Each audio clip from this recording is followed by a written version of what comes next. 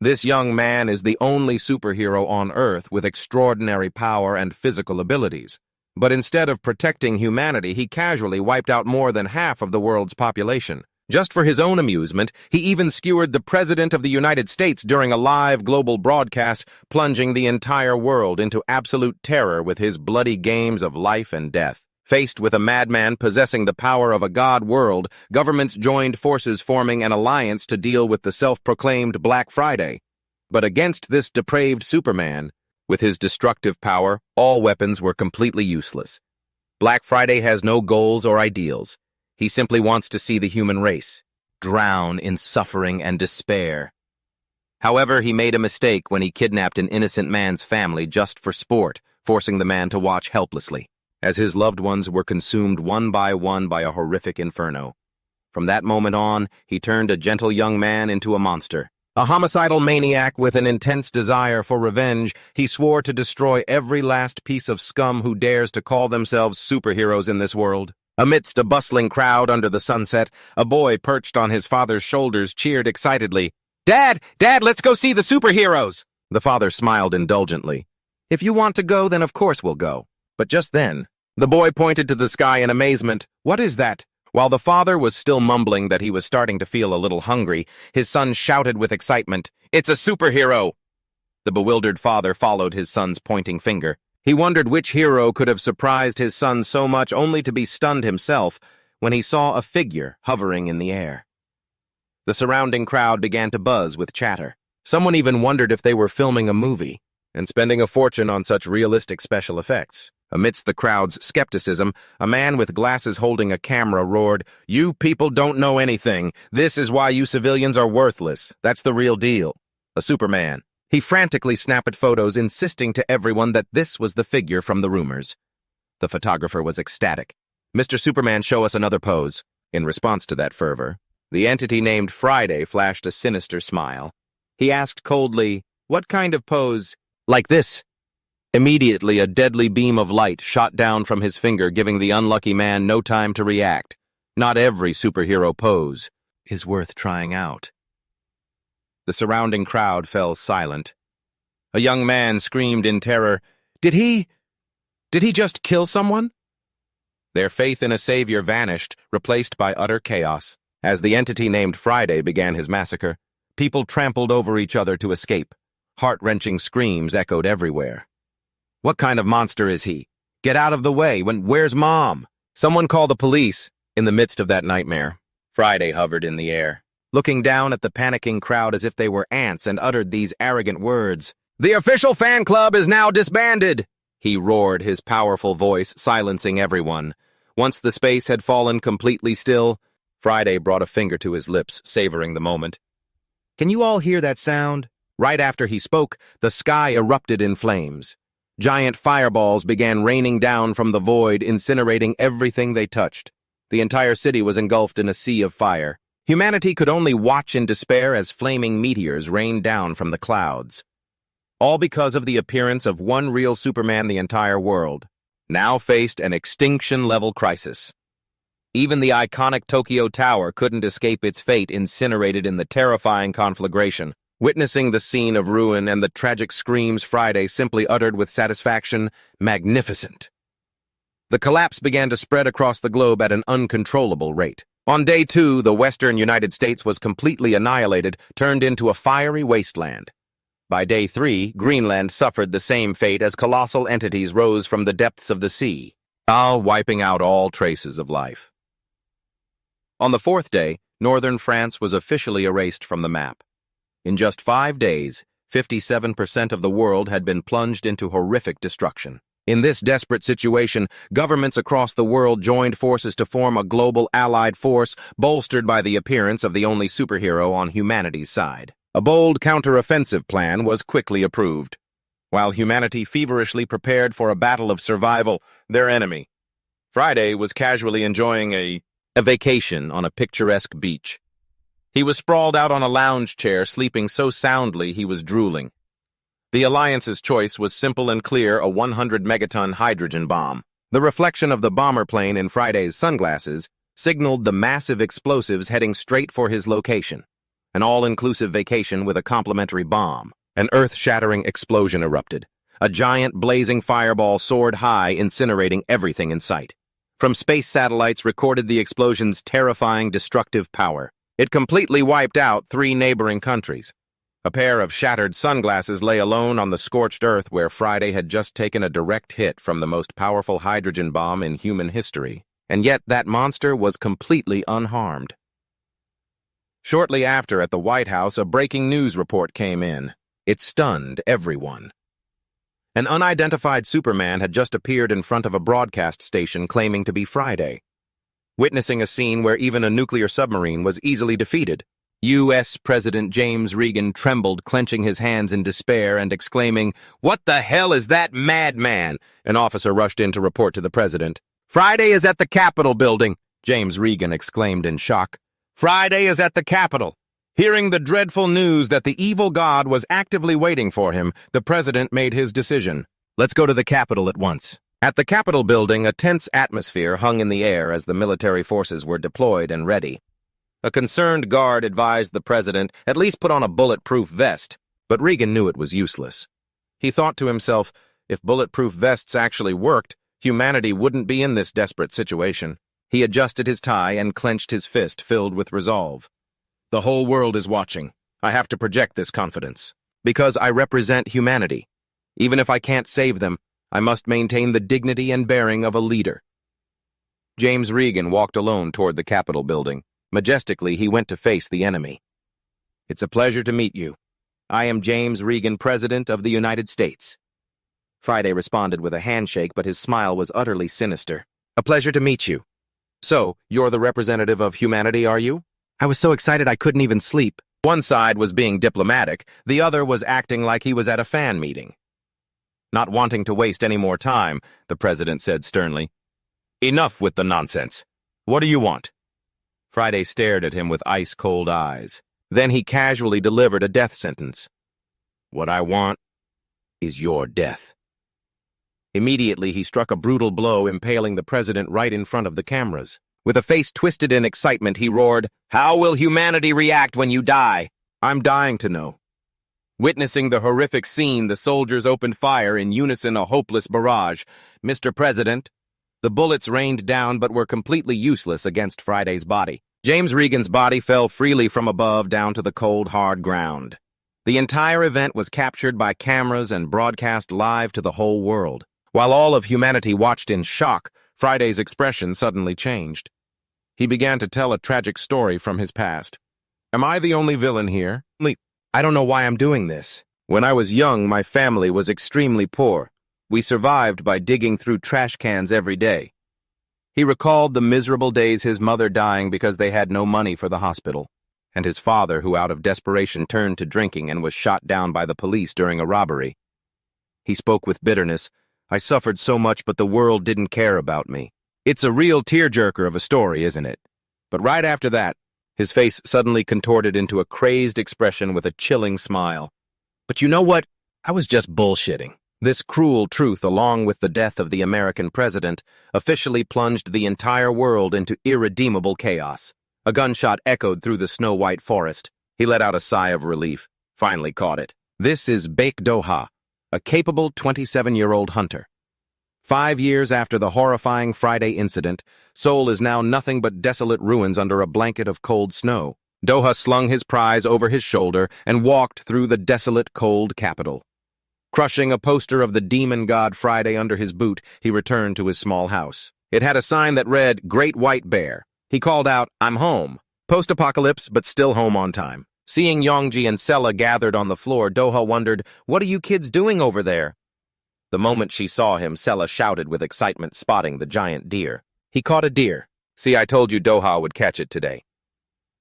The little girl quickly gathered the bear-shaped cookies from the floor and declared, "Now these belong to me." Immediately, a struggle broke out in the small room. Sella shouted, "Hey, Bang Jun-sik, give those back!" The mischievous Jun-sik grabbed 2 packs of chocolate and ran off laughing gleefully. "You think I'm going to give them back?" Despite the little girl's threat, "You're dead if I catch you." Jun-sik remained defiant, challenging her, "Try and catch me." The whole house descended into chaos with the sounds of a chase and shouts of, Bang Jun-sik Park, Seo, give back the chocolate. The only response was Jun-sik's cheeky refusal. Never watching the chaotic scene, Doha could only think helplessly to himself. These kids. Seo's screams still echoed through the room. Bang Jun-sik, you're so dead. In the middle of a completely devastated soul, this noisy house was their sanctuary. His memory took Doha back to the day he first met the children about 4 years ago. Back then, he was strolling through the city's ruins, his mind preoccupied with one thought. What should I eat today?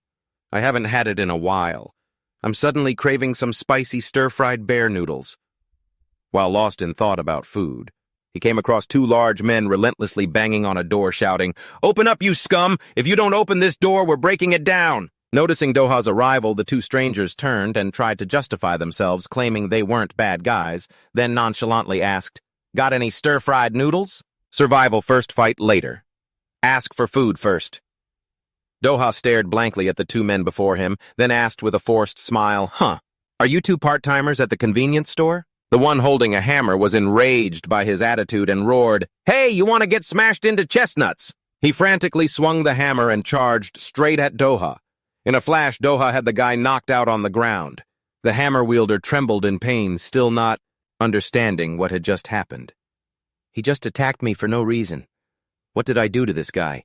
He was so bewildered that he even wondered if he had somehow hit himself in the stomach while swinging the hammer. Without letting the other large accomplice react, Doha unleashed a thunderous punch that took him out instantly. Doha looked down at the goon lying flat on the ground with a weary expression. "This is ridiculous. This employee isn't friendly at all." Suddenly, a scream rang out.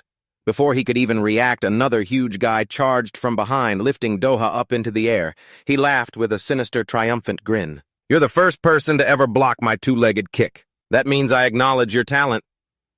Doha was baffled by his opponent's overconfidence. A 2-legged kick, huh? This guy was really strange. He easily overpowered the giant and pinned him to the ground. Then he added sarcastically, "I'm so happy to be praised." And with that, the guy was down for the count. Doha turned to call the man in the floral shirt nearby. "Hey, mister, can you get this guy out of here?" The other guy, looking bewildered, hauled away his buddy who was as heavy as a pig. He mumbled non-stop about his bad luck for running into a freak like Doha.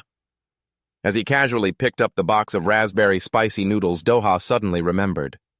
Wait, wasn't there another one? From inside the room, the sounds of bickering children could be heard.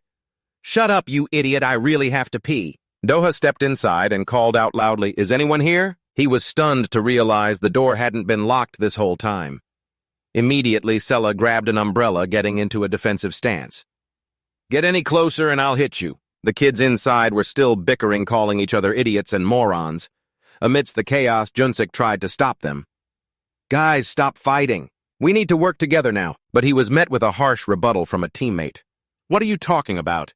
You're the one who insisted we go to the convenience store, and now look what's happened." The children's tense argument filled the dark room. In the midst of their internal conflict, Doha's appearance startled the whole group into defensive stances. Sela immediately lunged forward, attacking with a broom. But Doha blocked the attack in the blink of an eye. Determined not to give up, Jun-sik, confident in his masterpiece, a bat swing perfected over his 9 years of life, decided to land a finishing blow on the stranger. However, instead of hitting Doha, the swing went wide and knocked Ionji out cold. Realizing their opponent's overwhelming strength, Jun-sik immediately changed tactics. He rushed over, latched onto Doha's leg, and began to wail, begging for forgiveness. Despite Sela's cautious objections, Doha stepped closer to check on the girl and realized it was their teacher. She had a very high fever. Instead of harming them like the children feared, Doha calmly took off his backpack and pulled out a box of fever medicine. He gave it to Sela, instructing her carefully, "Give this to her twice a day." He explained that he only came in here to look for some food. "Sorry for scaring you kids. I'll leave now." Doha said goodbye and asked Jun-sik to let go of his leg so he could leave. As the stranger's figure disappeared, Sela turned and scolded Jun-sik for his clumsy leg-hugging act. Looking at their unconscious teacher, the children realized that if they wanted to survive in this harsh world, they had to make a critical decision. System quest unlocked. Choose an adult to follow. Seeing Doha leaving, the children rushed to follow him. Sela yelled out worriedly, "We can't just follow him, it's not that simple." Doha stopped.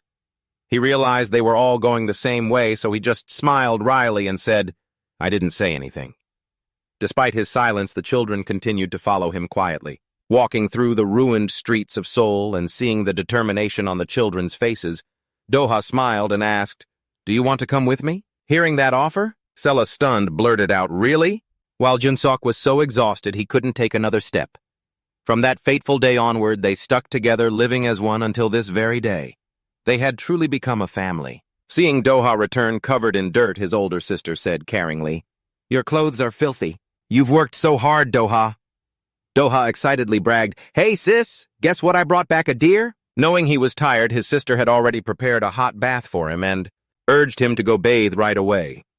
Doha took off his outer shirt, revealing a powerful physique with rippling muscles and incredibly broad shoulders. His sister offered to take the shirt from him, but Doha politely declined. Looking at the powerful young man in front of her, she marveled to herself at how much Doha had grown and matured. "I wonder what girl is going to snatch you away someday." Her teasing made even the weathered hunter blush in embarrassment.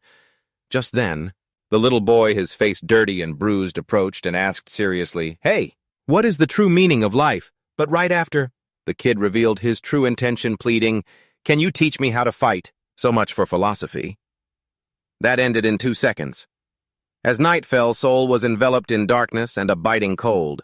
Standing silently on the balcony, Doha accepted a steaming cup of Junmo tea from his sister. She said gently, "Doha, you must be freezing. Here, drink this." Looking up at the brilliant galaxy, Doha remarked that he'd never seen so many stars over Seoul.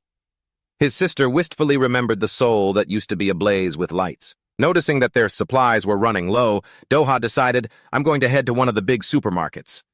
Hearing that, his sister asked worriedly, "A big supermarket isn't that dangerous? What if there are bad people there?" Doha reassured her that he hadn't seen any strange footprints around for the entire past month. He looked over at the soundly sleeping kids where Jun-seok still had his leg draped over his friend, causing Ayeonji to mumble in his sleep from the weight. Doha said gently, "More importantly, Jun-shik's birthday is coming up. We should at least give the kid a nice meal on his birthday." Touched by his thoughtfulness, his sister quietly asked, "You've tried really hard to take care of the kids, haven't you?" Doha was silent for a moment, then replied sincerely, "You and the kids are the first real family I've ever had, and that's enough for me." Her sister was flustered by his words. She quickly urged him to go to sleep to avoid the cold, but just as Doha turned to leave, she suddenly asked, "If we're a family, does that mean you're the husband? And I'm the wife?" Doha stammered in shock, "Husband and wife!" His sister burst out laughing, waving her hand dismissively. "Just kidding." Seeing Doha still looking dumbfounded, she pressed, "Or, do you not like the idea?" Doha awkwardly fumbled, "No. That's not it. It's cute." Their little chat came to an end. When the group stepped outside, they were all in awe of the sight. Snow was falling, blanketing the streets like white clouds. Yeonji shivered from the drop in temperature. "Man, I hate the cold." He then urged everyone to hurry home, but Jun-sik and Sela were already engrossed in chasing each other, laughing and playing happily in the snow. Jun-sik even excitedly announced he was going to make a snowman, in the shape of his 2 friends, just to tease them. Walking behind, Doha smiled quietly as he watched the kids mess around. Suddenly, a giant snowball came rolling out of nowhere, sending the whole group screaming and scattering. "Run. That snowball is huge." After a while of playing, they had managed to build a giant snowman right in the middle of the street, taller than any of them. Finally, the group's destination came into view. It was an old, rundown supermarket. The moment he saw their target, Jun-sik shouted excitedly, "All the bear cakes are mine!" Sela was just as quick, demanding they get some wax candy. Doha quickly reminded everyone, "Hey, slow down." Suddenly, he stopped short when he noticed something unusual about the dry branches nearby. "Huh? Why are these branches—" Doha stared intently at the twigs, his face filled with suspicion. He thought to himself that at that moment he had no idea of the danger that was lurking nearby. The kids' voices cut through his thoughts. "Come on, hurry up. Hurry up, if you're slow all my bear cakes will be gone." Doha answered, all right, I'm coming." He walked behind them, his mind filled with thoughts of their bleak future and how his own story would end. As his feet sank deep into the thick cold snow, Doha handed each of them a safety whistle. "Everyone take one of these," Jun-sik asked blankly. "What whistle?" Sela immediately snapped, "Be quiet, you idiot." While Aonji was already playfully blowing his whistle, Doha quickly split them into groups. Junsik, you go with Aonji. You'll be in charge of Sella. As they moved deeper into the supermarket, Doha continued giving orders. Stay in your pairs, okay? Don't go to the other floors. If anything happens, blow your whistle immediately. He set a time for them to regroup. Meet back here in 1 hour. With a confident smile, Doha believed everything would be fine. The group began to spread out inside the supermarket. Amidst the desolate snow-covered space at the fashion counter, the older sister mulled over what clothes to pick for the kids. Which one should I choose? These kids grow so fast. Should I get them a bigger size? In the end, she decided a perfect fit would probably be better. Suddenly, Sella appeared in a new outfit, showing it off excitedly. Hey, look at this. I tried to dress just like you. The little girl wore a pink sweater with a long skirt, looking absolutely radiant.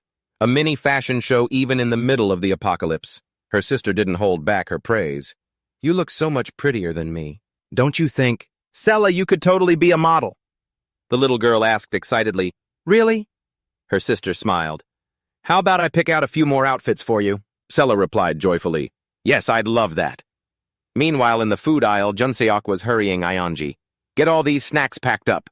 Hurry up and pack Aonji. You know you're here for my birthday, right? Being rushed, Aonji could only grumble, Stop nagging so much. Yongji was struggling under the weight of a towering backpack already stuffed with snacks. He whined, How much more are you planning to grab? I can't carry all this. But Jun-sik just replied nonchalantly, What, you think you can't handle it? Don't worry, I'll just stuff more into your backpack for you. Despite Aonji's fierce protests telling him to shut up so he could focus, Jun-sik wouldn't stop chattering, causing his friend to let out an exasperated sigh. A backpack has its limits, but greed is infinite. The sheer weight of the food caused Aonji to lose his balance and tumble to the floor, sending snacks scattering everywhere. Junseok wailed in anguish, My snacks! As Aonji groggily picked himself up from the mess, threatening to give Junseok a piece of his mind. A box of Frango's potato chips silently rolled away. Jun-sik quickly ran after the rolling box of chips. Yongji yelled in alarm, Bang, Jun-sik! But he was met with a terrifying silence. Jun-sik had vanished without a trace, among the deserted aisles. The boy looked around anxiously, wondering to himself, where did he go? Meanwhile, in a separate maintenance area of the supermarket, Doha was walking silently amidst industrial pipes and machinery, completely unaware of the mysterious disappearance. On one hand, Jun-sik is mysteriously missing. On the other, I'm just here farming for supplies like nothing's happened. Doha thought to himself as he walked through a tangle of pipes and machinery, a place where it seemed no human had ever set foot. It's strange that a supermarket this big is still fully stocked. Someone should have come here for necessities, right? Did they leave without taking anything? Or maybe they couldn't leave. A horrific sight appeared before Doha's eyes. Dry skeletons now lay scattered across the cold ground. Whether you wanted to accept it or not, there were now more dead than living. Humanity had gradually grown accustomed to the presence of death. According to the final reports from the Black Bear Daily in August 2025, the global death toll had reached a terrifying 5.7 billion people. Refugee camps sprang up across Europe, but they couldn't salvage the situation. The world had frantically dropped countless bombs to deal with the entity known as Friday, and the result was pushing the entire planet to the brink of collapse. The people of Seoul had once fled in panic to regions like Gangwon or Chungcheong, but ironically, the very place they abandoned was the one that suffered the least damage. Amid the rubble, Doha wondered where Friday was now and what it was doing. A beep from his wristwatch announced that a full hour had passed since they started gathering supplies. Doha quickly returned to the meeting point and saw the older sister and Sarah already waiting. The little girl waved brightly, calling out, Hey, brother! Doha smiled and asked, Sarah, did you get lots of things you like? The little girl replied playfully, It's a secret. However, the smile on Doha's face vanished when he looked around and didn't see the other two boys. He asked worriedly, Didn't Yongji and Jun-sik come with you? The sister also started to feel anxious, but tried to reassure him. I'm sure it's nothing, right? Why does that sound like the classic line right before the drama starts? Sarah pouted. Those idiots. They're probably fighting over snacks. But just as Yongji appeared with a bruised and dirty face, she jumped in shock. Whoa! What happened to your face? Did you two actually get into a fight? Yongji replied resentfully. I'm not an idiot. Noticing something was wrong, Doha immediately pressed Yongji. "Where's Jun-sik?" The boy looked around confused. "Huh, I thought he went ahead of me. He's not back here yet." Doha's face hardened with worry. He quickly handed the supplies to the sister and instructed, "Here, take this. Take Yongji and Sarah to the machine room. I've checked it, it's safe.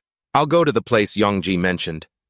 Seeing her worried expression, he asked, "What about me?" Doha flashed a mischievous, reassuring grin. "Don't worry, it's what a husband should do." At her stunned expression, he laughed loudly and ran off. "Just kidding. How dare you tease me? Whoever finds Jun-sik first, blow your whistle." The group split up, searching every corner of the deserted supermarket. Calls for Jun-sik echoed relentlessly. Yongji roared in anger. "Where are you, Bang Jun-sik? Get out here or you're dead to me." Doha searched through every aisle, constantly calling out, "Jun-sik, Bang Jun-sik." Standing in the middle of a vast warehouse, Doha persisted, "Jun-sik, if you can hear me, answer." He looked down and saw a lone box of potato chips on the floor. Suddenly, from the game zone area, excited shouts rang out. "Punch, punch, kick, kick! Ultimate move." Doha froze, his sharp gaze fixed on the game zone, where a faint light still flickered. In that moment, he realized that some people go missing simply because they're too obsessed with games. Doha entered the arcade and found Jun-sik shouting excitedly at a screen. "Ha ha ha! Come on and try to hit me! I'm about to give you a real beating!" Doha sighed in exasperation. "Ha! What are you doing here?" Seeing him, the boy eagerly invited him. "Huh? Brother? You want to play?" Doha's voice turned stern. "Stop messing around and get up. Do you have any idea how worried everyone is about you?" Jun-sik looked crestfallen when he was ordered to carry the bear snacks for the whole group for the next week as punishment. Doha suddenly paused when Jun-sik explained, "But that guy said we had to play first." A wary red glint flashed in Doha's eyes. That guy Jun-sik, still oblivious, tattled on his opponent. "Yeah, he's terrible at the game. I'm even better than him." Doha stood silently in the dark space, sensing a chilling, murderous aura emanating from behind the row of arcade machines. Doha's heart pounded. He quietly reached a hand behind his back and gripped the handle of his battle axe, ready for a life-or-death confrontation. Jun-sik asked blankly, "Brother, what's wrong?" Doha didn't answer, his eyes glowing red as he stared into the darkness ahead. The air was so thick you could almost feel the combat trigger just by breathing too hard. From the machine, a deep, disappointed voice spoke. "Ah, I lost again." On the screen, the words clearly announced that the character Friday had won. The person sitting there muttered, "This is the 9th loss in a row, isn't it? At this rate, I'm going to get hit again." He was horrified to realize that his opponent was none other than the superhero Friday, the one who had wiped out more than half of the world's population. He bitterly admitted that the kid's hits, Jun-sik's hits in the game, were much more painful than he had imagined. The man's face suddenly twisted, his bloodshot eyes glaring with insanity as he roared with rage. "This is driving me crazy! A 9-game losing streak!" The stranger's furious roar seemed to freeze the very air. He knew there was no time left to think. All he could do now was to restrain himself and endure at all costs so his family could escape safely. Witnessing the murderous aura coming from his big brother, Yongji called out nervously, "Brother!" The boy wondered in shock why Doha's eyes had suddenly become so terrifying. Doha tightened his grip on the axe handle. His crimson eyes locked on his opponent, not breaking contact for a second. The bizarre man spoke nonchalantly. "I didn't harm anyone. It was just because I lost a game, even though I absolutely hate losing." He slowly turned around, a cryptic smile on his face. "But you know what?" After everything was over, "I promised I'd play hide-and-seek with that kid." His face suddenly twisted, revealing sharp teeth and a crazed smile. "So run as far as you can and don't get caught. I won't lose again." Facing the declaration of war from the evil god, Doha's face hardened as he silently resolved to protect his family, no matter what, before returning to the meeting point. His sister stared at Doha in shock. "What are you talking about? I don't understand any of this." Seeing how rushed he was, she asked worriedly, "What happened?"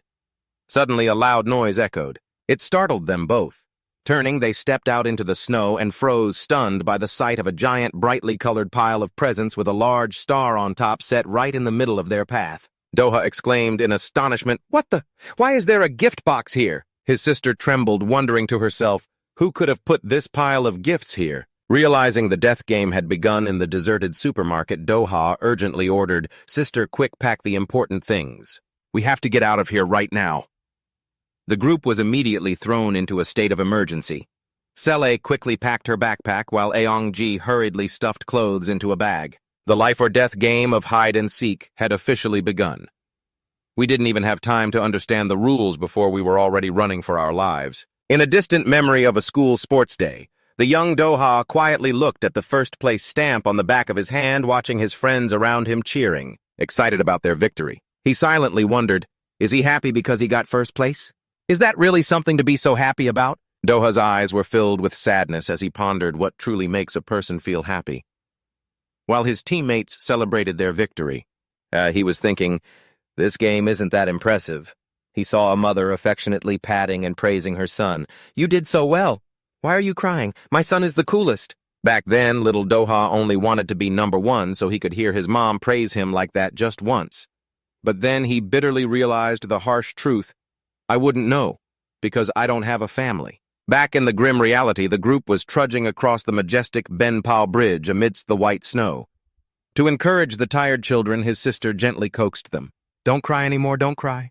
Santa Claus won't give presents to kids who cry." Hearing that, Jun-sik quickly argued, "I've never cried, so I should get a present, right?" But Sela immediately poured cold water on his hopes. "We have to move because you did something bad. Santa doesn't give presents to naughty kids either." The little girl cruelly revealed the truth to stop her friends daydreaming. "Besides, you won't get any presents anyway because Santa Claus isn't real. All this time Santa Claus was just Doha." Oof. The truth that Santa wasn't real must have hit so hard it stopped Jun-sik's fragile little heart. Doha quietly checked his watch. It was now 4:35 p.m. In the middle of the thickening snowstorm, as the sky began to darken, the tired kids asked Doha how much longer they had to walk. Doha looked ahead resolutely and reassured them. "We just need to cross the Han River. Don't you guys worry. We'll go into the first empty house we see." Suddenly, Jun-sik looked around and asked curiously, "Brother, I'm curious about something too. Why are there so many snowmen here?" The little boy pointed towards the strange figures lying along the roadside and commented, "All the snowmen look so weird. And they're terribly ugly. If these snowmen entered a beauty contest, the judges would probably resign en masse." Looking at the frozen and buried corpses, under the thick, cold layer of snow, Doha just answered quietly to protect the children's psyches, "Don't mind them, they're just normal snowmen." The snowstorm grew more intense, hampering the group's every step in the white expanse. Exhausted Sele uttered between ragged breaths, "Sister, how much longer until we get there? I'm so tired." Doha tried to encourage the little girl. "Just a little more. Our Sela can always do it right." His sister's voice, full of worry, called out from behind Doha. "How much longer until we get there? The kids and I are about to collapse." Doha could only grit his teeth and reply to reassure everyone. "We're almost there." He said it with certainty, but his head was probably spinning like Google Maps with no signal. A sense of helplessness washed over him as he himself had no idea when they would find shelter in this white flood. Looking at the deep snow under his feet, he wondered since when the weather had become so harsh that it turned Korea into a snowy, deadly Siberia like this. Disaster struck when Sela suddenly collapsed into the thick, cold snow. Doha and the others rushed over in a panic, shouting, "Park Sela, wake up!" He shook the little girl forcefully. He tried using harsh words to awaken her will. "Hey, Park Sela, if you want to sleep, do it at home." Faced with the children's desperate pleas, Doha stood frozen. His eyes were bloodshot with stress as he realized he was completely helpless against the Grim Reaper's scythe. Amidst the blinding snow, a strange figure suddenly appeared with a bright lamp in hand. He looked at the group and ordered in a stern voice, "Follow me, if you don't want to die here." The man led them towards an old apartment building where the light from a single room was still flickering in the winter night. As soon as they stepped into the spacious apartment, the children couldn't help but exclaim in amazement, "Whoa! It's even bigger than our house." In the cozy and well-equipped space, Doha felt a bit restless, an itching sensation all over his body from the sudden change in temperature. His sister noticed and reminded the kids. They all chimed in with a polite greeting. "Thank you, mister." The strange man coldly pointed to the corner of the room and instructed, "The bathroom is over there. Don't take too long in the shower, the hot water is limited. While Doha was still holding Cell A, Junseok was already excited to see the soft bed, forcing his older sister to quickly stop the kids from rushing into the rooms on their own. Seeing Doha's contemplative look, the old man spoke with a stern warning. "Hey, you! If you kids had been any later, you would have frozen to death. How dare you wander around in a blizzard like this? Don't do something you'll regret later." Doha quietly lowered his head in understanding, but in his heart he couldn't help but feel a flicker of suspicion. He wondered if this man was really as kind as he appeared, and whether or not staying here would turn into a dangerous trap. Just as Doha was considering whether they should leave immediately despite the blizzard, Junsik innocently ran up to the old man to ask for a room, making him sigh in exasperation. Just then his sister approached and urged Doha, "You go shower first." She smiled, gently comforting him. "You've worked so hard today." That gentle smile dealt a critical blow of psychological damage. Faced with such kindness, Doha looked down, filled with guilt. He confessed that he honestly didn't know when they would find shelter. Yet he still forced everyone to push on just a little longer. His voice choked with emotion as he apologized for nearly getting the whole family killed in the blizzard. His sister looked at him with understanding eyes. She admitted that they really had been in danger, but she understood that no matter what Doha did, he always thought of everyone else first. She gently reached out, touched his face, and murmured, "That's why I hope you won't carry everything on your own." "I told you, didn't I? We're family." The simple phrase was touching enough to make long-running soap operas jealous. She playfully smoothed his hair back and teased him. "You know, when you brush your hair back and show your forehead, you look way more handsome." Seeing his sister's radiant smile, the burden and stress in Doha's heart felt as if they were lifted away into the cold night. The light from the old apartment building still flickered, shining through the dense snow. In a corner of the room, the old landlord quietly lit a cigarette, his heavy eyes gazing at an old family photograph. He sighed sorrowfully, holding it in his hand. "Ha! Where have all the children gone?" Doha came out after his shower, drying his hair, as he called out, "Nuna, I'm done." "It's your turn," his sister replied cheerfully. "All right." She turned and called to the little blonde girl. "So, let's go take a shower." After the two of them had left, Doha sat alone with a map of Seoul spread out before him, looking as tense as if he were taking a university entrance exam in the middle of a blizzard. He calculated silently, "We've crossed to the south of the Han River, but I still don't have enough information about this area." His eyes showed clear anxiety as he told himself he had to get everyone as far away from Friday as possible, even if it meant crossing the sea to find safety. He saw Junsik sitting on the floor, happily eating potato chips. The little boy enthusiastically offered, "Hey, Santa Claus wants some chips." "There's a lot here."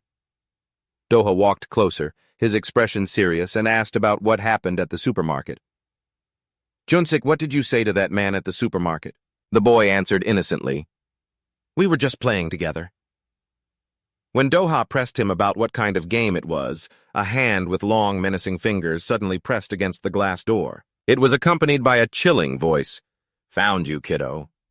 Friday's crazed face appeared right outside the window, his eyes glowing red. Doha exclaimed in shock, "Friday." Meanwhile, Junsik was still innocently pointing, "Oh, it's the guy who's bad at games." Doha trembled in fear, unable to believe he'd found them all the way here. Friday gave a chilling smile, his body radiating a blazing energy as he declared, "I win at hide and seek." Doha screamed in desperation, "Run! Run! Now!" But before they could, everything exploded. In an instant, like a fast-forwarded action movie, a violent blast of energy erupted. It blew everything away, turning their warm shelter into a blazing inferno that lit up the sky. Doha was thrown out of the building. He was free-falling through the air, watching helplessly as the fire consumed his family. Amidst the fiery wreckage, his sister's desperate scream rang out. Junsik held his sister's hand tightly. "I'll pull you up." Friday floated high above like a grim reaper, casually enjoying the scene of destruction he had just created. Witnessing that sight, Doha gritted his teeth in agony. "This can't be happening!" Images of the children and the hardships they had overcome together flashed through his mind. From life-or-death moments to the peaceful time when they all built a snowman together, it all replayed like a slow-motion film. Unfortunately, this was a tragedy, not a comedy where you could fast-forward through the heartbreak. His sister's gentle smile was the last ray of light, urging him not to give up. Back in reality, Friday was still there, standing tall amidst the halo of fire engulfing the collapsing building. "What does family mean to you?" That question echoed in Doha's mind. To him, family was more precious than anything in the world. The image of his sister and the three kids playing under the sunset returned like a beautiful but painful memory. The brutal reality crashed down. Doha stood frozen. His face was covered in wounds as he watched his family being swallowed by the fiery nightmare. Just then, the old landlord's voice sounded beside him. "It's a good thing we both survived." The old man looked towards the furiously burning building, remarking that it was the thick, a layer of snow that saved them from the Grim Reaper's scythe. But he also dashed Doha's faint hope, adding, "But I'm not so sure about your family." Ignoring his injuries, Doha used his bare hands to frantically dig through the cold rubble. He screamed each of their names through his tears. "Nuna, I'm talking to you, can you hear me?" "Sele, Imzi, Junsuk, anybody. Please, someone answer me. Please, I just need one answer." Doha's cries for help were lost in the silent night. "We've already searched everywhere." The old man looked sympathetically at his shredded, bleeding hands. "Look at your hands. Are you trying to destroy them? How are we supposed to know if they're alive or dead?" But Doha collapsed to his knees, clinging to the one belief he had left. "No. They're still alive. My family is definitely still alive." The old man stared at Doha intensely and shot back, "So what if they're dead? Are you just going to die with them?" Doha roared in utter anguish. "Damn it! Then what do you want me to do?" For this lonely hunter, what meaning was there in a world without his family? This was the first time in his life he'd had a family that was truly his own, and he couldn't just accept losing them like this. And in his moment of deepest despair, a strange man suddenly appeared, insisting they were still alive. He casually claimed to have seen everything that had just happened with his own two eyes. Like a drowning man grasping at a reed, Doha trembled as he approached and bombarded him with questions. "Wait, is that true? My family, they're still alive, right? All four of them. They're all alive, aren't they?" In response to his desperate hope, the man just smirked sinisterly. "Heh, you really are an easy mark." He began to reveal his opportunistic nature, laying out his terms. "But I can't just give you information for free. I'm hungry, get it?" The man casually demanded that Doha bring him enough food for 20 people, and he didn't forget to add that spicy canned tuna would be even better. Witnessing this blatant exploitation, the old landlord immediately stepped in with a warning. "Don't you lie to him like that. You think I don't know you're just making this up to get some food?" Having been exposed so quickly, the portly man flew into a rage and roared, "You damn bastard! Are you trying to make me out to be the bad guy? Fine, have it your way. If you don't want to listen, then don't." Hitting a nerve, his reaction was faster than a Wi-Fi signal. Just as he was about to turn and leave, Doha shouted, "Besides the tuna, is there anything else you need? I'll bring you all of it." The stranger continued to list his greedy demands. "In that case, fried noodles and snacks, too." His order list was growing longer than a weekend superstore's combo deal. Doha stood silently in the snow, his eyes heavy with anguish as he clung to such a fragile promise. Witnessing this, the old landlord couldn't help but ask worriedly, "Are you really going to believe him?" He advised Doha to stay calm, saying it was obvious the man was just exploiting his situation to bargain for supplies, but Doha's eyes remained firm. He replied, "Whether he's lying or not, we have to get something out of him." Doha then turned to the old man, puzzled. "I don't understand why you're helping me, sir. You don't owe me a thing." The old man grew somber, his weathered face creased with hardship. "But you wouldn't understand, would you, what it feels like to lose your family?" He reminded Doha that this cruel world was always ready to snatch away even the faintest glimmer of hope. With world-weary eyes, the old man urged him not to throw his life away. "Not after you fought so hard to survive this long. You have to see it through to the end." Before heading out into the thick snow, Doha bowed his head in gratitude. "Thank you for last night. If I get the chance, I'll repay your kindness." His lonely figure slowly vanished into the blinding blizzard, his mind drifting back to another painful memory. In the flashback, a frantic Doha was asking his older sister, "Sis, what's wrong?" His sister, her face etched with anxiety and regret, sobbed, "The kids, they still aren't home. They said they'd be right back, so I let them go. It's all my fault." Seeing her consumed with guilt, Doha quickly put a steadying hand on her shoulder to calm her. "Hey, calm down.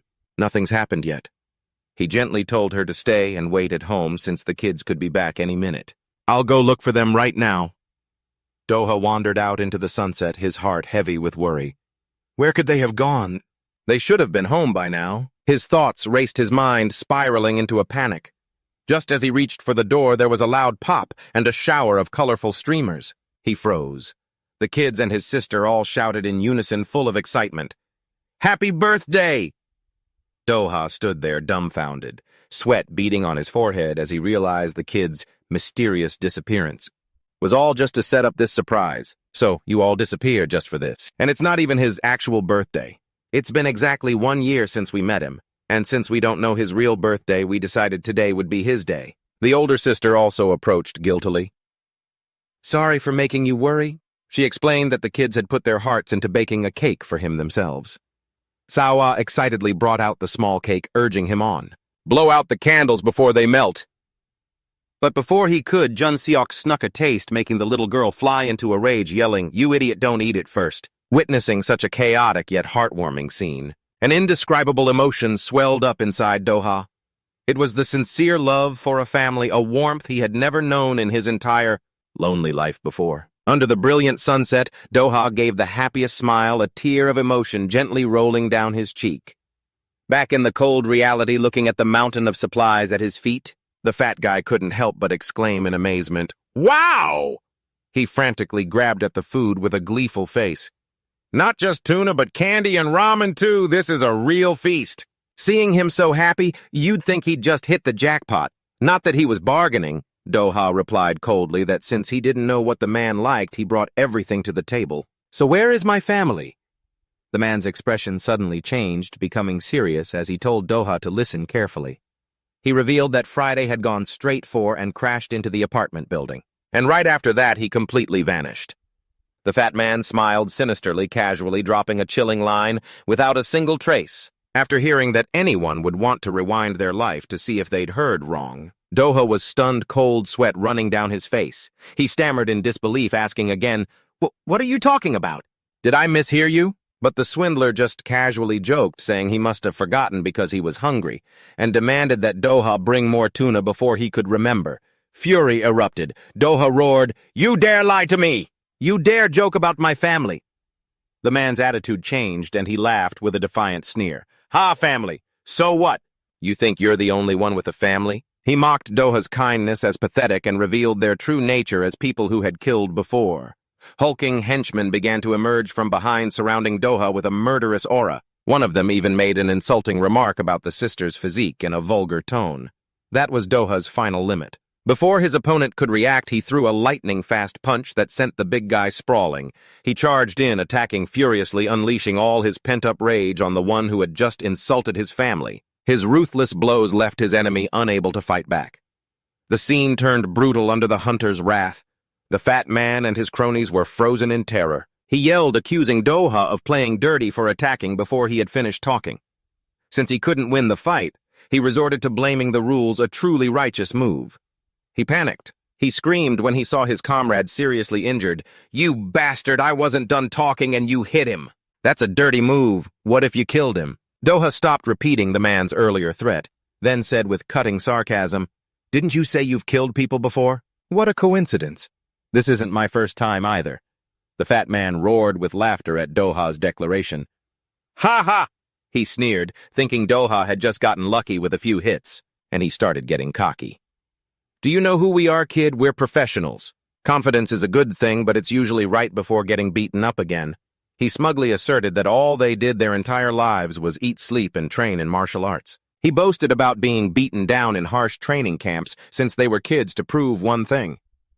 "That means you're not even in the same league as us, you useless piece of trash." Immediately after, the man ordered his underlings, "Now give him a taste of real pain." Doha was trapped in a circle of hulking men, his breathing growing heavy. A guy in an orange tracksuit stepped forward violently, grabbing his hair and yanking his head back. He boasted that he was ranked number 2 in the welterweight division and taunted him. "Scum like you don't even deserve to set foot in a gym." Despite the threat, he wasn't afraid at all and calmly asked again, "Where is my family?" This question infuriated the fighter for being ignored. He continuously rained brutal blows down on Doha and roared, "Didn't you hear what I said?" He screamed maniacally about his ranking and challenged him, "I said I'm ranked number 2 in welterweight. If you've got the guts, land a single punch on me, you idiot." Seeing Doha still silently taking the beating at his feet, he asked smugly, "Don't you dare. You're avoiding my question." But amidst the excruciating pain, Doha calmly realized a harsh truth from his opponent's attitude. He thought to himself, "So you really don't know?" A cold leg break made the fighter scream in absolute agony. "Ah, my leg." Doha slowly stood up. The one who was so smug just a moment ago could now only lie writhing on the ground, trembling and screaming, "Get a doctor." Witnessing the gruesome scene, the fat man gritted his teeth in contempt. "Pathetic!" He furiously ordered all of his men, "All of you get on him and beat him up." A brutal, chaotic fight officially erupted. Doha charged into the crowd like a beast uncaged, launching thunderous kicks that his opponents couldn't react to. Each of his punches landed squarely on his enemies' faces, leaving them unable to resist. He moved like a phantom through the circle, continuously landing crippling blows, taking them down one by one with absolute precision. One guy tried to dive for his legs, but was immediately met with a sharp elbow to the back of his neck. He was out cold before he could even get a good grip. Doha at this moment was no different from a grim reaper, unleashing his fury. Every time he swung his arm, another man went flying, knocked unconscious. Amidst the wreckage, Doha grabbed a large man and with terrifying strength slammed him onto the floor, making the ground seem to shake. Doha stood tall amidst the devastating scene, breathing coldly as he looked at the remaining men. The professional fighter suddenly closed in. He locked Doha tightly and roared in anger, "You bastard, you dare cross the line!" He smugly thought he'd been too lenient, which gave Doha the chance to interfere. At the same time, he spat a contemptuous threat. "Just because I went easy on you, who the hell do you think you are? If this were the ring, you'd already be dead." However, Doha showed no fear. He replied coldly with a defiant tone, "Aim for my throat instead of spouting nonsense." Immediately, he launched a lightning-fast counterattack. He twisted his body, putting the opponent's arm in a reverse lock. A horrifying crack echoed, causing the fighter's face to distort in pain. He screamed miserably, "My arm!" The excruciating pain made him collapse. All he could do was clutch his broken arm and groan.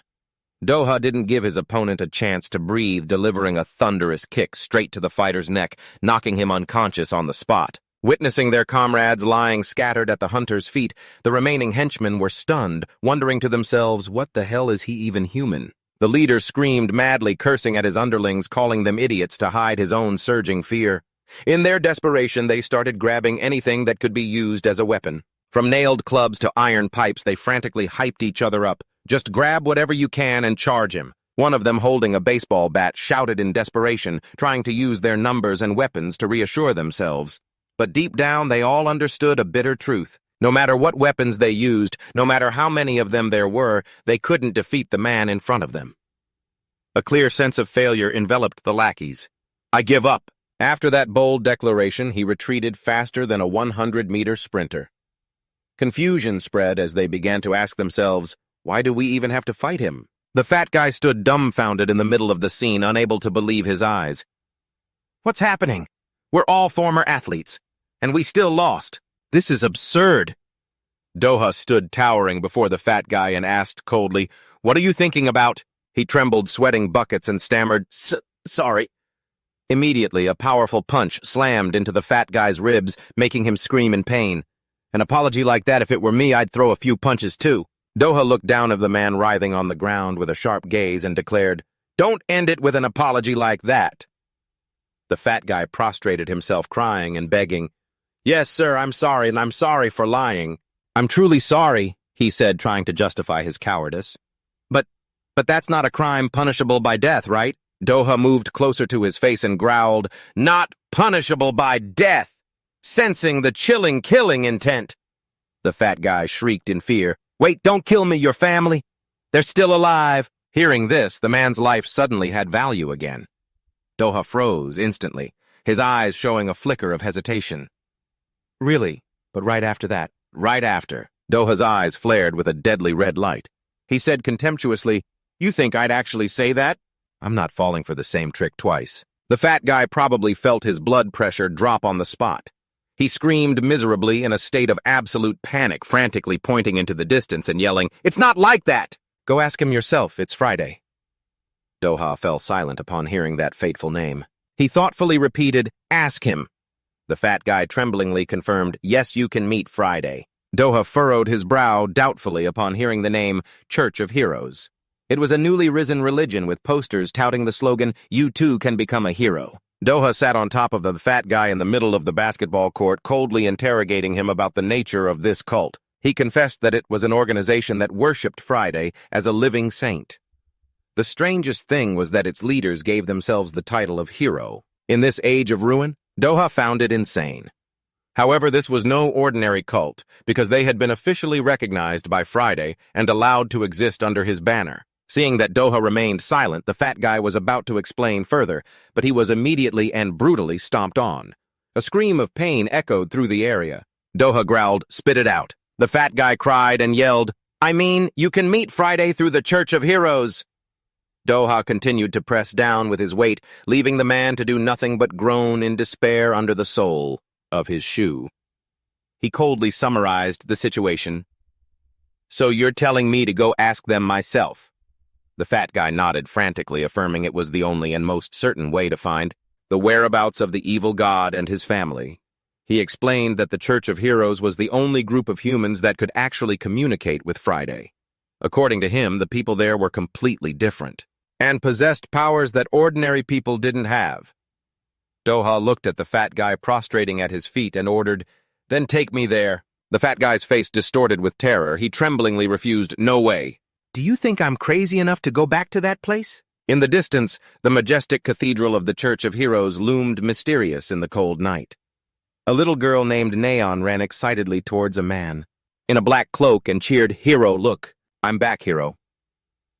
The little girl proudly showed him a picture she had just drawn, but the man just calmly reminded her, "Neon, you should knock before you enter." When the little girl mumbled an apology, he gently patted her head and comforted her. "There's no need to apologize." He gave a cryptic smile and then philosophized, "A child's mistake is an adult's responsibility." This was Gumsu, one of the leaders of the Church of Heroes worshipped by the people. Back in the present, the fat guy took a drag from his cigarette as he explained to Doha, "Because these guys meet with Friday regularly, the only way to get to that evil god is through those fanatics." With an anxious look on his face, he looked at Doha and said, "But if I could give you one piece of advice." The fat guy's voice turned into a low warning, "Don't go to the main temple." The fat guy trembled as he insisted, "That guy they call a hero. You'll soon realize he's even more of a madman than Friday." Behind the priest's robes, Gumsu revealed a ferociously tattooed back as he knelt before a statue. Model, the giant Friday. He calls that brutality love, a gift that Lord Friday wishes to bestow upon us. The priests of the Hero Cathedral sincerely believe that Friday is the savior of mankind. To them, the destroyers of this world isn't an evil god, but the one and only savior. Their reverence doesn't stop at simple worship.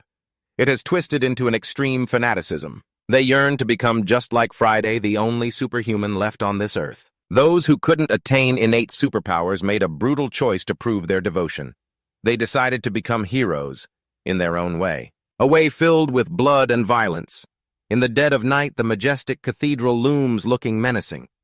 Even from a distance, you can tell it's not a place for a free tour. Here, fanatics executed their twisted doctrines in Friday's name.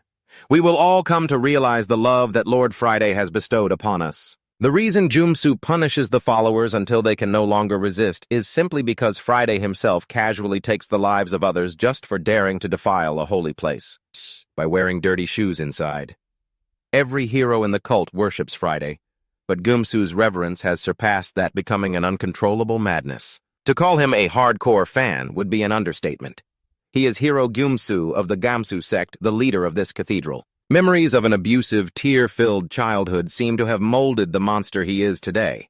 As Gumsu was wallowing in his self-importance, a burly figure suddenly appeared. Shattering the cathedral's gloomy atmosphere, Bek Doha strode in with a piercing gaze and declared, "I don't give a damn about any of that nonsense." He looked straight at the cult leader and growled, "Where is Friday?" Doha's eyes blazed with a red, hateful light as he took in the madness around him. He uttered contemptuously, "This damn cult!" Despite the stranger's arrogant entrance, Gumsu simply kept the sinister smile on his face and asked nonchalantly, "And who might you be?" He glanced around, puzzled. There were supposed to be followers guarding the entrance. Doha coldly gestured behind him where a pile of bodies lay scattered and shot back, "Followers? You mean this lot? Completely unfazed by the cult leader's authority, Doha roared decisively, "Drag that bastard Friday out here!" Gumsu froze for a moment, repeating, "Bastard Friday." Then a grotesque smile spread across his face as he asked, "Is he a friend of yours, perhaps?" Doha continued to provoke him in a mocking tone, "Or should I call him that piece of shit Friday?" He immediately lunged forward, attacking with incredible speed. But Gumsu reacted in time with terrifying reflexes. In a flash, a stunned Doha found himself thrown backward.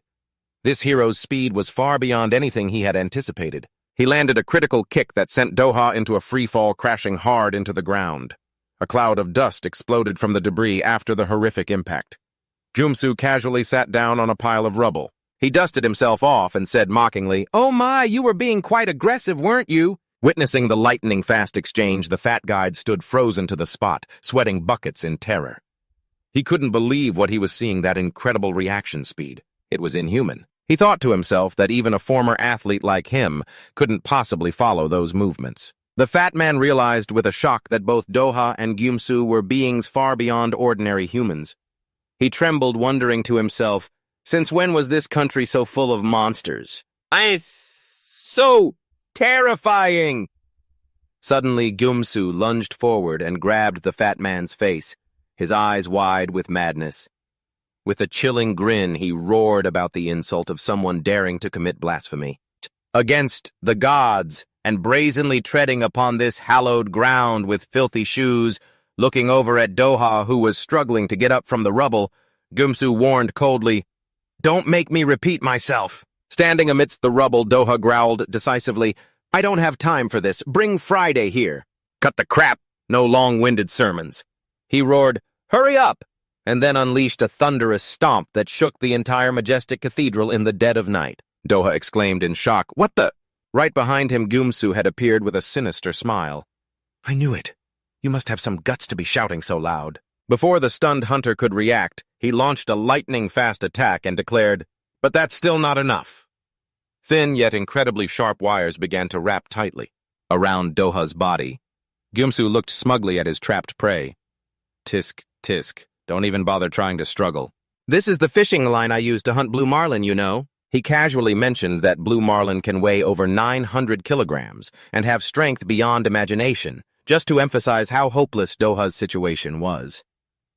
But then, Gumsu paused, a flicker of doubt in his eyes as he saw Doha, still straining against the line, stretching it to its absolute limit across his muscular, wounded back. Looking at the web of scars on Doha's back, Gumsu remarked, "Looks like you've had a rough past." But Doha couldn't be bothered to pay attention to his analysis. He strained his muscles, snapping the heavy-duty fishing line, and roared, "Enough with the analysis, I said, bring Friday here now."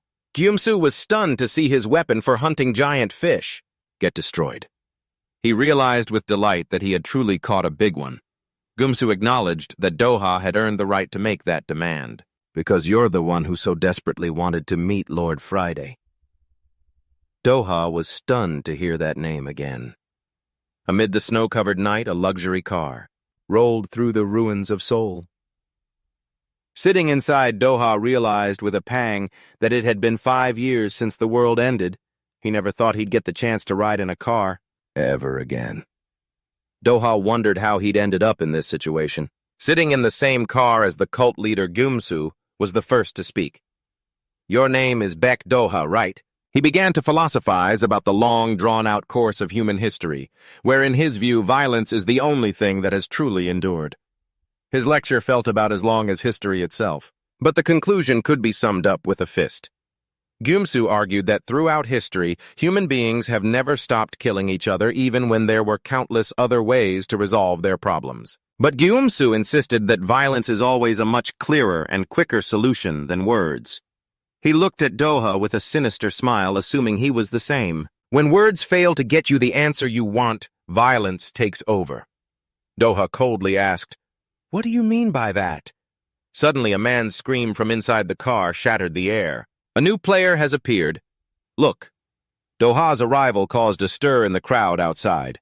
They murmured, "Did the hero bring back a rookie?" At the same time, they were in awe of his impressive height. "He looks at least 190 centimeters tall, doesn't he?" Doha looked out the window, filled with suspicion. What's with these people? When his subordinate respectfully announced their arrival, Gumsu stepped out of the car and continued his lecture, saying that all human emotions are linked to violence. He asserted, in other words, violence is a gift from God. He argued that even in movies, heroes must use violence to achieve victory. Even though Doha had acted and spoken wrongly towards Lord Friday Gumsu, saw a special quality in him. Doha, you have what it takes. He stood in the shadow of a giant statue of Friday. With a bewitching invitation, he said, "Come with me." Gumsu led Doha to the fighting pit where he insisted he could become a hero.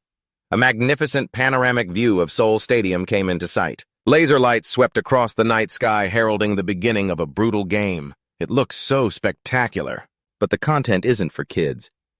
In the second basement level of Seoul Stadium, home to the main fighting pit of the Jamsil Hero Church, a fanatical atmosphere gripped everyone. Roars echoed through the stands as two daredevils stepped forward to face each other in a fight to the death.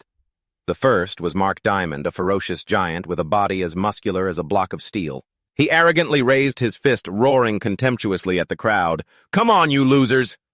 His opponent, however, was a scrawny, sickly old man who looked like he already had one foot in the grave. Faced with the giant's humiliation, the old man could only mutter bitterly, "Have some respect for your elders, you bastards."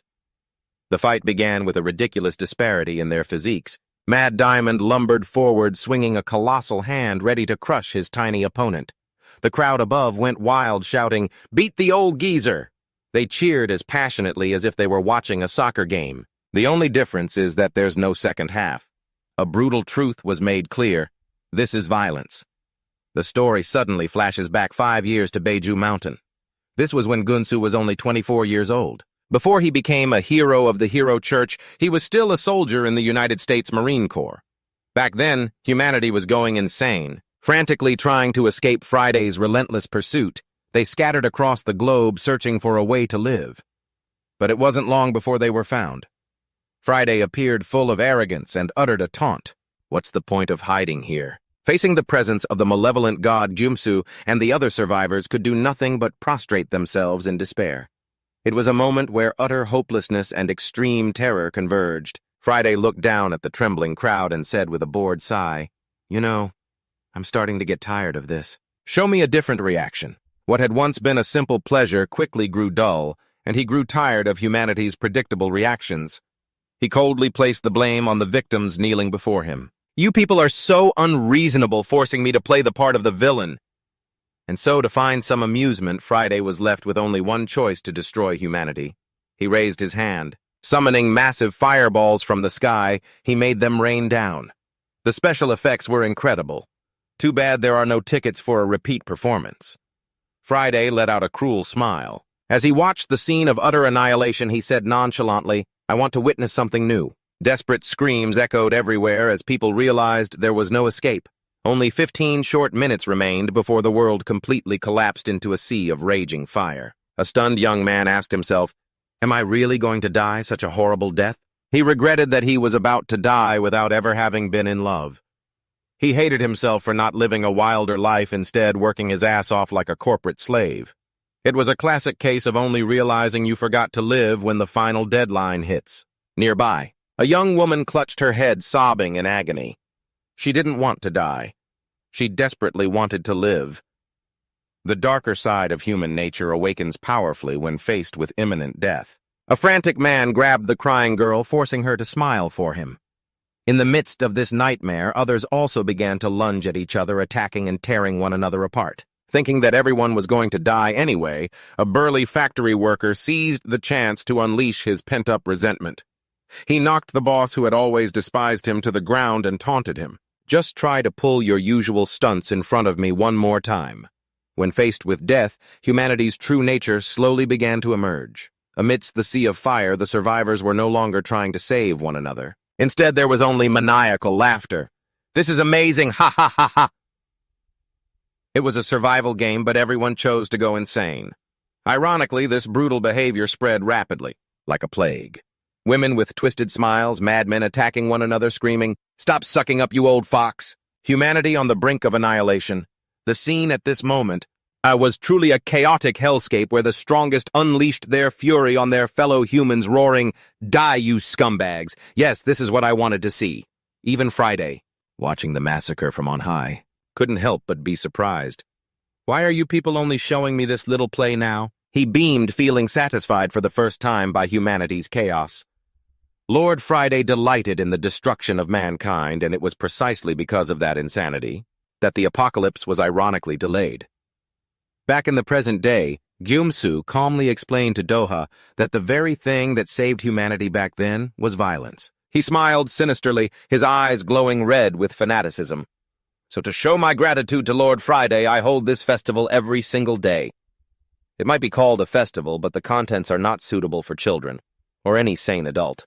Doha gritted his teeth, disgusted by the insanity of the man facing him. He thought to himself, you're doing all of this just for Friday's entertainment. This guy is completely insane. He couldn't believe that all this brutality was truly being carried out for the singular pleasure of that malevolent god Friday. Down in the fighting pit, Mark Diamond was still on a rampage. He struck the poor old man and laughed loudly. Ha ha ha ha, that's right. This is what I want. A fight with no rules is a true fight, he roared insultingly. My opponents are a bunch of old geezers. Damn it, he said before unleashing thunderous blows that left the scene splattered with tragic wounds. My performance has only just begun. Mac Diamond laughed with glee, but he immediately stopped bewildered. The bruised and battered old man suddenly spoke up.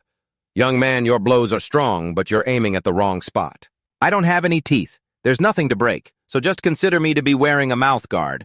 The old man's face twisted into a bizarre expression, enraging Mac Diamond, who roared, What kind of absurd logic is that? A chilling slash rang out. Mac Diamond clutched his face, screaming horribly in agony. Ah, my eyes. One second he was crowing, the next he was the victim. The surrounding crowd watched in shock as the old man's bony hands performed a ruthless eye gouge. Mac Diamond collapsed to the fighting floor, lying motionless at the old man's feet. To everyone's astonishment, the old man calmly wiped the blood from his hand and uttered a scornful remark. You little brat, daring to be insolent to your superior, huh? This world is truly upside down. I really hate the kids these days. The old man's ho-ho-ho laughter echoed amidst the audience's extreme fervor. The crazed crowd roared with excitement. That old man is a total badass, right? This is what a real fight looks like, witnessing the brutal scene. Doha was stunned, wondering to himself, what the hell is going on here? Gumsu approached and casually remarked, Everyone looks so excited, don't they? Seeing Doha's expression, he gave a sinister smile. You're mistaken. Violence possesses a divine power. We are only now realizing its true value, something once obscured by prejudice. So don't worry, you'll understand soon enough. Doha clenched his fists and growled impatiently, Stop talking nonsense. I'm here to see Friday. Faced with this harsh attitude, Gumsu remained as nonchalant as ever. He quietly wondered if he was being too roundabout. Suddenly, he played his trump card, leaving Doha speechless. You're looking for your family, aren't you? Han Soo-hyun, Bangjun, Seok-sel, Youngji, and Park Seo-ah. Am I right? Doha was aghast, a cold sweat running down his back as he heard the familiar names. How do you know those names? Having grasped his opponent's weakness, Gumsu flashed a triumphant smile and made a bewitching offer. So, do you want to join the match now? This kind of invitation sounds like a job offer, but the salary is paid with your life. He moved closer, his fiery red eyes staring straight into Doha's mind to repeat the one condition. Let me say it again. If you become a hero, you will get to meet Lord Friday. Gumsu urged Doha not to just stand there, but to immediately join the fight to the death. He roared with excitement, demanding, Unleash your true nature and show me your violence. It sounded like a lucky star, except if you fell, you'd be erased. A mysterious woman with short hair and pointed ears observed silently from above. She softly repeated, full of meaning, That's right, show me your violence. Her eyes were fixed on Doha as she wondered, Is Baek Doha that black-haired guy? Looking towards the hunter standing in the middle of the arena, she calmly stated, It seems he's the fighter I manage. Gumsu leaned close to Doha's ear, his eyes flashing with crazed excitement. As he made his final offer, he said, So, if you want to meet Lord Friday, show me your violent nature. He roared demonically, demanding the hunter unleash his most primitive brutality. Without a moment's hesitation, Doha's face hardened, his eyes burning red with determination as he retorted, Then set it up now. I'll smash them all before the day is over. Doha's decisiveness made Gumsu exclaim in surprise, Oh, really? However, he quickly broke into a sinister smile and reminded him that the festival ends at 10 p.m., so things need to be prepared more carefully. Gumsu placed a hand on Doha's shoulder. Don't worry, we'll prepare everything, so let's postpone it until tomorrow. He led Doha past the giant statue of Friday, not forgetting to emphasize an ironclad rule. And Doha, there's one rule you must follow. Violence outside the ring is forbidden. Doha asked blankly, What? The rule sounded moral, but Gunsu's application of it was a bit selective. To him, violence was a faith more sacred than anything, and using it crudely outside the ring was nothing short of blasphemy. He suddenly turned towards the shadows and called out, Hana, over here! A woman with stylish short hair and a sharp gaze stepped out from behind the stands. Gumsu spoke politely. My apologies for calling you on your day off. The girl calmly replied, It's all right, Lord Gumsu. He announced that he was putting Doha under her management and responsibility. As soon as he saw the woman's face clearly, Doha was completely frozen, sweating buckets from the shock. He uttered unconsciously in bewilderment, Huh, sis? The woman before him looked just like his missing older sister. The resemblance was so strong it made Doha mistake her for a moment. His heart seemed to tighten at this cruel coincidence. The next morning, in a tall building bathed in the brilliant dawn light, Doha was frantically training to prepare for the coming death match. He performed a handstand. He did a spectacular one-handed version revealing a muscular physique with rippling sweat-drenched muscles. Doha poured all his hatred and strength into every fiber, ready to become the most violent monster. To find his family again. Doha quietly gazed at a family photo where the happy smiles of the children and his sister seemed to give him strength. Amidst the harsh reality, he let out an exhausted sigh, drenched in sweat after a long night of relentless training. From behind, Hana spoke with admiration, impressive. You can be alone with a woman and still truly just train without even sleeping a wink. She moved closer, a slightly pouty look on her face. My pride is a little hurt, you know. Doha turned to look at her with a cold gaze and asked directly, What are you trying to say? Hana calmly explained that her job was to care for and analyze the fighters. But above all, she was incredibly curious about the man in front of her. She reached out and touched the rippling muscles on Doha's chest, but quickly withdrew when she saw his expression. She smiled faintly, full of meaning.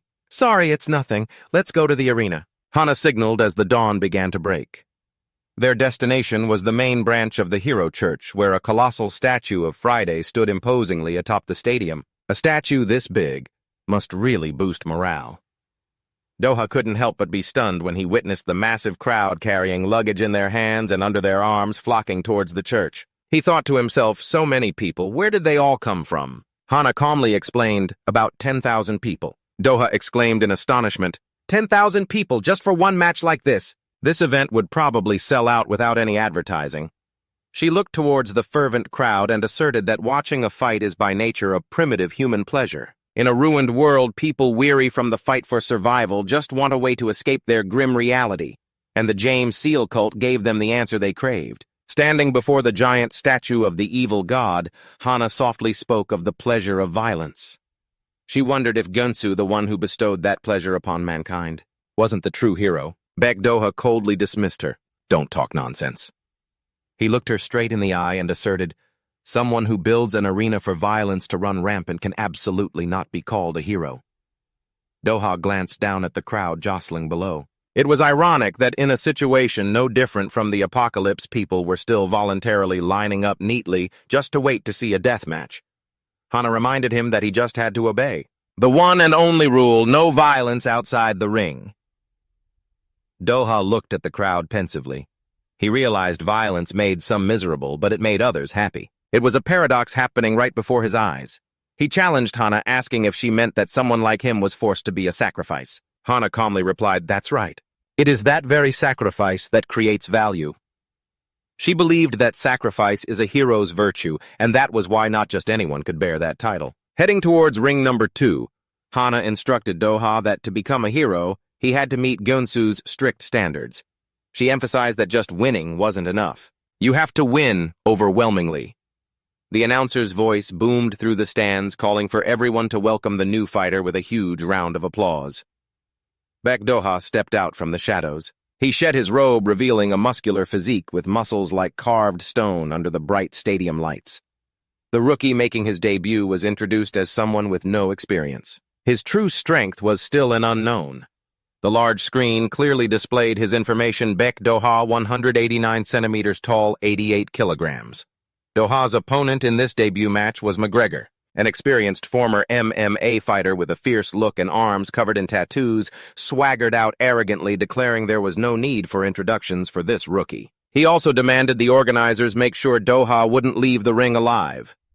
The moment the match began, McGregor immediately rushed in, closing the distance and using professional technique to take him down, and tried to pin Doha to the mat. But McGregor's advantage didn't last long. In a flash, Doha displayed his superior physical strength. Turning the tables, he unleashed a powerful reverse takedown, slamming his opponent hard onto the ground. He looked down at the man he had pinned with a cold gaze, completely dominating the fight in just a few short seconds. Even though his face was already starting to swell with red wounds, McGregor was still screaming frantically, threatening to break Doha's arm, and boasted about having an iron chin that couldn't be beaten. However, that confidence quickly vanished, replaced by terror as he realized his body was being lifted effortlessly into the air. So high, was all McGregor could gasp out in astonishment before Doha delivered a thunderous blow, smashing him straight down onto the mat with terrifying force. The impact made the ground seem to shake. The crowd in the stands erupted with extreme excitement. "Not bad for a rookie," the cheers echoed throughout the arena. Now this is a real fight, off the charts. Everyone realized in shock that McGregor had been completely defeated without even a chance to fight back. Witnessing Doha's overwhelming power, the audience could only gasp in amazement. He really is a James Seal. McGregor lay motionless, his face heavily injured. The referee announced loudly to the entire arena, "McGregor is down, the winner is Beck Doha." He stood tall before the giant statue of Father Friday, a symbol of the fanaticism and violence that permeated this place, preparing for the more brutal challenges that lay ahead. Immediately after, a mass murderer serving a life sentence named Park Dusik appeared, his face twisted and deformed. With a record of 15 matches, 13 wins and 2 losses, he looked around the arena and exclaimed, "The atmosphere here, it's incredible, isn't it? I love this place. A place where I don't have to give a damn what anyone else thinks," he screeched madly. "In this place, I'm the main character." But before he could finish, Doha unleashed a thunderous punch. It sent him flying straight back and slamming hard into the rock wall behind him. Park Dusik only managed a weak groan before falling completely unconscious, stunning the entire audience into silence. Doha calmly wiped a smudge from his face, his cold gaze fixed on the organizers as he ordered, "Well, bring out the next opponent. Now!" He just ordered his next fight like it was a dish at a restaurant. He stood proudly over the body of his defeated foe, ready to sweep aside any opponent blocking his path to finding his family. The crowd in the stands erupted in a frenzy. They roared with excitement. "This guy is the real deal." Doha's strength had completely won over the bloodthirsty spectators. Someone even shouted, "Awesome, from now on, I'm your fan." Amid the cheering, an opponent with a green mohawk charged forward. He screamed wildly, "Crush the rookie! Crush the rookie!" He swung his arm to attack, but Doha was one step faster, successfully closing the distance. But you picked the wrong guy. Ignoring his enemy's sinister grin, who thought he had him cornered, Doha unleashed a thunderous knee strike, burying it straight into his gut. The large man collapsed on the spot. Doha's eyes glowed with a deadly red light. He calmly uttered a single cold word, "Next." The following opponents stepped into the ring one by one, but they all met the same gruesome fate. Doha didn't stop. He continued to take down more opponents, leaving behind a scene of bodies no longer able to resist, standing tall in the middle of the arena. He repeated his authoritative command, "Next." Even a giant wrestler was defeated by Doha, left lying motionless on his back on the mat. He walked on his muscular body, drenched in sweat and bloodlust. Doha thought to himself, "I'll be there soon, so please stay safe, you and the kids."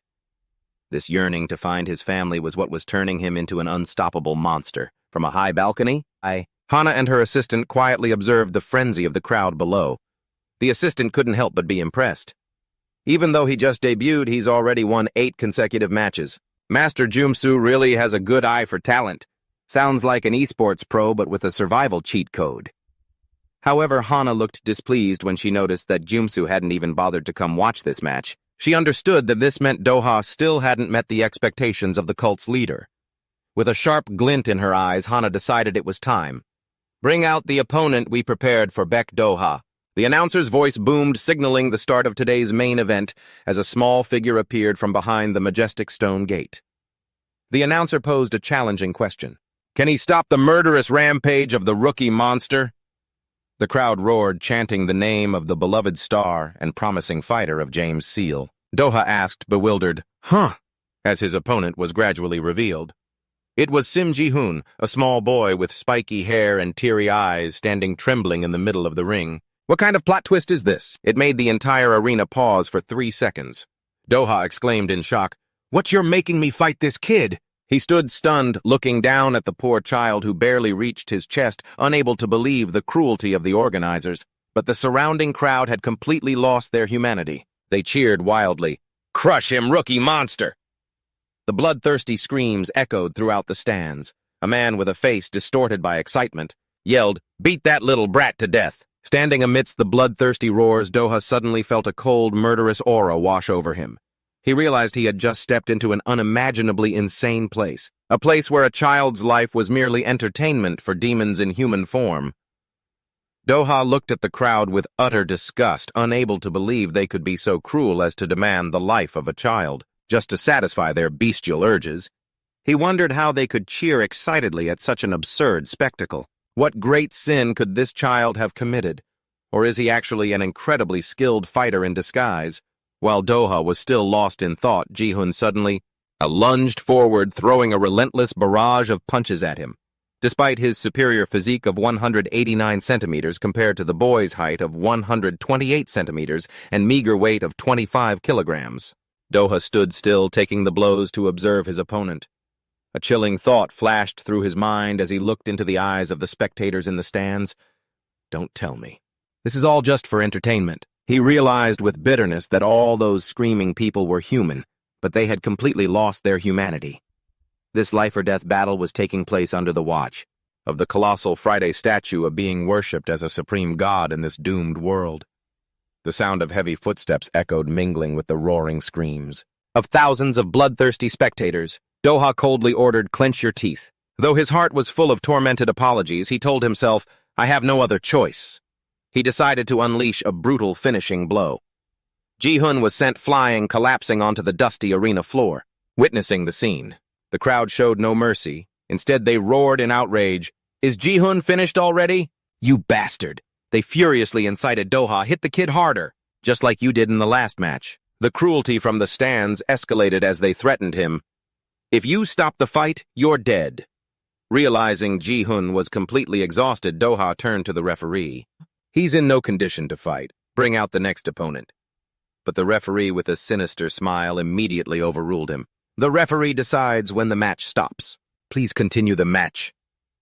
The rules here sounded more like a curse than regulations. Despite his injuries, Ji-hoon staggered back to his feet, causing a man in the stands to cheer. Oh, I knew I could count on you, son. Kids are even better than adults.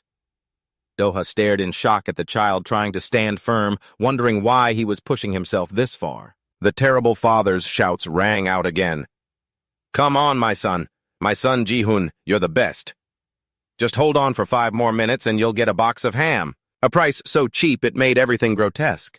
Doha was stunned by the harsh reality. Just for a box of ham? How could his father make him do this? Suddenly, a rough hand landed on his shoulder. An authoritative voice boomed from behind him. You know how it is, don't you? My word is law. A painful memory flooded Doha's mind. As a child, he had learned a harsh truth from his own father, standing before his small, trembling son.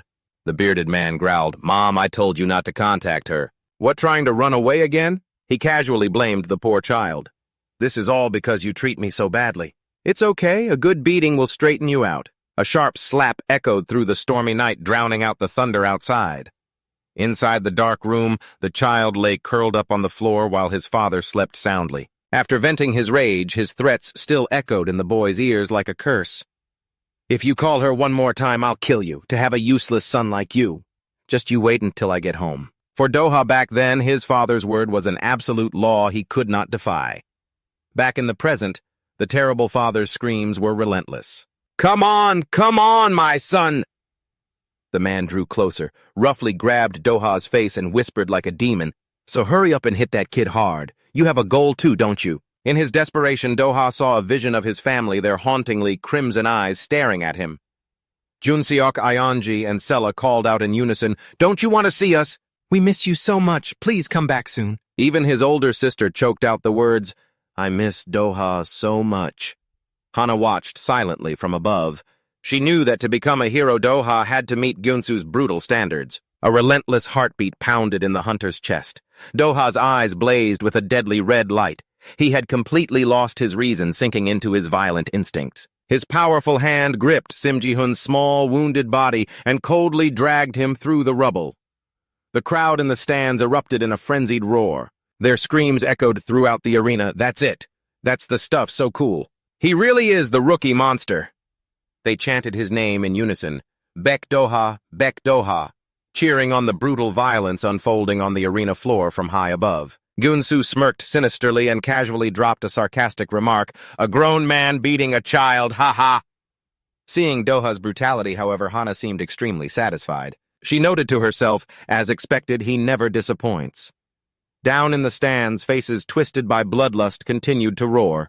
An old man cackled with satisfaction at the tragic scene. Amidst the rubble, Doha told himself with steely resolve, "I'm different from you, I'm different. I will protect my family." Doha's face became terrifying, twisted into a grotesque smile, his crimson eyes filled with killing intent. He roared in his mind, "I'm different from you." Just then, a bell rang, signaling it was time for prayer. An authoritative voice echoed throughout the stadium. "Pray to Lord Friday, who has granted us this precious moment."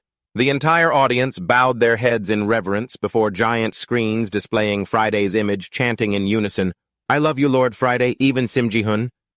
Though in so much pain, he had no strength left, trembled and unconsciously uttered, "I love. Thank you, Lord Friday." Doha stood silently in the middle of the arena, his breathing heavy. Ha! Ha! Exhausted after the horrifying battle, the chant of "Thank you, Lord Friday" continued to echo through the space like a fanatical cult as night fell. The light from a single room in a high-rise building still flickered faintly against the snowy sky. Inside, the sound of a shower echoed coldly. Doha stood silently, letting the jets of water pour down on his muscular but weary body. His gaze was distant, lost in memories of a small house. It was peaceful, nestled in a lush green forest. That was where it all began when the old instant camera was unexpectedly found.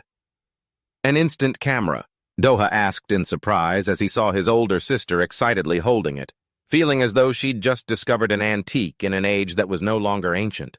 She smiled brightly. She replied that she'd just found it in a drawer, then quickly called the kids over to take a family photo. The camera clicked, but the film that came out was completely white. This left Doha bewildered. The kids crowded around to look.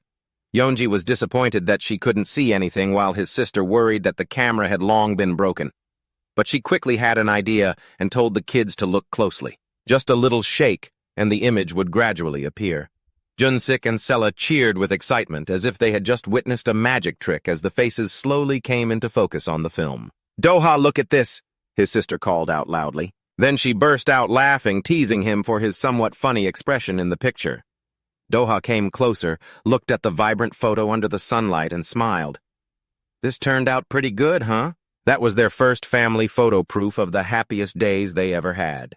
Back in the present, Doha quietly looked at the old photo in the dark room. Here memory was the only thing left to warm his heart. He sat with his head down, utterly alone in the silent space, consumed by an intense longing for his lost loved ones. Suddenly, Hana walked in and handed him a can of beer. "Here, take one." She looked at him and then added nonchalantly, "Don't tell me you don't drink beer." That'd be so boring. Doha took the can from Hana's hand and replied softly, "Thanks. I'll drink it." His eyes were still heavy with thoughts about his one and only goal. He looked at her and asked directly, "Hana, so when can I become a hero?" Hana took a sip of beer and casually remarked that his match today wasn't bad, that in fact he fought very well. She affirmed that Doha just needed to keep showing them fights like today's, especially the main match where he faced that soul-shifting kid. Hana let out a quiet sigh of relief. She admitted she was glad Doha had managed to keep his composure.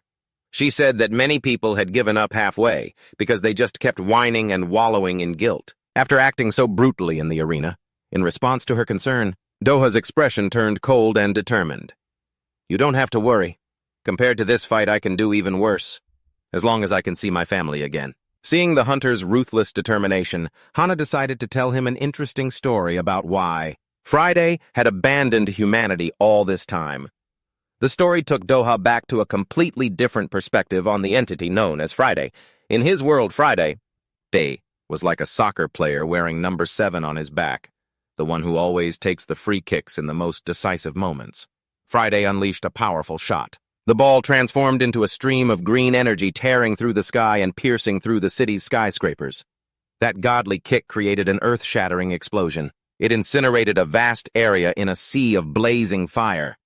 Its horrifying destructive power plunged the entire city into destruction in a mere instant. Amidst that brutal fiery scene, Friday performed an excited celebratory jump and let out a resounding roar, "Xia!" The horrifying incident named Friday had entered its 8th day amid the desolate blazing ruins. The evil god lay sprawled nonchalantly on the ground. The truth was, Friday was feeling incredibly sulky and bored with humanity's repetitive, fearful reactions. He was more like a villain waiting for a new script than one who was actually causing chaos.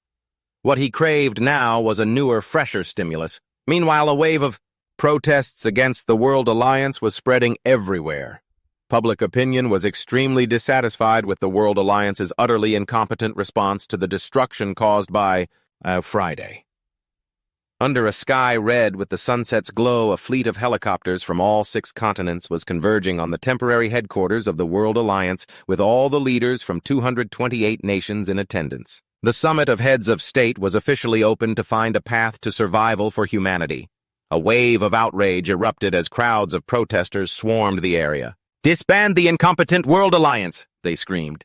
The protests grew even more intense when news leaked that the upcoming conference venue was a super-luxurious resort. Amid chants of "disband, disband," the media also swarmed in making the situation even more chaotic. The leaders nervously discussed how to appease public opinion. "How are we supposed to appease them this time?" one suggested. Just release a few announcements that are as positive as possible. That should do it." Despite being surrounded by reporters bombarding him with questions about their current stance, the Russian president just looked at the crowd coldly and uttered a single contemptuous word: "Fools." Curses like "that crazy bastard" and judgments of "incompetent" rang out endlessly from the people. Suddenly, the Russian president raised his gun high and roared with authority, "Silence!"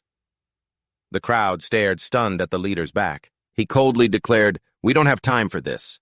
He asserted that it wouldn't be strange if Friday were to appear right at this very moment, and that would be the most foolish way to die. However, if that entity truly came here to slaughter us, then this is a golden opportunity. It was a strange mix of fear and eagerness, as if they were daring the final boss to appear. The president announced that the World Alliance would gather every existing weapon system from around the globe to this very location. They were ready to turn this place into a dead zone to destroy Friday. Bombers began to fill the sky before the shocked eyes of the protesters. "I know full well that those words are nothing but lies," the president declared loudly to the seething crowd. He bluntly exposed the blatant lies of the politicians. It left the protesters stunned into silence. The atmosphere flipped 180 degrees as quickly as a pancake on a hot griddle instead of them hiding safely in nuclear bunkers. He affirmed that all the high-ranking officials present had volunteered to become bait to lure Friday. With a steadfast gaze, he pleaded, "Please treasure your own lives. The World Alliance will never abandon its citizens." That ironclad declaration instantly extinguished their fury. It was replaced by fear and an awakening in the heart of every citizen. The protesters began to disperse in silence, telling themselves it was time to go home and see their parents, and to cherish their final moments with their families witnessing the somber crowd depart. The Japanese official could only watch in contemplation. It turned out that calming an angry mob took no more than a minute. As night fell, the World Alliance headquarters was brilliantly illuminated. A critical life-or-death emergency meeting officially commenced. A tense atmosphere filled the hall as a total of 3 nations were absent, and the South Korean delegation reported they would be arriving late. Unwilling to waste another moment, the chairman decided to immediately begin discussing countermeasures against the entity Friday. Just as the investigation report was presented, the Russian president unexpectedly cut in. and he demanded that first and foremost a single leader must be elected to guide this alliance. Facing doubtful stares, he argued that right now nothing was more important than time, instead of wasting an entire day listening to reports from over 200 nations. Humanity needed someone capable of quickly coordinating opinions and making the final decision. It sounded like they were choosing a controller for a global survival mode. In 5 seconds flat, the proposal quickly gained support. Arms shot up in unison, signifying absolute approval. Very well, let's begin by nominating candidates. The chairman had barely finished speaking when Russian President Maxim Richenko coldly cut him off. It's already been decided. It will be us, the Russians. We haven't even met, and there's already a conclusion that's faster than an electronic vote. This arrogant declaration left the other leaders of France and Singapore utterly stunned. Another head of state quickly intervened. Calm down, President Richenko. We need a leader who is elected fairly. Richenko nonchalantly explained that since ancient times his homeland had always been surrounded by hostile nations. For that reason, Russia had secretly hidden strategic assets all across the country. This allowed them to mitigate the damage from Friday's destruction far more effectively than other nations. Images of mighty military convoys transporting massive missile warheads through a snowy forest served as a testament to their formidable military power. Maxim Richenko stressed that the success or failure of this meeting depended entirely on Russia's participation and that his leadership was the obvious price the world had to pay. He pointed a threatening finger at the small flag on the table, causing the Prime Minister of Japan, Sakamoto Jun, to erupt in anger. Are you trying to divide us from the very start? A price, you say? Richenko didn't flinch. He stared intently at his opponent and delivered a heavy warning. Prime Minister Sakamoto, do you think you can bear the consequences after this whole Friday business is over? That wasn't a question. It was a warning. The pressure from Richenko made Prime Minister Sakamoto's face go pale. Sweat streamed down his face in the stunned silence. Another representative wearing glasses voiced his objection. President Richenko, if you insist on being this extreme, we cannot possibly cooperate. We demand a sincere apology for that remark. The air was so tense that asking for an apology felt like demanding the impossible during the Cold War. Richenko sneered in contempt. How shameless. A country that can't even protect its own president. Wasn't it your nation that live-streamed his assassination for the entire world to see? He landed another blow, a critical hit to the pride of the Allied nations.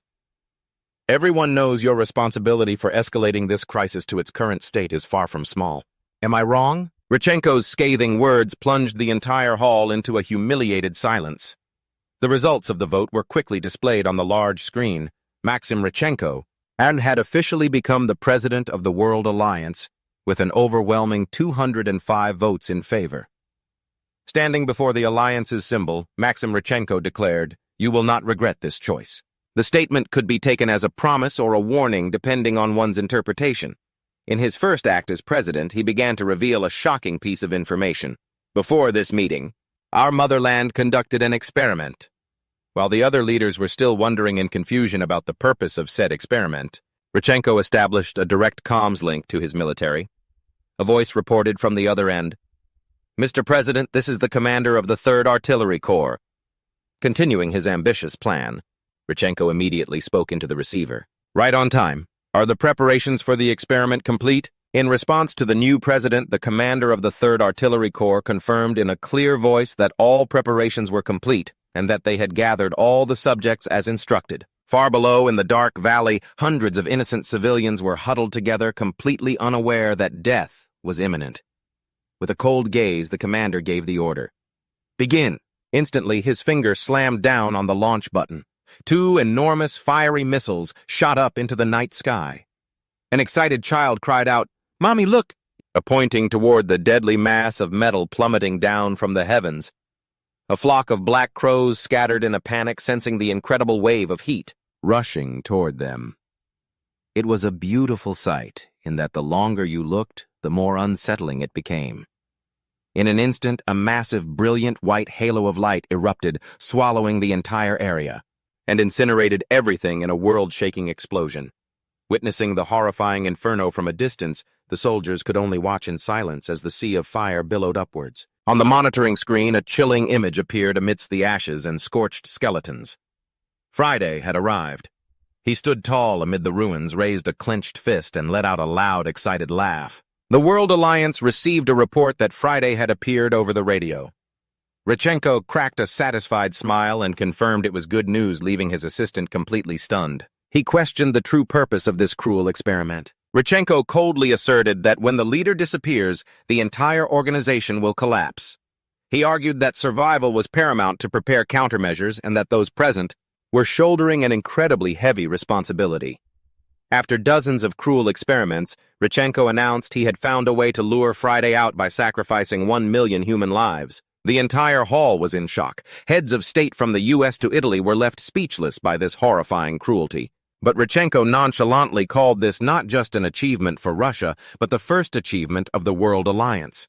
No one could refute his words. They even felt relieved. The heavy pressure of responsibility and the fear of dying at Friday's hands now had someone else to shoulder it all. It felt like they had just escaped a deadline, only to walk straight into an even bigger one. In the dead of night, a helicopter glided over the calm sea under a full moon. The pilot nervously asked the regional commander about the rumor that the Russian president had sacrificed 1 million citizens as bait. He asked, his voice trembling, if this was true, and if Friday had really appeared. The reply he received was chillingly cold. He's appeared. The man sitting in the helicopter smirked slightly, remarking, "So that demon god has some skill, huh?" He told his subordinate not to overthink things, revealing a face full of scars and sharp, dangerous eyes. This was Choi Bahung, the representative of South Korea. He advised his subordinate not to overcomplicate things, but Bahung himself was currently in an incredibly ironic predicament. Bahung's expression suddenly contorted. Sweat poured down his face, not from fear of the enemy, but because he had to use the bathroom so badly he couldn't hold it anymore. He innocently suggested he relieve himself right there in the middle of the sea, and told everyone to just look away. The horrified pilot stopped him, muttering to himself that this tough-looking national representative was actually an incredibly simple-minded person. Unbelievably naive, even. The stomachache exhausted Bahung to the point where he wished the world would just end already, so he wouldn't have to suffer anymore, forcing the pilot to beg him to stay conscious. Meanwhile, in Seoul, the sky glowed red with a sunset that signaled a bad omen. IBS television was broadcasting continuously, breaking news about the national state of emergency as chaos began to engulf the capital. The official announcement was made that President Logan had been assassinated by Friday. This plunged society into absolute panic. People could no longer remain calm. They frantically fought over every last package of essential supplies in the streets. Violent scuffles broke out over a single bag of candy. The situation became even more catastrophic when a giant truck lost control, careening forward at a terrifying speed and crushing a line of cars stuck in traffic on a bridge. The truck driver frantically screamed into his phone, "I told you to get out of the way quietly, but there's no room. You think I want this?" He stepped on the gas, heedless of everything. Meanwhile, up ahead, a little girl was anxiously crossing the street with the sole thought of getting home quickly. In that life-or-death moment, a young boy shot forward like a flash of lightning. Using all his strength, he pushed the little girl out of the giant truck's deadly path just before the impact. A young Doha held the little girl tightly in his arms. Stunned, he watched the truck that had almost taken both their lives. Is that bastard crazy? The little girl's eyes filled with tears, and she burst out into a piercing scream. Doha stood in the middle of the haunting scene, trembling with only one thought. What do I do now? That was the moment society officially fell into the abyss of chaos. Right after the Friday incident, the dry crack of gunshots began to echo through the city streets. That chaos ignited an unforeseeable chain of terrorist attacks. Taking advantage of the world's focus on the demon god Friday North, Korea officially launched an invasion of South Korea. Emergency disaster alerts were sent continuously to people's phones announcing that enemy forces were attacking, and ordering everyone to evacuate quickly following the military's instructions. Smoke and fire filled the air as North Korean tanks poured into South Korea, plunging the country into a devastating civil war. One disaster after another struck continuously, making the situation even more hopeless. It felt as if the world had just switched to hard mode, with the difficulty constantly increasing and no off button. During an emergency government meeting, an official proposed, to protect Seoul, we must immediately abandon the area south of the Han River. The opposition roared in protest. Absolutely not. The argument descended into chaos as they started slinging mud at each other. You're only saying that to protect your house in Gangnam. Everyone knows all your land is in Jongno. The sound of heavy military boots stomping into the meeting room cut them off. The newcomer casually questioned the politicians, "Why do you have to make things so complicated, when everything in the end just revolves around just cause and responsibility? Aren't we all moving toward a single solution anyway?" With an arrogant smile on his scarred face, the man introduced himself as Choi Bahung from the Special Operations Command. He declared that he held a simple and obvious solution, leaving the officials to just stare blankly and ask, "A solution?" Under the fluttering national flag, Choi Bahung strode into the main hall and gave a mocking greeting. "Well now, gentlemen, Major Choi is here." He casually explained that he was a little late because this thing was too heavy. An official's face went pale, sweat pouring down in terror. He stammered incoherently. As he realized the horrifying truth before him, a sack dropped to the floor with a heavy thud. Bahung smirked and said everyone knew exactly what was inside. It turned out he had taken the head of the North Korean commander. Completely shocked by this insane act, a representative yelled, questioning him, "Why? How could you bring something so disgusting like that?" This was the solution to frantically interrogate whoever gave this monster his orders. Just then, an urgent call came through to the acting commander-in-chief. With shocking news, the People's Army had officially declared its intention to surrender. The official was stunned, his jaw agape, unable to believe his ears. So unification was really happening. Their attitude did a complete 180, shifting from disgust to praise, demanding that Major Choi be rewarded immediately. The government quickly recognized the merits of Choi Bahung in resolving internal issues, the most notable of which was the miracle of North-South unification. Amidst the brightly lit Seoul night, he was officially appointed as South Korea's representative on the international stage, a promotion that seemed to rewrite history in a single report. However, behind the glamorous official announcement lay a bitter truth. Those in power simply needed a pawn, someone hailed as a hero, but who in reality was meant to take the fall for all the sins and atrocities. Stepping into the World Alliance Assembly Hall, Choi Bahung stood tall before the heads of state. With a defiant smile, he announced loudly, "Sorry I'm late. I am the representative of South Korea." Choi Bahung's appearance immediately sent waves of shock through the hall. One head of state slammed his fist on the table in anger. He couldn't accept that while his country was in such dire straits, South Korea would send a mere acting soldier instead of a high-ranking general to the meeting. He snapped, "Does South Korea have no self-respect? Tell them to send someone of an appropriate rank here at once. Get out of this meeting room immediately." In response to these insults, Bahung just smirked. What a bunch of nonsense. He calmly removed his translation earpiece and declared, "I won't be needing this anymore, because everyone here is actually speaking the same language, the language of power and selfishness." The room erupted in fury. Someone shouted, "Are you insane? Do you have any idea where you're being disrespectful right now?" The atmosphere was as tense as a taut string. One wrong move and peace would shatter. They threatened to teach this disrespectful soldier a lesson and put South Korea on the international sanctions list. Immediately faced with these threats, Bahung simply remarked quietly that he was sick and tired of working under others. He stared intently at the heads of state and let out a sarcastic remark. "And yet, in a place like this, you people are still trying to climb all over each other." The representative from Taiwan Jiwei slammed the table and shouted, "You can't even handle the responsibilities of your position and you dare pull these childish tricks." Gui berated them. "You're all a bunch of fools."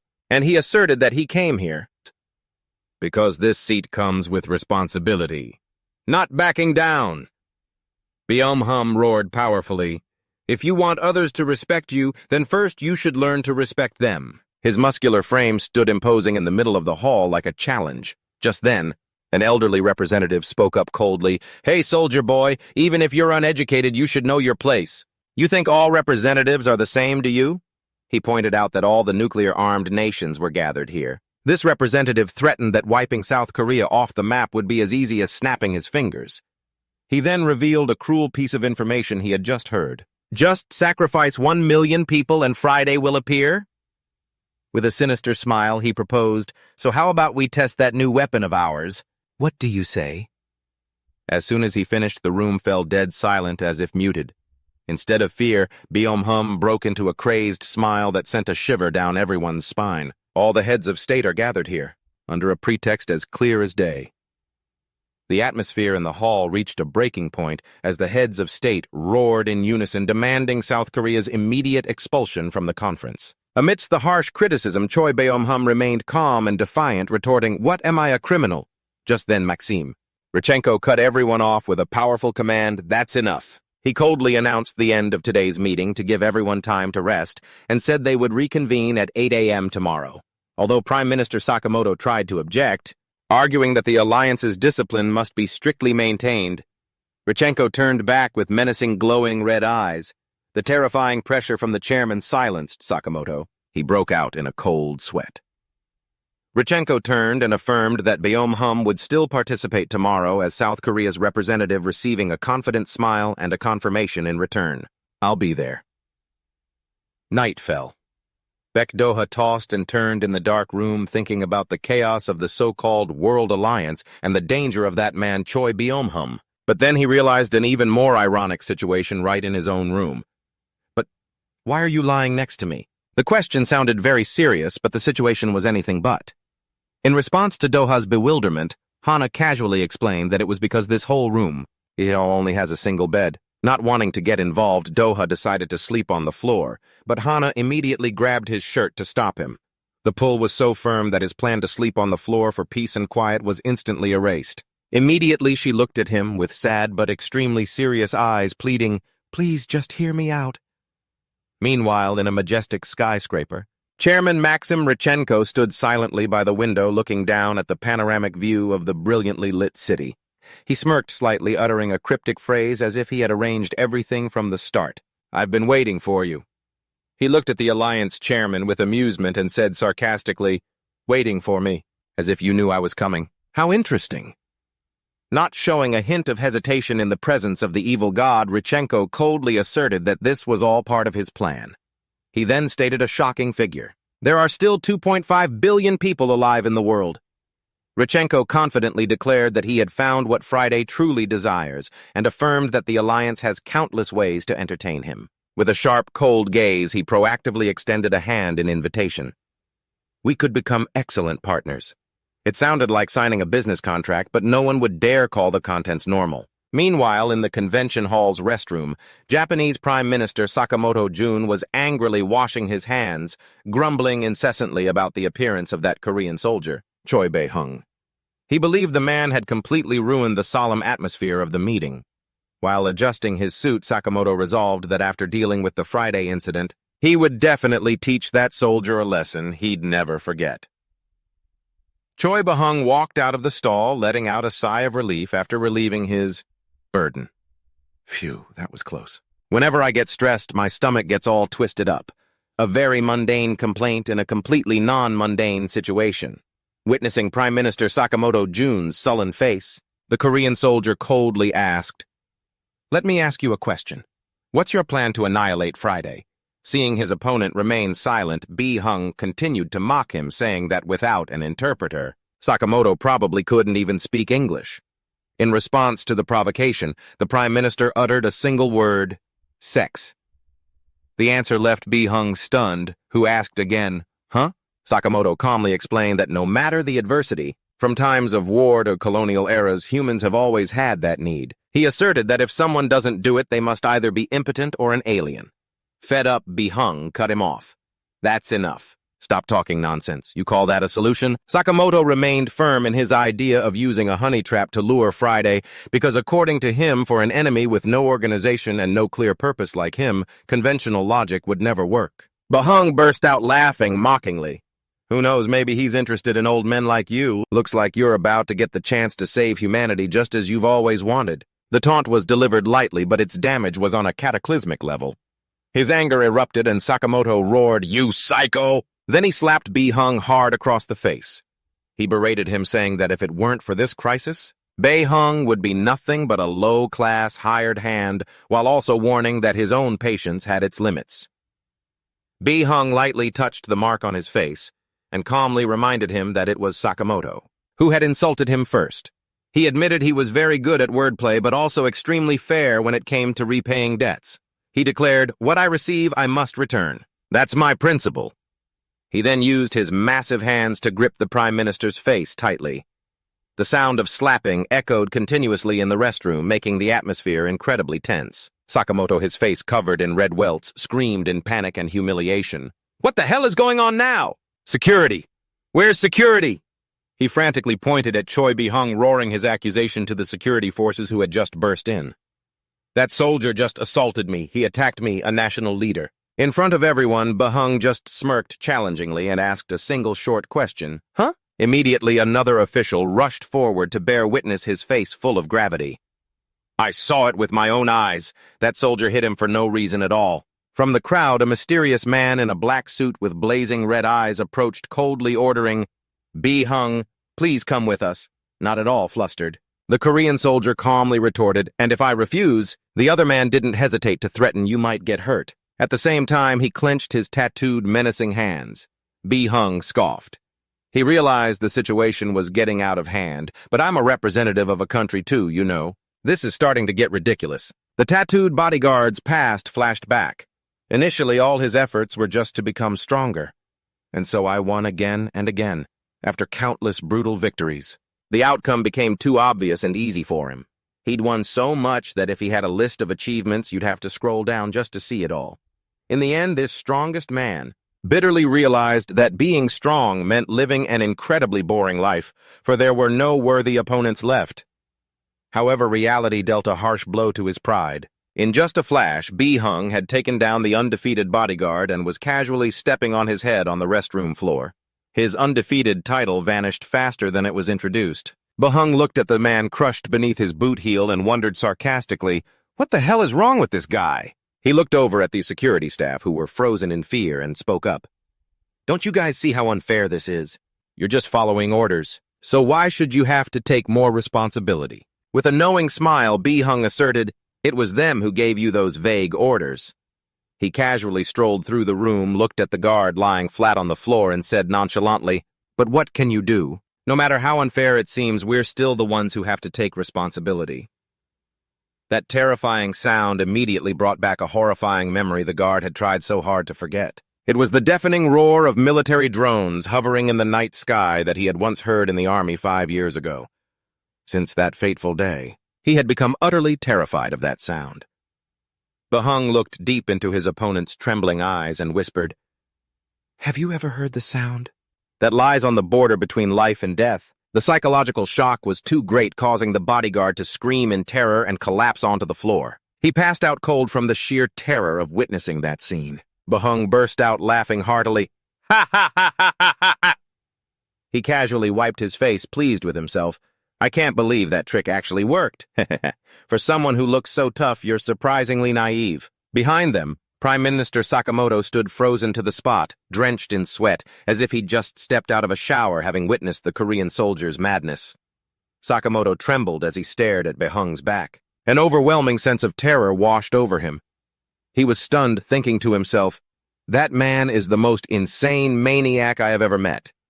As he stepped into the elevator with the pale Prime Minister, Bahung's demeanor suddenly changed again. He flashed a radiant smile as if nothing had ever happened. He spoke enthusiastically to Sakamoto. "It's great that you apologized, isn't it? I'm a simple guy. I accept apologies easily." His expression changed so quickly that people didn't even have time to process whether they should be scared or relieved. Inside the elevator, Choi Bahung casually slung his arm around Prime Minister Sakamoto's shoulders and said with a laugh, "Let's do better tomorrow, okay?" At that moment, Sakamoto could only tremble and force out a reply, "Yes. Haha.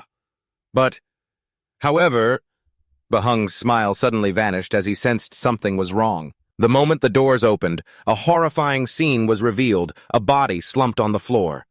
Sakamoto screamed in terror, "The president!" He was in shock, unable to believe his eyes, and wondered, "What the hell is going on?" Bahung's gaze turned ice-cold as he peered into the darkness of the hallway.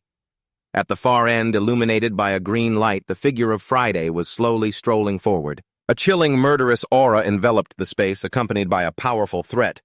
"I'm starting to get really pissed off." The demon's face appeared filled with madness, his eyes glowing red like a devil's. Sakamoto trembled as he uttered the fateful name Friday. Faced with such terrifying pressure, Bahung could only silently watch the enemy's silhouette with a look of disbelief. Only one thought crossed his mind. I guess I forgot to check my horoscope today. Witnessing the appearance of the demon, the once powerful figures now clung to the Korean soldier like a life raft. Please, soldier, please protect us. Protect. Just a moment ago, they were demanding his punishment. Now they'd changed their tune so fast they didn't even have time to apologize properly. Bahung stared into the empty space. He silently asked himself, in the face of their desperate pleas, how the hell am I supposed to win against that thing? Immediately, he reached for and pulled out an HE frag grenade to the shock of everyone around him. Sakamoto's eyes widened in horror when he saw the weapon. That deadly object was right in front of his face. Bahung reassured him with a cryptic smile. I never said we were all going to die together. He decisively pulled the pin on the grenade and declared, Let's hope this choice is for the good of all of us. The grenade pin fell to the floor. An earth-shattering explosion erupted, a ferocious flame consuming everything. The blast wave tore through the floors from the 98th, all the way down to the 14th in a brutal wave of destruction. Talk about a painful express elevator ride for our boy. Meanwhile, on a windy rooftop overlooking the glittering city lights, Chairman Maxim Richenko was facing Friday. He proactively extended his hand in an inviting gesture. We could be good partners. Friday just watched in silence, that usual sinister smile on his lips. Noticing his counterpart's silence, Richenko continued to persuade him, You seem hard to read. Let me elaborate. Two powerful entities stood tall in the night, beginning a dark negotiation that could completely change the fate of humanity. Maxim Richenko stated with conviction that everything from convening the conference to the devastating missile test was all just a stage set up exclusively for Friday. He knew exactly what this demon took immense pleasure in. The death of humanity. With a smug smile, Richenko promised to let Friday witness all the deaths he had ever desired because he was the chairman of the World Alliance. However, Richenko's smile vanished as Friday suddenly and brutally attacked. He coldly choked the chairman, causing blood to trickle from the corner of his mouth. With a crazed look on his face, Friday sneered, Oh, so this whole thing isn't just human nature, but a play staged just for me. Why? Friday looked at the corpse in his hands with utter contempt. He wondered to himself why an ant would have to pretend to be a human. The story shifts its focus back to Earth, a place where countless creatures coexist. Among them, ants are considered the most successful colony in the animal kingdom. But for the tiny ants, there has always existed an enormous threat, and that is humanity. A young boy with curious eyes was observing an anthill. He casually picked up a large stone and placed it right over the entrance to the nest. With their home blocked by a human, the ants reacted in different ways. Some panicked and scattered, others tried to find a way to move the rock, and some even recklessly attacked the human, that boy with the twisted smile. To him it might have been just a harmless prank, but for the ants it was a matter of life and death. The chaos caused the ants to start slaughtering one another. Amidst that scene, a special ant appeared standing tall, facing the gigantic silhouette of the human. Friday continued his story about the reckless ant that dared to place the corpses of its kin before a human. To someone at the top like him, that act was both interesting and utterly ridiculous. As the tiny ant landed on his finger and uttered a proposal of cooperation, the child couldn't hide his rage. It was like, sorry, but you're getting way ahead of yourself. How dare a familiar creature demand to stand on equal footing with a human? In an instant, he coldly crushed the pathetic ant, ending its delusional fantasy. He asserted to the lowly ants that the only one with the right to cause all this was him. Meanwhile, amidst the shaking skyscraper, Choi Bahung and the Prime Minister were frantically running for their lives. Bahung grinned, pleased with his luck, even though he knew full well they were like fish on a chopping block. The Prime Minister urged that if they could just get that bag, they would all be saved by an ultimate weapon. He asserted that the Chief of Staff was definitely holding on to this important item. The two of them rushed towards the Cosmos Hall where the Chief of Staff was waiting. As soon as he saw his subordinate, the Prime Minister roared, demanding the bag immediately. The black briefcase was held high amidst the chaos, accompanied by a resounding shout demanding everyone to gather around. Choi Bahung declared loudly, From now on, I'm the new chairman. But the head in his hand made the assistant scream in horror. What is that head? Don't tell me that's the chairman. He evasively claimed it was proof of the close bond between himself and Richenko. But immediately the bodyguard officer drew his gun, roaring with fury. "How dare you harm our president? Execute him on the spot!" The kill order rang out amidst the screams. He told everyone to calm down, but the room quickly turned into a battlefield as security forces and officials began firing wildly at each other. Curses of "you scum," "basa," mixed with the deafening gunfire. They all began to slaughter each other mindlessly without even knowing why. When placed in a group, human emotions suddenly become simpler and more extreme than ever. The moment they start to lose control, they rush down a path of no return, completely forgetting the true nature of the problem. In the chaos, everything unfolds just like a domino effect, turning once powerful individuals into bloodthirsty, crazed creatures. Amidst the stray bullets, Choi Bahung quickly pulled the assistant to cover. Hidden safely, the girl trembled, pleading for help through her tears, but he motioned for her to be silent. "Shh.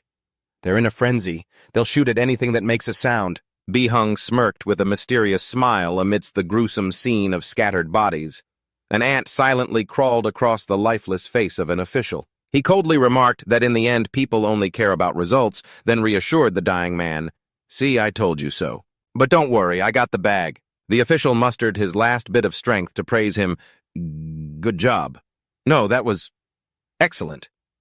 Bahung opened the black briefcase, revealing a device inside, and asked, suspiciously, "This is the ultimate weapon to save humanity. Looking at that red button, it feels like this saving is a bit overkill."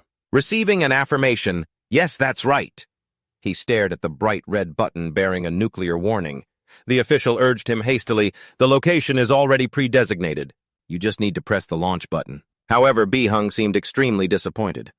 "A nuclear bomb won't do a thing to him. I thought it was some kind of new weapon."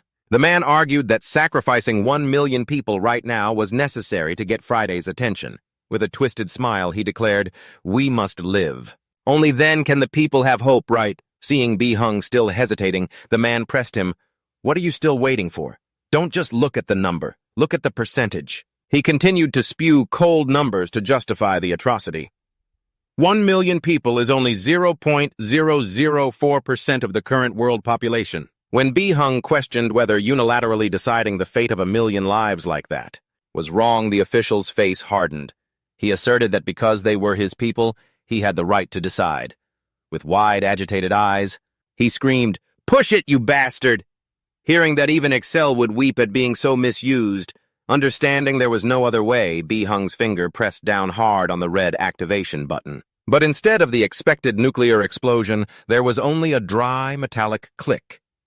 He was stunned, his face contorted in disbelief. "I definitely pressed it. Definitely. Why didn't it work? Don't tell me it's broken. Why won't it activate?" His eyes widened, unable to believe that the ultimate weapon had become a useless pile of scrap at the most critical moment. "You lunatic!" A cold growl echoed from behind him. Friday's blazing red eyes bored into the mind of the one who dared to deceive him. Despite the presence of death itself, Bahung let out a slight smirk, revealing his true nature. "See? My specialty has always been pissing people off." Friday stood behind him, towering like a dark mountain, emitting a terrifying pressure that warped the space around him. He coldly realized it had all been a play, staged for his amusement. And he roared with immense power, "I would never be tricked by an ant!" A blinding light began to pour down from the heavens, incinerating everything. It coalesced into a terrifying beam of energy, descending with destructive force, piercing the city's iconic tower and creating an earth-shattering explosion. From outer space, a brilliant streak of light stretched across the Earth's surface, marking the complete and irreversible fall of all humanity. The destructive power of the blow was so immense that the beam of light could be seen clearly from a distance of 4,000 kilometers. In faraway lands, people could only look up in shock at the burning sky, unable to believe their eyes at the scale of the ongoing disaster. To see it so clearly from this far away, full HD, no Wi-Fi needed. Amidst the desolate ruins, Choi Bahung lay broken, his body riddled with horrific wounds pierced by rubble and steel bars. "This hurts like hell." Seeing Friday still looming over him approaching, Bahung gathered his last ounce of strength, threw a small object towards him, and gasped, "Hey, hero, here's a gift from me." "I'm about to die, but I'll still give you a gift to be polite." Friday looked on bewildered at the object flying towards him, wondering what it was. It was just a small soda can, but as soon as it hit his face, the dark god's expression suddenly changed. He began to feel uncomfortable, only managing to gasp, "Ah, ah," before letting out a massive sneeze, witnessing the sight of the dark god struggling. Because of his little toy, Choi Bahung's triumphant laughter echoed through the ruins. Pfft! Ha ha ha! Bahung clutched his stomach, laughing uncontrollably. "Oh my god! My stomach. I can't laugh anymore." Friday looked down coldly at the dying man and demanded, "What's so funny?" With a sharp gaze, Bahung declared nonchalantly, "It's just, I realized you're not so invincible after all." This statement seemed to strike a nerve with the dark god. Friday moved in close to his face, radiating a murderous aura. "You people need to stop acting so high and mighty. You're truly a disappointment." On the brink of death, Bahung suddenly made a strange request. "Can I make a phone call?" Friday smirked disdainfully, figuring this was just a pathetic and predictable act from a dying man wanting to call his family. However, Bahung pulled out his radio and reported loud and clear to Commander Jaquan, "This is Major Cho Bahung." Frowning in suspicion, Friday immediately asked, "What is this nonsense?" Bahung revealed some shocking information over the radio waves. "I've just discovered an extremely interesting truth." Even Friday could hear the radiant joy on Bahung's face. A knowing smile appeared on his lips as he entrusted the rest to the commander on the other end of the line. Commander Jackie coldly confirmed, "Understood." The call ended at 7:12 a.m., October 29th, 2024. Witnessing the Korean soldier's bravery, Friday casually remarked, "I like your straightforward style." He stood silently amidst the rubble, admitting that what had just happened was a little strange. But that was as far as it went. Friday looked down at Bahung and wondered what special thing he had mentioned. He began listing the mundane activities of humanity, from going out for drinks and meat after work, grilled pork belly with colleagues, working out and then going home for a few beers, to going to the movies to watch a superhero film and hearing kids cheer, "Go get 'em, Mr. Hero." To Friday, none of that was special, just a dull, ordinary life. His gaze turned icy as he looked at Bahung's wounded body. Friday bitterly realized that even the life he'd never valued had become special from the moment this man appeared. Friday looked down at Choi Bahung's mangled body and calmly asked, "Do you understand that feeling?" "No, but don't worry, it'll all be over soon. I'm guessing you guys have run out of ways to entertain yourselves." He flashed a brilliant smile under the sunset, but his eyes quickly turned cold. "I absolutely despise this saying. But people always say the end of one world is the beginning of a new one. So don't be disappointed just yet. The future still has plenty of fun surprises to reveal." Sounds like a trailer for a sequel the audience can't skip. After all, life is exhausting when you're always trying to find meaning in everything. Choi Bahung officially took his last breath. His body lay motionless on the rubble in the mournful twilight. Friday stood silently, his opponent's final words echoing in his head. "Plenty of fun surprises." He looked up at the sky where a brilliant halo enveloped the setting sun. Night fell. In a quiet apartment, Doha was in a deep sleep, exhausted from the battles. Hana sat quietly beside him, her deep blue eyes observing him with a mysterious silence. She stepped out onto the balcony, standing motionless and looking up at the brilliant Milky Way in the vast night sky. Hana held a lighter. Her eyes filled with a sad weariness, as if burdened by unspoken thoughts. She let out a soft, troubled sigh. Phew. Hana stared at an old photo of the soldiers from the 5th Corps where Choi Bahung's smiling face could be seen. Doha was drenched in sweat after a harsh training session under the sun. He looked up at the sky, deep in thought. She approached and called out, "Doha, let's go." Accepting her invitation, he stood up to change so they could go for a walk together. The world had changed drastically since the horrific incident on that Friday. The signs, warning of danger, were now covered in moss and vines amidst the crumbling ruins.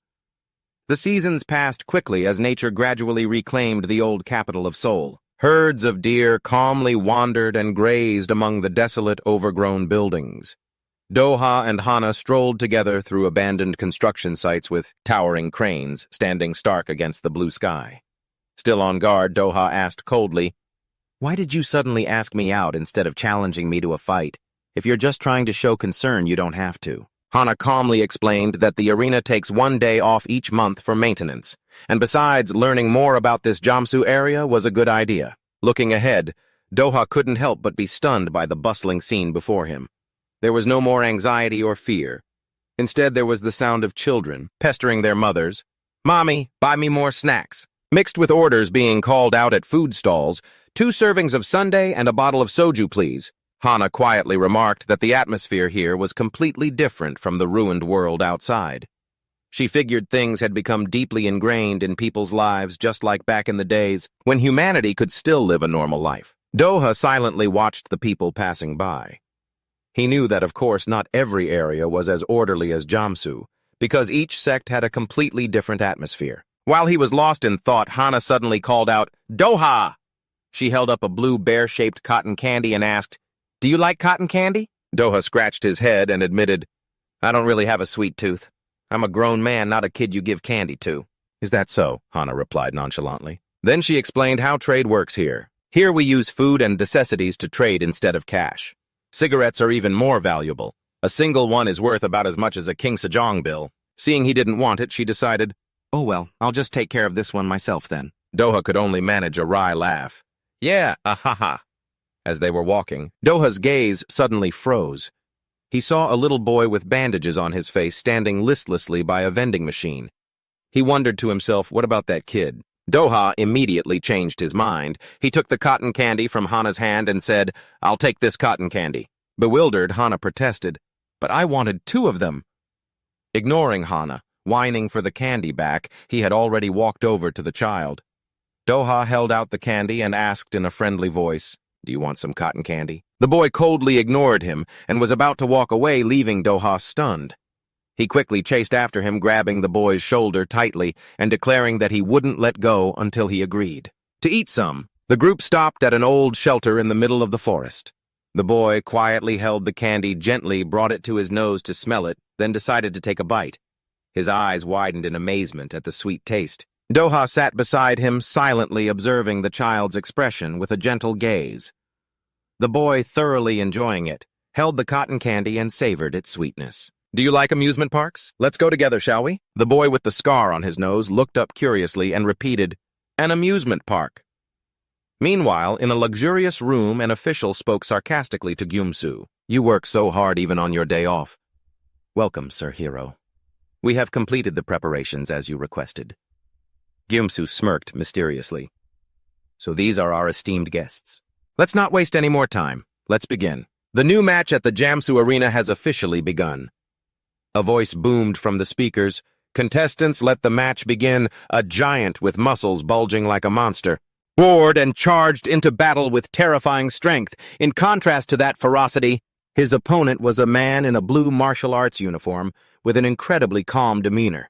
A thunderous stomp descended from above, causing the ground to shake violently. It created a cataclysmic explosion right in the middle of the ring. As the dust settled, the man in the martial arts uniform stood tall in the middle of a deep crater, a symbol of 2 fiery red feet on his chest. Gumsu casually revealed all of his opponents die from ruptured organs. So what's his story? That's what I'm most curious about. It's horrifying. With strikes aimed only at vital points, it's hard for his opponents to survive even if they lose. It turns out this brutal man was once a scholar, specializing in animal research. He used to constantly talk about peace, believing all creatures could coexist peacefully through love, and he even went to Africa to prove this ideal. But then he suddenly vanished without a single trace. There were rumors that he had been eaten by wild animals in the vast grasslands. Many years after his disappearance, a hunter made contact. After discovering something unusual and firing a decisive shot, a mammalogist who was swamped with work was summoned to the scene. He initially grumbled, thinking that an animal behaving like a human was nothing strange. But then he was stunned when he got a clear look at the being in the net. Professor Aguya Kim, the one who had mysteriously disappeared in Africa.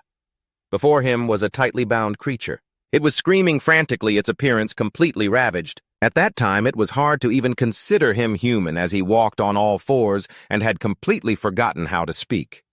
The hunter could only report that it was a beast with a human face. Gumsu looked at the arena and remarked on the importance of one's environment. He believed that humanity had been stagnant for too long, and that a creature only truly evolves when it senses imminent danger.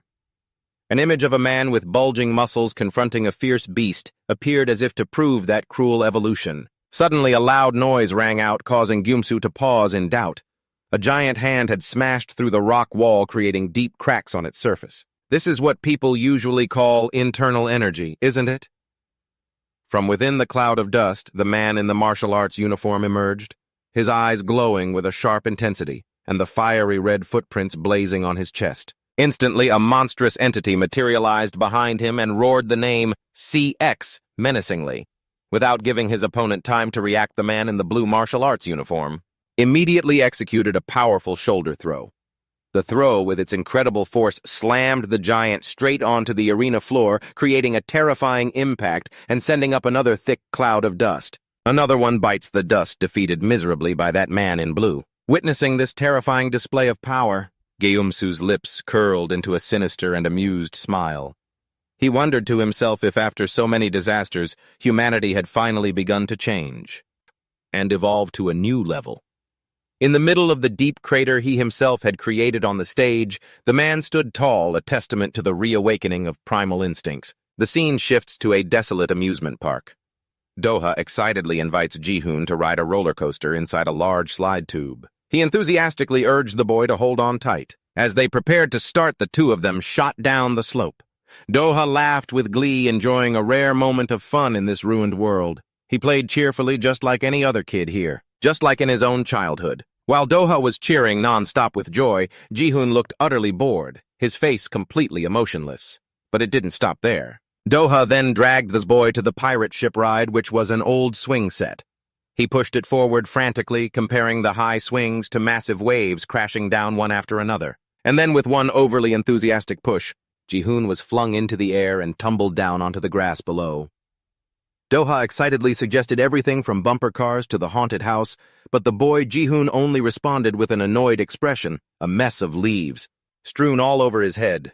Witnessing Doha's clumsiness, Hana sarcastically asked, "Are you supposed to be a devil?" He tried everything, but the boy wasn't interested in any of the games. Doha, frustrated, complained that he had no idea how to make the kid smile, causing Hana to just sigh and advise him to just take the boy back. Suddenly, Ji-hoon's eyes were drawn to a super cool fighting robot model named Black One on display. Noticing the boy's rare show of interest, Doha immediately turned to Hana and demanded, "Hana, give me a cigarette." The words left her stunned, and she blurted out, "You've finally lost your mind," at a nearby game stall. The old stall owner enthusiastically explained the rules. It was simple: throw a tennis ball and knock down the entire stack of wooden blocks. The old man promised that if you succeeded, the player could choose any prize they liked and would even get an extra turn if they knocked them all down. The entry fee was just one cigarette. Doha borrowed a cigarette from Hana and stepped up to play, completely unaware that the old man was secretly smirking. He had attached super strong magnets to the wooden blocks to cheat. What a bunch of scammers. However, contrary to the old man's calculations, Doha's throw was so powerful it sent the entire stack of blocks flying in an instant, leaving the old man gaping in astonishment. Doha coldly reminded him of the rules to claim another throw, leaving the stall owner to do nothing but cry and beg helplessly. "Wait a minute." As the group left with a pile of prizes, the old man knelt on the ground, sobbing his heart out.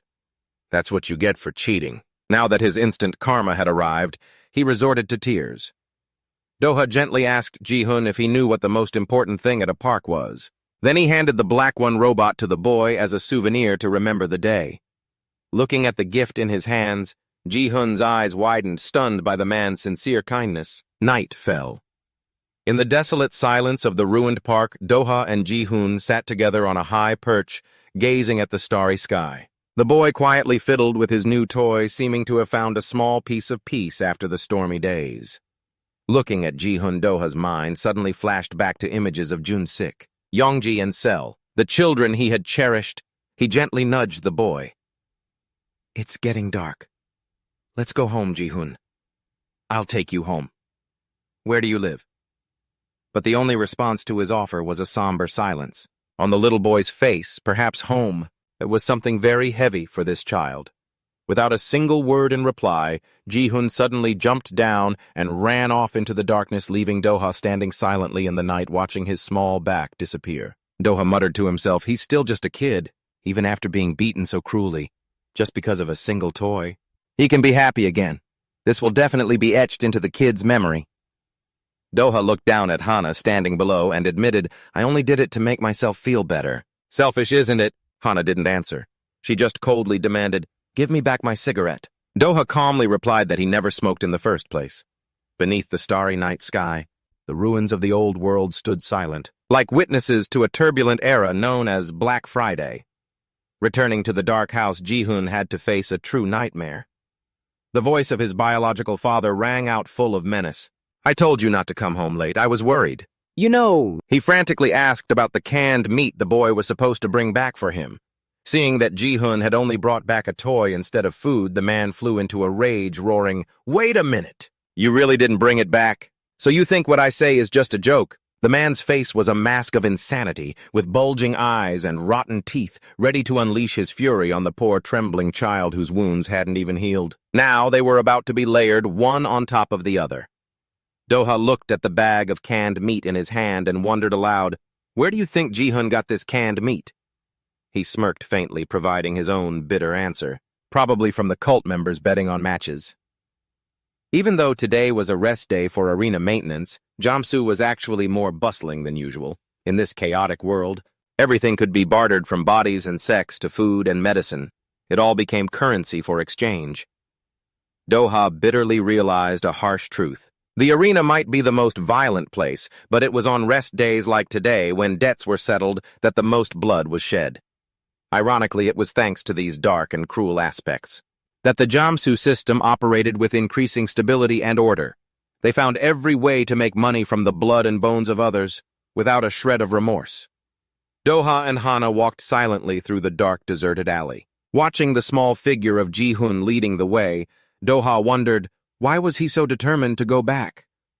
Hana, walking beside him, glanced at her companion and remarked, "You seem so different now."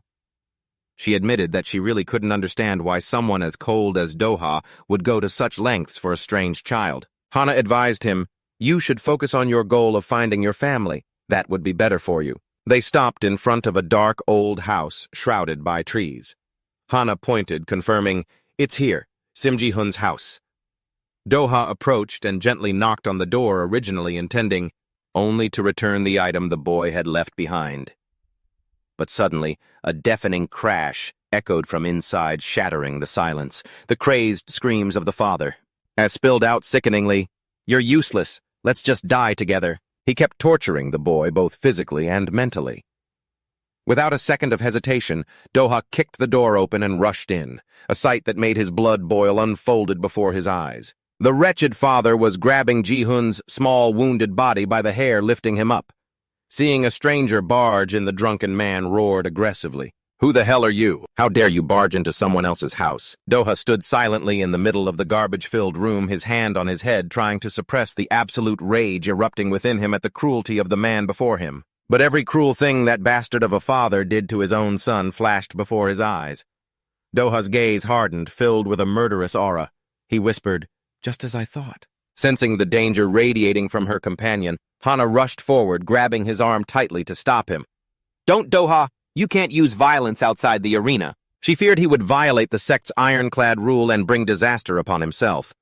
But Doha completely ignored her warning, stepping resolutely into the trash-strewn room. Hana could only watch with a face full of worry and unease. The terrible father, still holding Ji-hun by the hair, was startled and spun around, roaring furiously, "Who is it? Get the hell out of my house!" He squinted at the stranger before him, then suddenly froze in astonishment. "Huh. You're the player Beck Doha." The man's drunken face instantly transformed. He broke into a hideous gummy and excited smile. "Whoa, is it really you? Am I dreaming?" He looked at Doha as if he were meeting an idol in real life. Doha looked at the approaching man with nothing but disgust. The only thing he could smell was the reek of cheap alcohol. The crazed father cheered, claiming to have become Doha's biggest fan right after his first match. He excitedly recounted how he was always in the stands to cheer, with all his might, for the hunter. He bragged that he had bet his entire life savings on Doha's match and won big. He explained gleefully, "Thanks to that, I got some canned meat, but my son is so stupid he lost it." As he spoke, he shrugged nonchalantly while Ji-hun was still lying gasping for breath on the floor. He justified his cruel actions with a self-righteous tone. "As a father, I have to teach him a little lesson, you know." Suddenly, he remembered something. He eagerly grabbed Doha's hand to thank him for taking care of his son in the ring. He laughed boisterously, mocking his own rambling, then made a suggestion that made Doha's blood boil all over again. "Next time, I'll count on you to take care of him again, okay?" He couldn't contain his fury any longer. The more he listened, the more he wanted to make him pay the price for how he treated someone weaker, his own son. Before the man could finish his sentence, Doha threw a thunderous punch straight into his face. The father, stunned, clutched his painful face and screamed in outrage. "Why did you hit me, you bastard?" He stumbled back frantically, trying to use the sect's rules as a threat. "Violence outside the arena is forbidden, you know. I'm going to tell Gumsu." Doha advanced coldly, violently, grabbing the man by the collar and lifting him into the air. His eyes glowed with a deadly red light as he stared into the mind of the coward. Doha growled. "You're a father, aren't you?" He declared coldly. "A father shouldn't do this." Then he continued to punish the man with a brutal assault. This kind of scum deserved to be beaten without an ounce of pity. While the wretched father was kneeling on the floor, trembling and wailing in absolute agony, "It hurts, I surrender, I really give up, I was wrong." Faced with the man's cowardice, Doha maintained a cold expression and commanded decisively, "Apologize to Ji-hun first." The drunken slob immediately nodded his head over and over like a loyal dog. Okay, I'll apologize." But the moment Doha let his guard down, the man's thuggish nature resurfaced. He suddenly used a broken piece of glass to stab Doha hard and roared like a madman. "Apologize my ass! Who the hell is this bastard to come here and lecture me? Is that what your parents taught you?" Caught off guard by the sneak attack, he couldn't react in time. Doha was badly injured. "You think I'm some easy target, too?" He held the broken piece of glass and advanced menacingly, intending to finish off the motionless hunter. "A brat like you should just drop dead." But he was mistaken. Doha's fighting instincts, I wouldn't allow him to fall so easily. The moment his opponent got close, Doha launched a lightning-fast counterattack from the ground, using his legs to lock up and slam the large man onto the floor to his utter astonishment. A normal person daring to fight a rank A fighter hand-to-hand was just asking for trouble. Doha brutally twisted his opponent's leg. The drunken father screamed in agony, "Damn it, my leg, let me go!" Doha's eyes glowed with a deadly red light. He leaned in close and coldly, repeated the man's earlier threat. "You're going to tell Gumsu, are you? But you broke the rules, too." The dry crack of breaking bone echoed. Even while being punished, the man insanely vented his cowardice on his son. "You only bring me bad luck. You like watching your dad get beaten, don't you? You ungrateful little brat!" Ji-hun stood frozen amidst the trash, his eyes wide in horror at the terrifying scene unfolding before him. A voice urgently called out, "Don't just watch. Fight back, you idiot scum like him. He's getting beaten and still wants his son to suffer. He's making a child fight a martial artist. If his son met a scumbag like him, would he even survive?" Doha was completely consumed by rage. He grabbed the man's head and slammed it against the floor again and again. The sickening thuds echoed throughout the room. "You bastard! I'll make sure you never open your mouth again." He unleashed a relentless barrage of brutal blows on the coward, leaving the man unable to resist. In the midst of the frenzy, a sob cut through everything. "Don't hurt my dad." Ji-hun rushed forward, clinging tightly to Doha, using his small, injured body to beg him to stop. No matter what a child's instinct is to protect their parents regardless of how they're treated. Right at that moment, an authoritative voice rang out from the doorway. "What is this situation? 3 people breaking the rules." Gumsu and his subordinates appeared coldly. Gumsu let out a sinister smile, reciting the cult's ironclad rule in a mocking tone. "I did say that violence outside the arena is forbidden." Doha's face hardened. He looked directly at the cult leader and asked suspiciously, "How did you get here?" Suspecting a traitor, he turned to Hana and demanded, "Was it you? Did you tell them?" "Unfortunately, no." Gumsu glanced out into the darkness where countless eyes were watching from the dilapidated windows and affirmed, "You see, this place has many eyes and ears. So Doha broke the rules. Does that mean you don't want to see your family anymore?" Gumsu coldly uttered the threat, striking at the hunter's sole purpose in life. Under the suffocating pressure, Doha could only bow his head, bloodstains still dotting his face, full of resignation. "I'm sorry. It's my fault. Your weakness is your family, the ones you're looking for." Gumsu smiled, faintly satisfied with this submission. "Good. When you do something wrong, you have to be punished, right?" He glanced at the old family photograph, a cruel reminder of the unbreakable rules of this place. The punishment was carried out immediately after. Doha was thrown into a dark, cold cell where only an eerie red light glowed from above. Behind the solid iron door, Gumsu's silhouette stood silently, watching the imprisoned sinner. Doha sat huddled in a filthy corner, his eyes glowing with a red, hate-filled light in the gloom, seemingly brewing an unquenchable rage. Hana appeared outside the cell door. She looked at Doha with disappointment and questioned him. "Are you satisfied now? I told you to just focus on the goal." She coldly pointed out that because of his outburst, now Doha, that terrible father, and even the kid Ji Hun would all share the same fate of being punished. Hana looked at the man sitting motionless on the floor and said bitterly, "I thought you were a rational person. But seeing what you did just now, you're no different from the others here. But if I just kept quiet and endured it, how long would that kid have been abused? Maybe I was wrong in this case after all. Finding another way to punish him would have been better." "The punishment will begin soon," Hana announced as a loudspeaker blared through the hallway demanding the contestants step out into the arena. Faced with her criticism, Doha just smirked with a look of determination. "Sorry to disappoint you, but I don't regret it one bit." He walked silently toward the call of death while Hana revealed a chilling truth. What the priests here truly desire aren't thrilling matches. Friday was the one who started the disaster.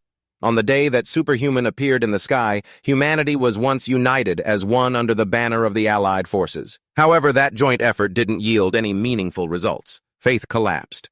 People began to cling stubbornly to their own views. Protests erupted in the streets day after day, deepening social conflicts. As if they'd forgotten the clear cause of all their calamities, humans began to see each other as enemies. Missile warheads were activated, plunging the world into a sea of blood. From horrific nuclear explosions, humanity's enemy was no longer just Friday, but themselves. They took pleasure in tormenting one another for entertainment. 3 months after the world fell into chaos, the Gumsu refugee camp sprung up amidst the ruins in a world destroyed by the Friday incident. The biggest problem was that people began to lose their humanity. A ferocious man in a suit pinned an old man to the ground and shouted, "Old man, why did you steal my bread? Give it back now." Despite the threat, the old man frantically stuffed the piece of bread into his mouth like a starving animal. Seeing the bread had been swallowed, the man growled, "Don't tell me you already ate it." The only response was a defiant burp from the old man. Enraged, the man roared, "You bastard!" and rained down brutal blows on the frail old man. This became the trigger that set off a chain reaction of brutality. The people around just watched with indifference. Another fight. "I've lost count of how many times this has happened. Careful, don't get involved." The man cursed as he kept hitting him. "You're old anyway. Just hurry up and die." Right then, Gumsu appeared and coldly stopped him. "You can't do that here." Gumsu gave a sinister smile and declared, "Violence is precious. It shouldn't be wasted." After that, he led them to turn fighting into a game according to their rules at the refugee camp surrounded by towering construction cranes. He began to establish a new order with extremely simple rules whereby disputes were only allowed to be settled with bare hands and the fight had to continue until one person accepted defeat. Gumsu emphasized the final most important rule: fighting outside the arena was forbidden. He coldly warned that if anyone dared to break the law, a severe punishment would be immediately applied. The ferocious man showed no deference. He snapped, yelling loudly, "You think we came here to play?" The old man also showed his displeasure, scornfully retorting, "By what right does Gumsu think he can hand out punishments?" Faced with this resistance, Gumsu watched them silently, thinking to himself that humans are inherently controlled by fear. He stood tall amidst the crowd, hands in his coat pockets, and repeated his creed. "Violence is too precious to be wasted." The rule of using only bare hands and fighting until someone gives up was reaffirmed once more like a steely reminder. The law forbidding, yet fighting outside the arena was established to maintain the fragile stability of the refugee camp.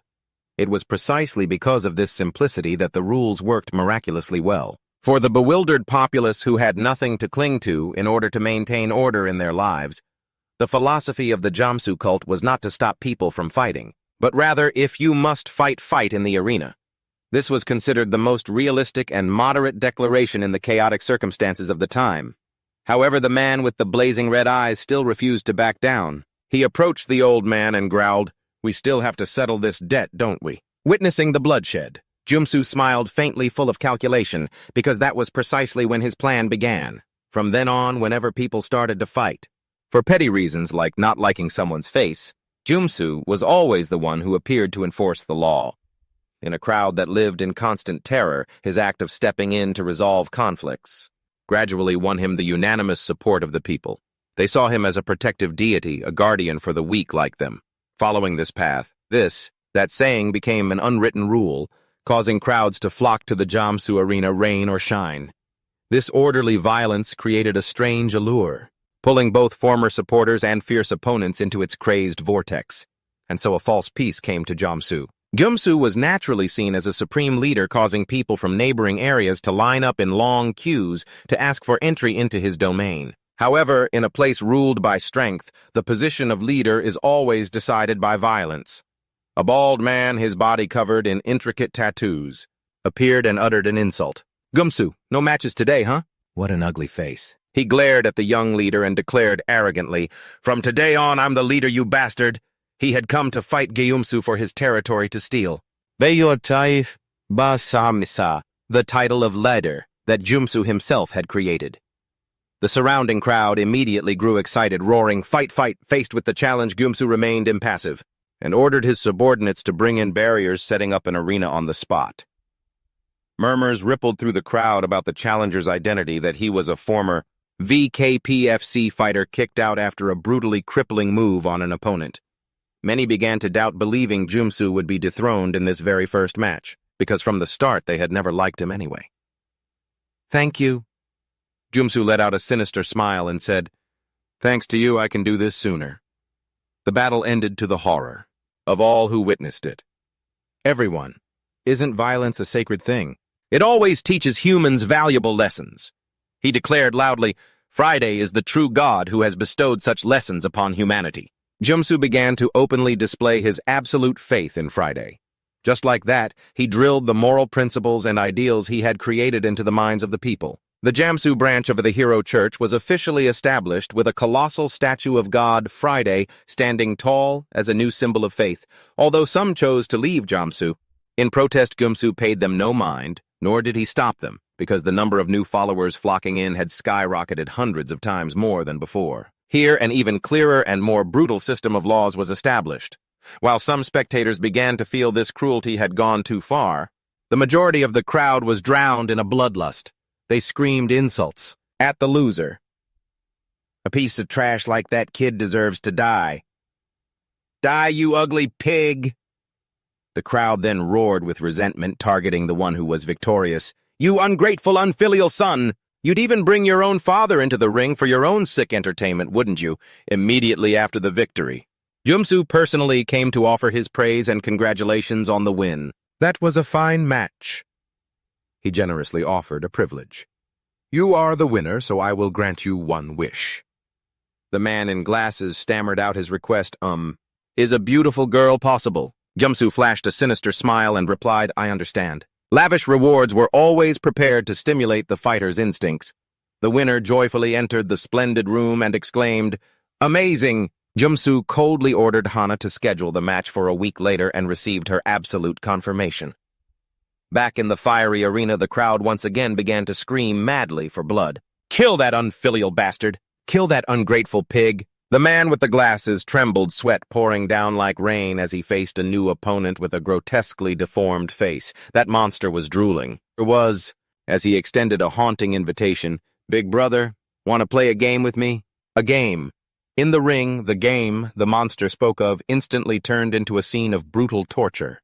The joy of victory or the agony of defeat. The distance between them is but a brief moment in time. Witnessing that horrific scene, the crowd in the stands wasn't scared at all.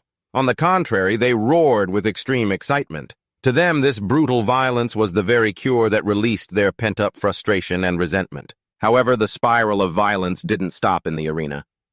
Just behind the stands, another scuffle broke out when a man spoke up to intervene. "Stop hitting him! You bastard!" The attacker immediately turned around, full of aggression. He slammed his opponent to the ground and roared, "What are you, my dad or something? Say that again." Just as a fist was about to fly, Gumsu appeared from behind and coldly reminded him, "I did say that fighting outside is forbidden." With his signature sinister smile, he gently ordered the rule breaker, "Please come with me." Gumsu led the man into a dark room where the most horrifying punishments awaited. Screams of pain echoed down the hallway as metal pliers began their brutal work. The rule breaker trembled in agony. He couldn't believe the rules here were so extremely strict. Standing behind the torture chair, Gumsu in his black robe coldly declared, "Perhaps I should cut them even shorter." He set the rules, and he enforced those disgusting rules with his own hands. The sinner sobbed, begging in utter desperation. "No, I'm sorry. Please spare me, Father." Gumsu smiled faintly, a false, comforting expression, and assured him that he wouldn't kill him, because in 3 months they would meet again. Hearing that, the man let out a small sigh of relief and mumbled his thanks. But that relief quickly vanished when he questioned the time frame. 3 months is, of course, the time it takes for your fingernails to grow back.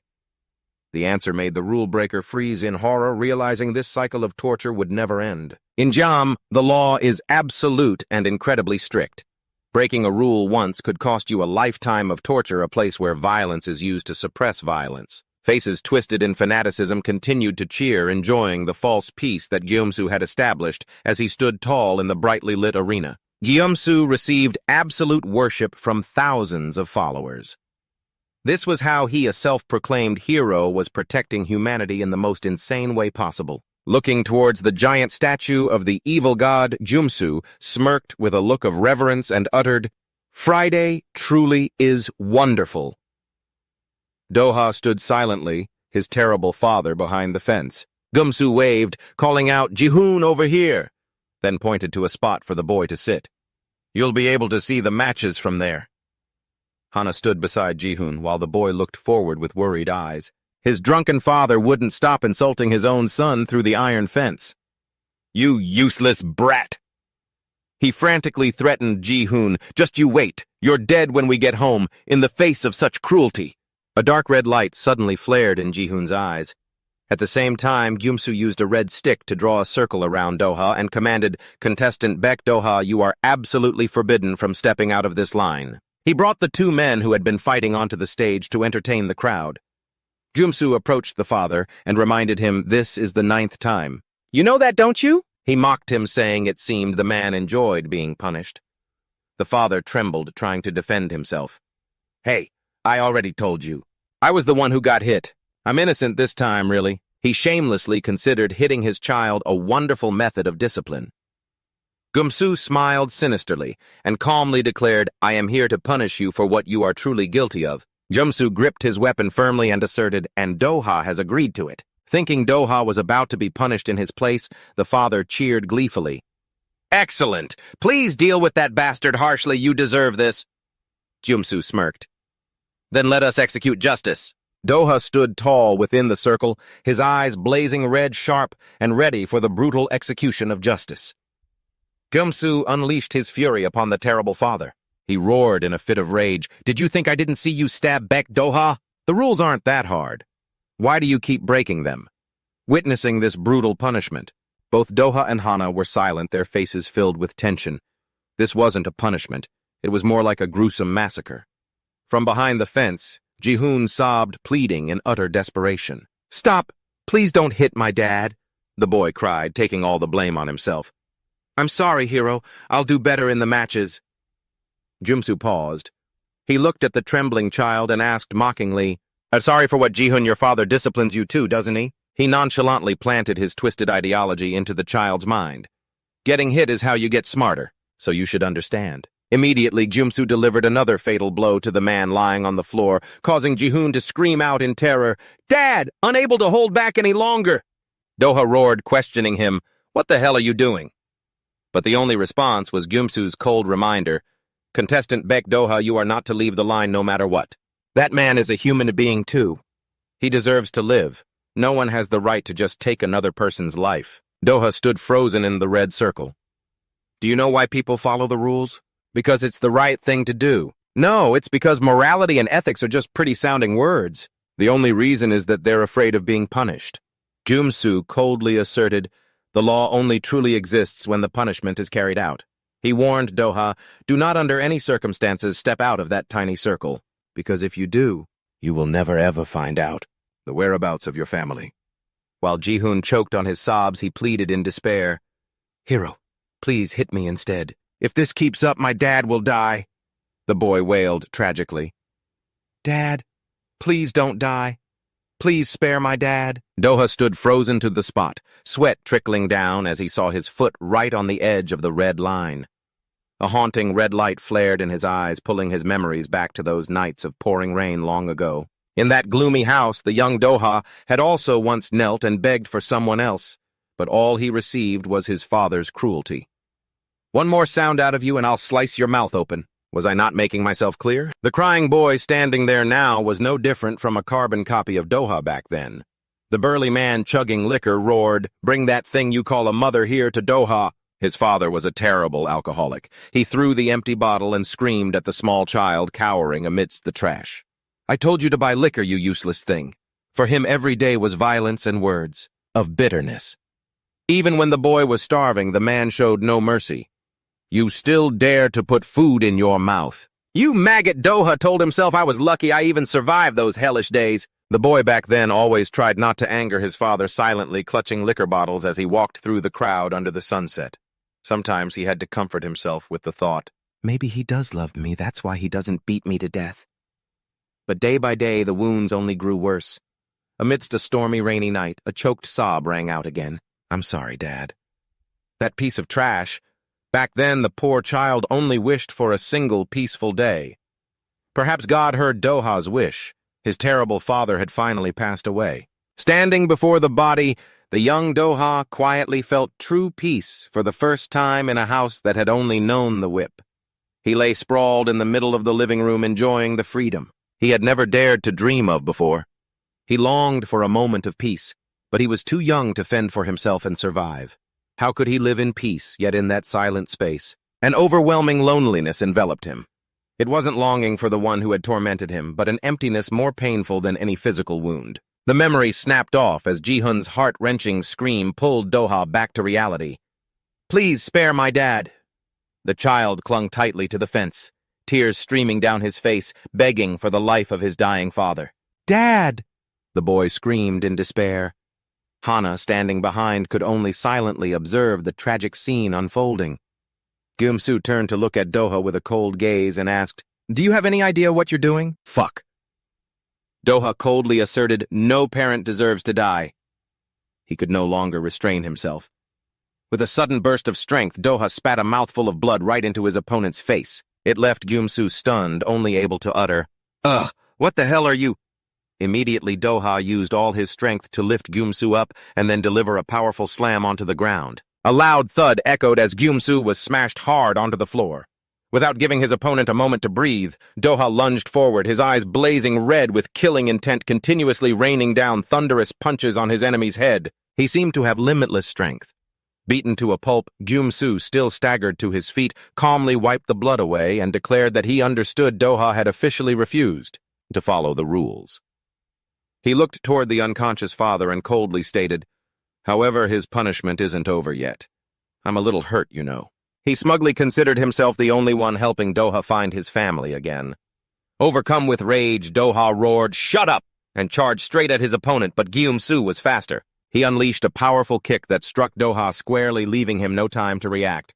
Gasping for breath, Doha uttered, "I'm doing this because you messed with someone else's family." They both collapsed, sitting on the floor, covered in wounds. Gumsu looked at the blood streaming down his arm and chuckled sinisterly. "Ahasi, the wound from Sim Ji-hun's father has opened up." He muttered, wondering why Doha would go this far to destroy another's family when he knew from the start that he would never follow the rules. Gumsu looked at Doha with a crazed glint in his eyes and asserted, "Monsters like you can never be broken," then calmly declared, "Taming your kind is the real fun." He rationalized that he couldn't stand by and watch humanity destroy itself, but then admitted it was just an excuse to satisfy his own cruel nature. Staring into Doha's blazing red eyes, Gumsu spat a vicious insult. "Seeing how obsessed you are with family, I'm guessing your parents were a piece of trash too, weren't they?" Deeply insulted about his past and his family, he couldn't take it anymore. Gumsu maintained his cold, mysterious expression. He casually delivered the final deadly words. "And now you'll never get to see your family either," asserting that any hope of finding his relatives had been completely extinguished from this moment on. Gumsu continued to mock him in a contemptuous tone. "You keep touching things you shouldn't," constantly taunted and psychologically manipulated by him. With those threatening words, Doha showed no fear. "No matter what it takes, I will kill Friday, the god you all worship." This blasphemous declaration didn't anger Gumsu. "How interesting." Instantly, Gumsu launched a powerful kick that Doha couldn't block. The blow was so strong it sent the hunter flying, causing him to freefall from the great height into the deep blue water below. Doha sank deeper into the cold water, completely helpless. Standing tall on the bridge, Gumsu looked down at the disappearing figure and left him with a haunting message. "I'm very much looking forward to it." Afoot in a blue cast appeared evidence of the brutal beatings carried out by the Jamsu cult. A bloody man was running frantically through a dark tunnel. He couldn't stop cursing. "That bastard Gumsu, he kept hitting the same damn spot. I almost died back there." In his desperation and resentment, he screamed, demanding some entity to appear at once. In response to his plea, a figure in brilliant red armor suddenly materialized. It came with a powerful declaration: "The Sword of Ruin." The man stared in shock at the strangely dressed stranger before him and yelled, "Who the hell are you? What the hell are you wearing?" He frantically tried to wave him away. "Get the hell out of my sight!" Then, despite his injuries, he charged straight at the person blocking his path. But the one in red armor was a step ahead. He swung his sword, executing the first slash of justice, giving his opponent no time to react. A scream of agony echoed through the tunnel. "Ah, my leg!" He lay motionless in a pool of blood. The man could only scream in bitter resentment and despair. "Why won't you bastards just leave me alone?" The stranger paid him no mind, casually lighting the fuse of a giant firecracker right in the middle of the tunnel. The flame erupted brilliantly, burning away the darkness and illuminating his blazing red armor. A defiant declaration rang out, "Red Superman is here." He stood tall amidst a sea of flames, ready for a crazy new journey in a dying world. "My debut was insane, so damn cool," Red Superman smugly declared after taking down his opponent. The man lay flat on the ground, cursing resentfully. "Damn it! I've never met a hero who'd do some petty crap like you." Ignoring the sarcasm, Red Superman gave a confident thumbs up and replied, "Whatever, I won. Justice always prevails." This idealistic statement only made the criminal angrier. He snapped back, "Where did that stupid logic even come from?" Just then, Gumsu and Hana suddenly appeared from behind in the dark tunnel. Seeing the familiar figure in the fiery armor, Gumsu asked in surprise, "Red Superman, what are you doing here?" The moment he saw Gumsu, Red Superman joyfully cried out, "Yellow Superman!" Before the other could react, he rushed forward, hugged Gumsu tightly, and eagerly asked, "I missed you so much. Are you hurt anywhere?" So the super siblings are actually real. This is so confusing, Gumsu thought to himself. This over-the-top enthusiasm was exactly what a protagonist would be like. He took the opportunity to ask if he had agreed to his proposal. "Because the costume is all ready. But I refuse." Gumsu turned to Hana and said, "The other heroes must be here too." And she confirmed, "They're all waiting in the meeting room." He asked her to go with Red Superman. In despair from the rejection, Red Superman turned to plead with Hana. "Could you be the pink Superman?" Without a second thought, Hana delivered a cold refusal. "Sorry." Rejected twice in a row. Red Superman yelled out in frustration, "Why does everyone keep rejecting me?" Getting rejected like this? It looks like he'll have to go search for his siblings again. Deep within the dark and damp sewers, enormous pipes ran along the cold rock walls. Under the dim orange light, a strong current of sewage flowed through the tunnels. It then poured down from the mouth of a sewer, creating a waterfall that crashed directly onto the rocky ledges amidst the downpour here at the pinnacle of filth. Amidst the stinking piles of trash, one of them excitedly shouted, "Dinner time!" He frantically dug through the heap of waste and cried out triumphantly when he found a strange object. "La la la, I found it." Food, seeing his comrade pick something up. One standing nearby clicked his tongue in disdain. "Those two are spoiled." "You idiot." But the one holding the rotten food just smirked deviously and casually justified it. You don't know anything. This is how cheese is made, too." He brought it to his nose, inhaling with enjoyment and declaring, "This aroma and fermentation, it's perfect." Hearing that, the other guy immediately changed his tune. "You're right. Let me have a bite." But he only received a firm refusal, "No." Other monstrous creatures began to emerge from the darkness, their eyes wide with craving as they stared at the prize. "Look, fresh meat," one of them muttered insanely. Calling themselves woodpeckers, they huddled in a circle amidst the rubble, reassuring each other that this place was completely safe and no one could see them. These outcasts of society roared in resentment. We're not losers. Standing under the gushing waterfall, they raised their hands in unison, praying in utter desperation, "Oh God, please give us food. Please don't let us starve to death today." Under the gushing waterfall in the sewer, the pale creatures were still praying frantically for raw meat and protein. Suddenly, a loud noise echoed as a heavy object fell from above. "Look!" they shouted in amazement, seeing a body drifting in the water. Seeing the unconscious baked Doha, the monsters screamed in absolute ecstasy. "Meat! The gods heard us! We're having a barbecue tonight." Another one had his prayer answered. "Prayers seem to work really well here, hehe." They were manically excited, planning to immediately start a barbecue to feast after long days of starvation. But immediately a deep, gruff voice cut in, stopping them. "Stop, you idiots!"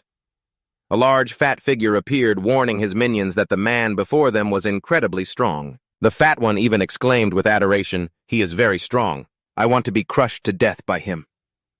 In the eyes of the pale monsters, this fat one was the god of abundance, the only one with a plump body in this dark place. He sighed in exasperation, thinking to himself, "Those idiots are starting to cause trouble again. This bunch is truly a mess, but they have a certain innocence to them." The fat one squinted, observing baked Doha closely, thinking to himself when he saw how beaten up his body was after the horrific battles. The image of the hunter lying motionless in the filthy water closes a painful old chapter. The story's focus suddenly shifts to a luxurious meeting room. There, an imposing octagonal table with a glowing symbol of the character Jin stood under the bright lights. Here, the leaders of the most powerful factions had gathered to decide a new fate for the world. To start the meeting, Gumsu, representing the violence faction, clasped his hands authoritatively and made a demand, "Present your ideas for the evolution of humanity." Right after that, the CEO, a beautiful woman from the pleasure faction with striking red eyes, slowly sipped her wine, asserting that true freedom must come from choices made without oppression. The atmosphere grew tense as Red from the art faction tightened his grip on a flaming sword, roaring a resolute declaration that justice is paramount to Team Leader Choi, the representative of the principal faction. Sitting nonchalantly but with an air of authority, he affirmed that the top priority is creating a perfect system. Each of these ideals gave rise to a uniquely named faction. Immediately, CO Rection from the survival faction retorted with a world-weary look on his face.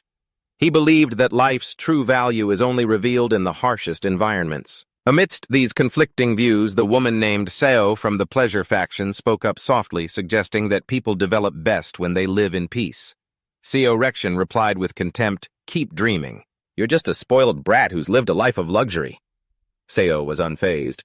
She casually swirled the wine in her glass and said sarcastically that with this, she could also mature in luxury. Seo offered the glass of wine towards Seo Rection invitingly, "Want a sip?" But she only received a cold refusal.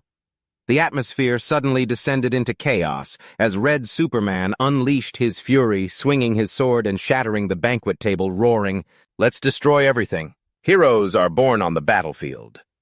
Yet Team Leader Choi maintained a terrifying composure. He stated that he had already devised a detailed plan with a perfect stage. At the same time, he demanded his opponent restrain himself because emotions only add more variables.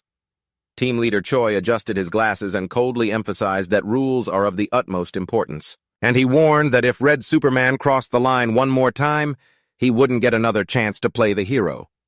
Suddenly, Choi pulled out a gun and pointed it straight at his opponent's head. "To prove that a bookworm can't fight without a weapon," Red Superman growled in response. "I'll show you this isn't a game." In the middle of the tense confrontation, Gui Yumsu sat observing calmly and revealed his true ambition. "That's what I was thinking. I want to turn the Korean peninsula into a giant evolutionary site." He wanted the factions to fight amongst themselves so he could fish in troubled waters. While the powerful were vying for influence down in the sewers, a torrential rain was drenching the pale bodies. The fat man, known as the God of Plenty, ordered his underlings who were gathered around, "Look at the pale green monsters in awe and worship. Oh, our God is so muscular, so classy." The fat man pointed towards baked Doha. He was lying motionless in the water. "You see," he remarked, "if we just leave him like this, he'll definitely die." A henchman excitedly shouted, "Barbecue party," but was immediately shut down by the fat man who smacked him in the face. "Shut it! If a god kicks the bucket, we'll roast him and he'll become a roasted god, he." Amidst the thick stench of the sewer, The fat man, known as the god of plenty, looked at his pale underlings and asked urgently, "Is there a doctor in here? Save him?" Immediately, a scrawny man, all skin and bones, with bulging eyes behind thick glasses, raised his hand and spoke up. "Were you looking for me?" He made a bizarre condition that made the fat man shudder. "If you let me touch your fat belly, I'll save him." The fat man yelled in disgust. What kind of doctor talks like that? To prove his abilities, the weirdo confidently claimed he had saved thousands of lives, but then he pulled out a struggling cockroach from his hand. Witnessing this madness, the fat man could only exclaim, "But that's a roach." The reply was a completely warped philosophy. Roaches are people too. "Oh man, I almost choked on my food, folks." Witnessing this disgusting scene, the fat man screamed in terror, "You psycho!" Just then, another guy with spiky hair appeared holding a jar of murky yellow water and asked suggestively, "Did you know that 60% of the human body is water?" He held up the strange liquid and exclaimed, "The color is really nice today." The fat man's face went pale as he frantically shooed him away. "So gross, get away from me!" The weirdo was pushed away but still tried to yell and explain, "But I took a shower today." Doha remained motionless in the filthy water while the fat man could only sigh helplessly. "Ha. There's not a single normal person here. I guess you're the only one who's halfway normal." Looking at the dying hunter, the fat man decided to resort to his last option. He took out a talisman with the words "health charm" written on it and stuck it right onto Doha's forehead. If sticking this talisman on him works, I guess I have to give it a try. With the blind faith that a good beating could solve anything, he ordered his underlings. "All right, everyone, stand back." In the darkness of the sewer, Doha sank deep into a peaceful dream, where vibrant cherry blossom petals were falling under the sunlight. Through a camera lens, he asked softly, "Are we rolling yet?" The image of his gentle older sister appeared amidst the flower blossoms. Doha called out softly, "Sis, look over here." She smiled brightly at the camera and praised him, "Doha, you're so handsome." Perhaps that was the best time of his life, so he didn't want to wake up. But his memory took Doha to a strange place. A colossal structure was floating in the vast blue sky. "I can't believe something this huge can fly." The little boy turned to ask Doha with eyes full of curiosity, "Have you ever been on a plane?" Doha's voice, full of nostalgia, echoed in the dreamlike space. "No, never." In the middle of the fantastical dream, Yongji excitedly suggested, "Let me fly it. Let's fly to America, okay?" But the boy was immediately hit with a dose of reality. "You idiot, you're not allowed to fly anymore. I won't let you fly either." The image of the adorable cat Jaun appeared. Sella couldn't help but be delighted, pleading, "So cute! Can we get another cat, please?" The little girl hugged the small cat tightly, her eyes radiant with joy. "Its name is Jaun. He's so adorable. We're going to raise one named Cell later, okay?" she reminded him playfully. "You promised, you know." After a day of playing together as night fell, the whole family sat together under a brilliant night sky, streaked with long trails of shooting stars. The children believed that if you made a wish as a shooting star flew by, then your wish would come true. Junsik excitedly exclaimed, "Then I'm going to wish for a lot of things." In the quiet stillness, his older sister gently turned and asked, "Doha, are you making a wish?" Looking at the beloved faces beside him, Doha smiled faintly and replied, "No, not for me. Nothing is more important than this moment because my wish has already come true." And just like that, his dream, his past, began to fade away. In its place was the image of Doha sitting alone under the meteor shower, a painful, somber note for all the happiness that had vanished. A cruel reality crashed down as Doha was sinking deeper and deeper into the frigid water. He cried out unconsciously, "I miss you, sis." Above ground, the fat guy stood in the pouring rain, tormenting himself. "I was such an idiot to trust those lunatics," he seethed. He looked down at the hunter's motionless body and sighed. "Looks like this is the end of the line for you." But immediately after, an unexpected variable occurred, causing the fat guy to freeze in astonishment. "Huh," he uttered, stunned as he witnessed something impossible happening right before his eyes. What the hell is going on? Doha's blazing red eyes suddenly snapped open in the cold water.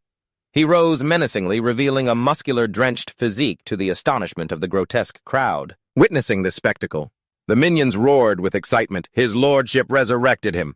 I knew he could do it. They frantically chanted, "All hail the god of abundance, long may he reign," and then hoisted the fat guy into the air to celebrate before letting him drop straight to the ground with a thud. Ouch! Oh my God!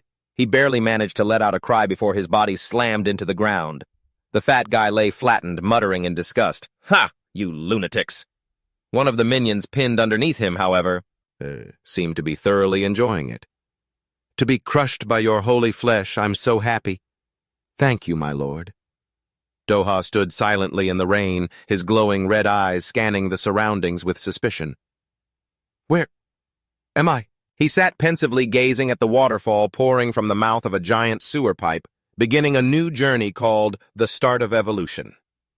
Beneath the filthy water, awash with garbage and drifting instant noodle containers, a horde of pale creatures were hard at work cleaning.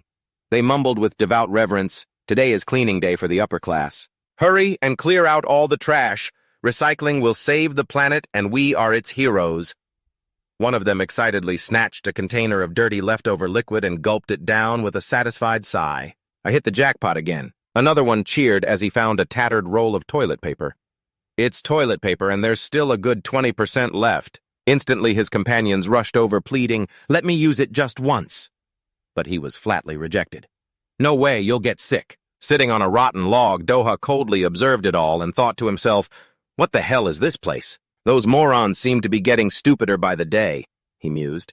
"Am I watching a comedy show or have I landed on another planet?" He looked toward the approaching fat guy with a questioning gaze. The fat guy stood imposingly before him and retorted, "Is that any way to address the man who saved your life?" With a smug look, the fat guy demanded that from now on Doha call him Master. Doha stared silently into the rain, then quietly offered his gratitude. "Thank you for saving me." The fat guy casually replied that since he was such a generous person, he would accept his thanks. But Doha had no intention of staying long.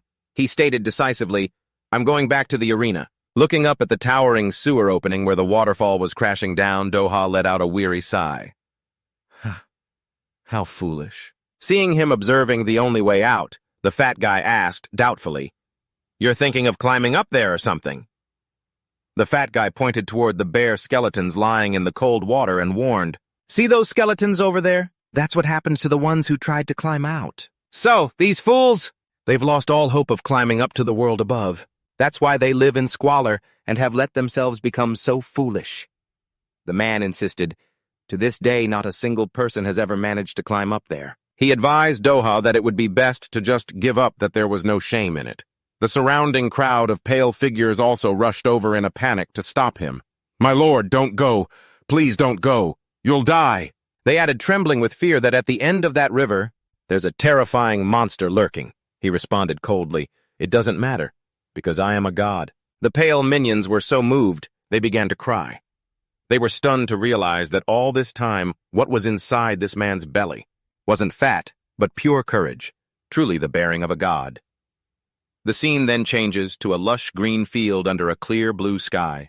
Doha and the fat guy stood in silence looking toward the ruined structures in the distance. The fat guy remarked nonchalantly, "See? There's nothing dangerous about this place." Doha asked, puzzled, "Then why do they live in a place like that?" The fat guy explained grimly, "Because those people, they were shattered a long time ago. They couldn't adapt to the world's dizzying pace of change simply because they were afraid of rumors, so they tried to accept reality in their own way. To kill their will to escape and find relief in gathering with people like themselves, that's what made them accept living huddled in that filthy corner." The fat guy stared into the distance, admitting that when he saw them calling him a god, he also thought that maybe they really needed someone to rely on. Doha turned to look at the man beside him and asked directly, "Master, why did you help me?" The response was just a cold affirmation. "Don't misunderstand, I'm just using you." The fat guy continued his story thoughtfully. Quite a few of the old man's disciples were captured by Gumsu, and he fell down here helpless. As a master, he felt he had no face left to show his disciples, and at the same time he admitted he was wrong. When he used family to go against Doha, he asked curiously what Doha planned to do if he went back, because even if he met Friday, there was nothing he could do to him. Doha coldly affirmed, "I will kill Friday for my family." The answer left the fat guy stunned with astonishment. What? He couldn't believe his ears and twisted around, asking how Doha could kill a transcendent being like that. He then advised him to say something more reasonable. Doha's expression remained firm and determined. The fat guy looked at him, then clicked his tongue. 0.001% possibility is still a possibility. Doha's confidence had also given him faith in the young man. He ordered, "Follow me." And the two of them led Doha across a windy, grassy field. Standing before the mouth of a sewer where a waterfall was crashing down, the fat guy pointed and said, "Climb up." He revealed that there was actually an easier way, and asserted that Gumsu was really just testing Doha. According to him, that guy doesn't kill people, he just eliminates them because he believes that living in misery is more terrifying than death itself. The fat guy encouraged him, saying that if Doha could prove he could climb up, he would become completely different from the others, and that would attract the attention of Gumsu more than anything else. As for killing Friday, although he initially thought it was impossible for a moment, the fat guy believed that maybe it was possible after all. In the pouring rain, the fat guy suddenly demanded, "Give me your hand." Doha asked blankly, "What for?" Instantly, the old man broke his finger, causing Doha to roar in pain. "What the hell are you doing?" The fat guy calmly told him to look closely at his hand, and Doha was shocked to realize the wound had already healed itself. The old man reminded him that when Doha first fell down here, he was nothing but a complete mess. But unexpectedly, he had one difference from other humans, self-healing. Doha was stunned to realize his body was undergoing bizarre changes. But just then, "I'm witnessing an incredible healing power. I've only ever heard stories about it before. This is the first time I've seen it with my own eyes. That is the power of hysteria rising strongly in every fiber of his being." Meanwhile, at a meeting of the self-proclaimed heroes, the Red Superman cried out in horror, "That's horrible! What is that thing?" Team leader Choi gently pushed up his glasses and made a sarcastic remark, "Moron," which made Red fly into a rage and roar, "What did you say, you bastard?" Ignoring his anger, Choi began to present evidence of phenomena that defied logic. Something happened to a hiker in Australia. He was climbing a mountain alone and unfortunately had an accident that crushed his hand under a rock weighing over 200 kilograms. This man fought to survive, and in the end he threw the rock away with just one hand. Another example took place in the U.S., where to save a child trapped under a car, a middle-aged woman lifted the vehicle. Team leader Choi presented the examples one by one, then calmly explained, "Simply put, the power of hysteria is a type of strength that exceeds inherent physical limits. It's related to the evolution of mankind, or in other words, the new humanity." Gumsu smiled sinisterly and stated with certainty, "We will all experience it. The evolution of humanity is beginning right now." Under the torrential downpour, Doha's arm suddenly transformed bizarrely. It was bulging with powerful sinews as he emerged from the sewer water. Gumsu looked directly at the leaders of the cults and declared loudly, "New humanity. That is the evolution we will experience thanks to Friday." Miss Seo asked suspiciously, "What do you mean, thanks to Friday?" Gumsu just gave a worshipful smile. "Friday is magnificent. Even Seo Rexon couldn't help but wonder, what does that have to do with human evolution?" Gumsu began his lecture on history, and he wove his adoration for Friday into the logical definitions of the other factions. From Australopithecus to Homo sapiens, there has been only one reason for human evolution survival. He recounted the process from the earliest human species, like Australopithecus to Homo erectus. He recalled a harsh era beset by cold, wild beasts and starvation. It was an age where if you couldn't survive, you were done for instantly, under those severe conditions. When humans were cornered and severely wounded by the fangs and claws of beasts, they desperately fought to survive and changed rapidly. Eventually, they evolved into modern humans, Homo sapiens. During this period, humans began to create huge societies. They established systems, enacted laws, and protected each other to sustain life.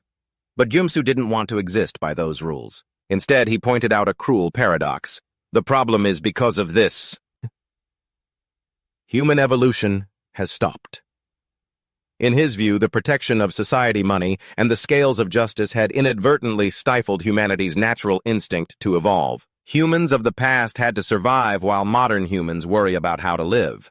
Although both seem like survival, they are completely different concepts. Even during those times, there were still moments of subtle change. When plagues spread, immunity was developed. When wars broke out, technology advanced by leaps and bounds. Even the computer architecture we use today was created by von Neumann during World War II. Geniuses and heroes always rise from chaos. In other words, Human evolution has always occurred during crises, and right now humanity is facing an unprecedented one. He hopes for it too. This crisis is also changing human nature, sparking an evolution. The current that had stagnated has finally begun to move because Friday has given us a chance. In the dark sewer, Doha struggled against the rushing water. His arm transformed abnormally with solid muscular masses bulging forth, trying to cling to the slippery cliff wall to find a way out. Doha's fingers clenched with all his might, causing bits of rock to crumble under the incredible pressure. However, the weight of the waterfall pulled him back down. Doha looked up at the distant sewer opening, then fell freely into the water, creating a loud splash that echoed through the space. In the darkness, he lay motionless, letting his body drift aimlessly in the swift current of the sewer, trying to escape this dark place. But he had failed miserably. Amidst the cold water and the pouring rain, Doha's body lay still like someone utterly defeated. He tried to raise a trembling hand, as if wanting to reach the sky, but then it fell helplessly back into the murky water. Witnessing that scene, the pale creatures sitting on a rotten log began to taunt him. "He said he was going to climb up there, did he? In the end, he's just a loser like us." The monsters in the sewer continued their mockery, saying that anyone who sets foot in this place suffers the same pathetic fate. They roared in despair, "That cliff isn't for people like us." Seeing this scene, it was like them seeing their former selves. They too had the will to overcome, refusing to submit to fate, but life wasn't what they dreamed. In the end, they gave up. But ignoring the chatter, a determined red light suddenly blazed in Doha's eyes.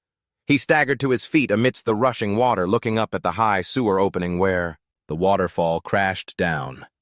With an iron will, Doha once again clung to the slippery cliff wall, mustering all his strength to undertake a life-or-death climb in the rainy night. However, his physical strength seemed insufficient to overcome the harshness of nature. Doha once again lost his grip and fell freely into the water. Witnessing the painful fall, the pale minions cackled with delight.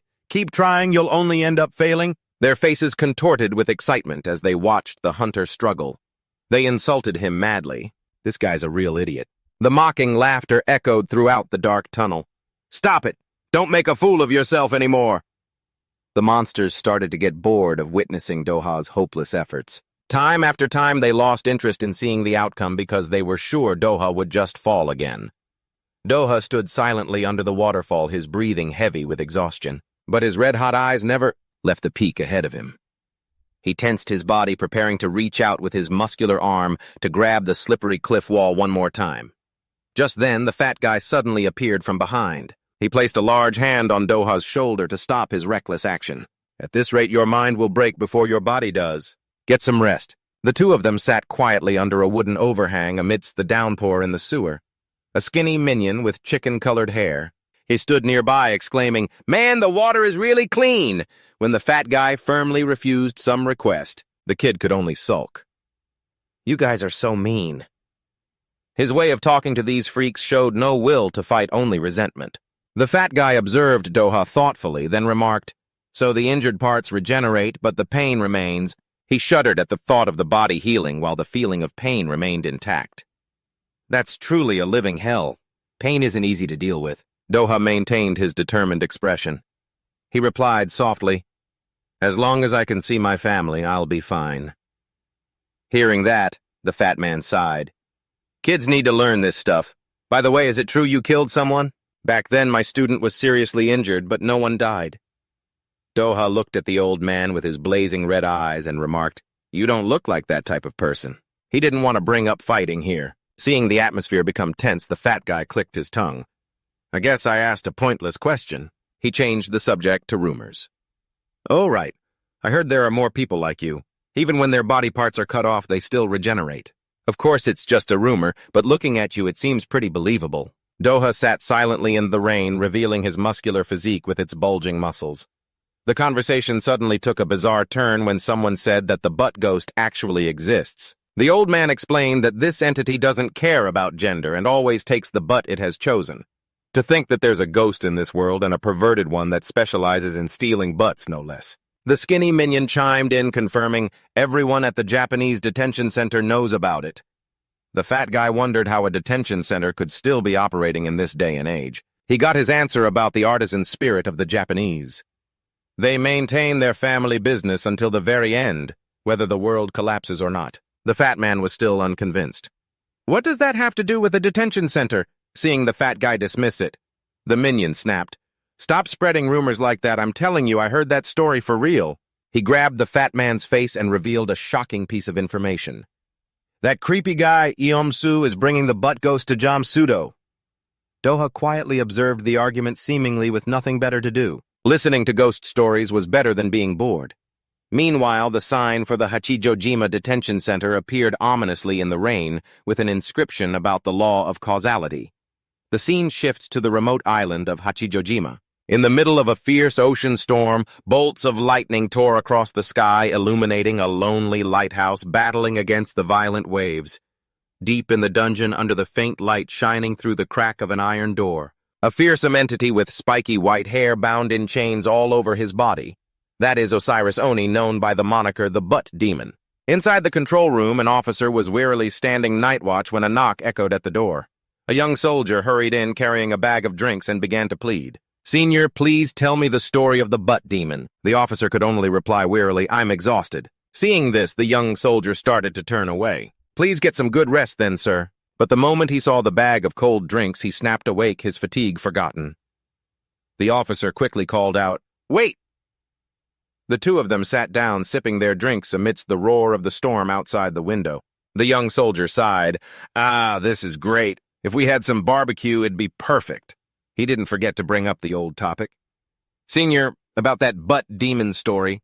Taking a sip of his drink, the officer smirked slightly. All right, let me satisfy your curiosity about the Butt Demon. A haunting image appeared, an old man with spiky white hair, his body bound in chains and covered in bizarre tattoos. Under the dim light that is the one known as the Butt Demon, imprisoned deep underground at Hachijojima Detention Center, a place completely isolated amidst the open sea and thunderstorms. Endless storms. The thrilling story was passed from one person to another, becoming more embellished each time. This is the only detention center in the entire world still in operation after the cataclysm, a place that holds all sorts of dangerous criminals. And among those prisoners, Bati, the most famous, is the one nicknamed the Butt Demon. An old man over 70 given that ridiculous name simply because of his bizarre obsession. At first, everyone thought it was just a name to mock and laugh at. But looking into the old man's piercing eyes and dignified presence, no one could disrespect the entity meditating among the other prisoners. A new prisoner had just been transferred in. The story begins with a troublesome foreigner, a man who once came to Japan as an ice hockey player to compete in the Olympics. But instead of glory, he ended up with a 26-year sentence for beating 5 people to death in a bar. A mass murderer like that is just too dangerous. You have to understand, ice hockey is the most brutal contact sport there is, with its shoulder checks and savage defensive plays. Players lose their cool easily. To let off steam, the league even allows one-on-one brawls. And in North America, there's even a specialized position for it. It's called an enforcer. Welcome to hell. The rookie Jack Lack flashed an arrogant smile. He was once a notorious enforcer in the North American Hockey League. The warden warned him coldly, don't start any fights, try to fit in, especially with that Butt Demon. Jack furrowed his brow, wondering about the name. He stood imposingly in the middle of the cell, causing the other prisoners to cower on the floor under the newcomer's terrifying pressure. Jack Lack burst out in hearty laughter, revealing a muscular physique with bulging muscles and arms covered in tattoos, a true American style. Now this is what I call a prison. Even though it's all men in here, what needs to be done must be done. He stood nonchalantly in the middle of the cell and asked curiously, By the way, how's the doctor here? You Asians can't handle my heat. The arrival of this perfect predator was a real headache for the other inmates. The air seemed to freeze, the pressure was terrifying. It made them instinctively hold their breath. Their patience was merely a means of survival against those stronger than them. Humanity uses laws to control everything. But in reality, that's just an outer shell.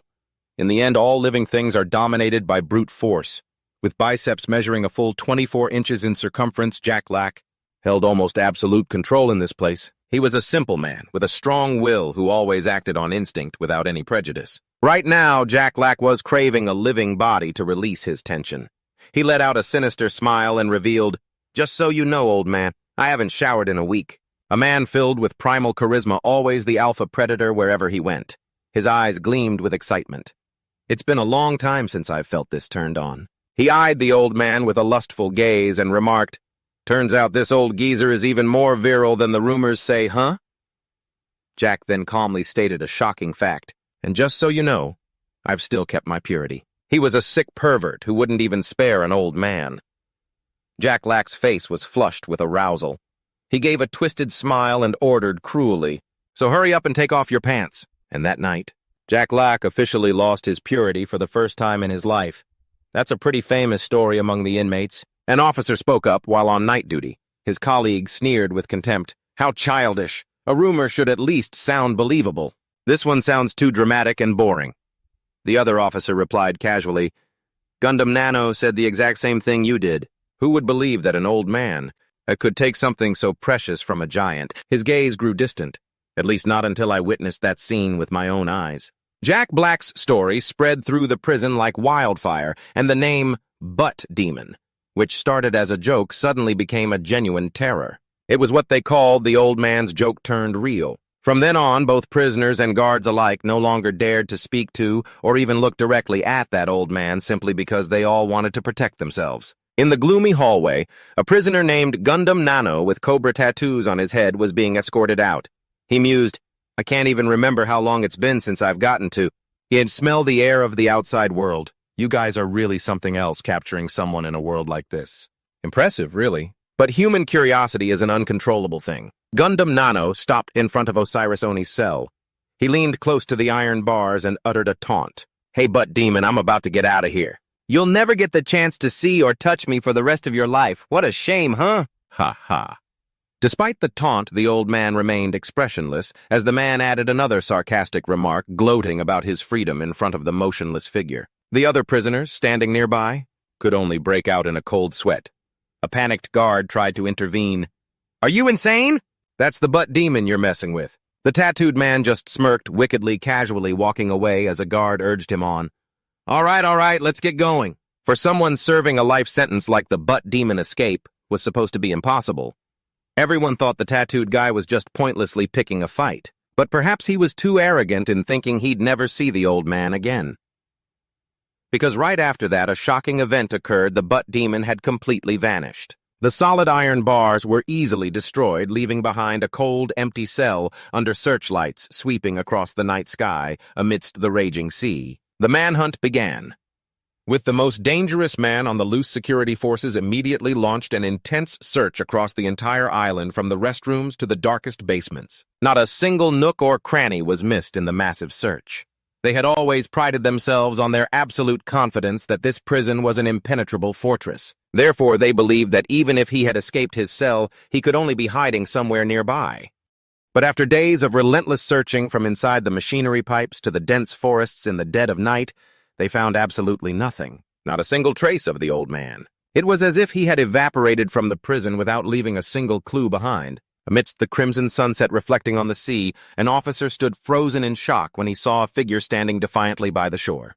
Because they had so much faith in the prison's security, they never suspected the possibility that he could leave the island. A terrified scream rang out in horror. It's the gay demon." The trembling soldiers couldn't believe their eyes when they saw the only prisoner who had ever escaped was now casually returning from the open sea, having crossed 32 kilometers of ocean. With ferocious waves reaching 10 meters high, that old man had miraculously crossed that hellish sea a free man. He stepped ashore, his muscular body covered in vibrant rose tattoos. Where he went and what he did on the outside no one knew, but judging by that piece of skin in his hand, he had done something truly terrible. The face of the bespectacled officer turned pale as he realized the old man had turned himself in just to prove to them that their so-called impregnable prison was in fact nothing to him. The young officer trembled, wondering if the old man was simply obsessed with men. But his senior, sitting on the sofa, immediately denied it. Revealing a shocking file, the old man had actually been married 8 times and had over 32 children. A stern warning was issued to anyone who intended to confront him: absolutely never pick a pointless fight with the gay demon. Standing before the dark prison cell, the young officer quietly observed. The terrifying entity was shackled and bound by seals inside. His gaze never left the old man Osiris Oni, who was meditating mysteriously amidst the cold space. Drenched in sweat, the officer mustered all his courage to face the gay demon. "If we can't even restrain the curiosity of a child, how can we possibly restrain the curiosity of an adult?" He believed that humanity existed because of love and did not hesitate to insult the old man. "What you're doing is nothing more than animalistic behavior chasing after pleasure. I will never become prey for someone like you." Another person had come before the old man, challenging his limits. What would happen to him, I wonder? That was the moment the guard's baseless confidence surged stronger than ever. He smugly asserted that he would never believe the rumors until he witnessed the truth with his own eyes. But the price for that arrogance was days spent bedridden in utter anxiety and regret. When his condition showed no signs of improving, he finally decided to quit his job as a guard. Standing on the deck of a ship leaving the island amidst a sea storm, he quietly uttered a final goodbye. Watching the ship cut through the violent waves, he sighed with regret. At least there they provided food, clothing, and shelter. Where will I live and eat now? While lost in worry about his bleak future, he was completely unaware of a terrifying threat rising from the ocean's depths. Amidst the fierce waves, the young officer struggled desperately as he realized his fatal mistake. "I forgot the most important thing. This sea is extremely dangerous. Surviving here is completely impossible." He regretted quitting his job and cursed. "That senior officer is a liar." Just as his hand was slowly sinking beneath the cold water's surface, suddenly a slender yet powerful hand reached down from above, grabbing his wrist tightly and yanking him out of the current. Looking up at his savior in astonishment, the officer blurted out, "Huh, the gay demon! The face of the old man!" Osiris Oni appeared fierce and powerful under the dim moonlight. The officer never expected that just after escaping death's door he would fall into this man's hands. The old man began to philosophize in a bewitching tone. "Who can say what is right or wrong when it comes to loving someone? Love is such a pure word." But right after that, his eyes glowed with a deadly red light, a twisted smile on his face. "But young man, I'm not looking for love. What I want is domination."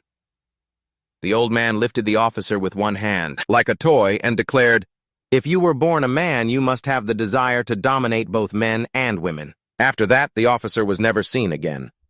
The storm passed, giving way to a clear, sunny blue sky. And Osiris Oni stood on a Korean beach right next to a giant shipwreck. He clicked his tongue in annoyance as the sound of the waves drowned out his voice. "Tis, the sound of the waves is drowning me out again. That's why I prefer the mountains." Suddenly, a mysterious figure appeared, announcing that Gumsu was summoning him. The old man smirked with excitement. "A Korean? So it turns out I've accidentally come all the way to Korea. If Gumsu is calling, then of course I must go." The old man's face showed a crazed expression, his eyes glowing red. He roared with arrogance, "I'm so excited I could pierce through the sky." The gay demon officially began his journey toward Gumsu. In a dark room filled with monitoring equipment, a mysterious woman quietly observed Beck Doha through a screen. Seeing that he had survived the incident, she softly uttered, "He's still alive. It seems new humans really are different. That must be why Gumsu is keeping him." She noted that new humans were not like Fridays. They couldn't fly or shoot lasers from their palms. Their power was simply the potential of the human body pushed to its absolute limit, like the self-healing mechanism of a lizard's tail.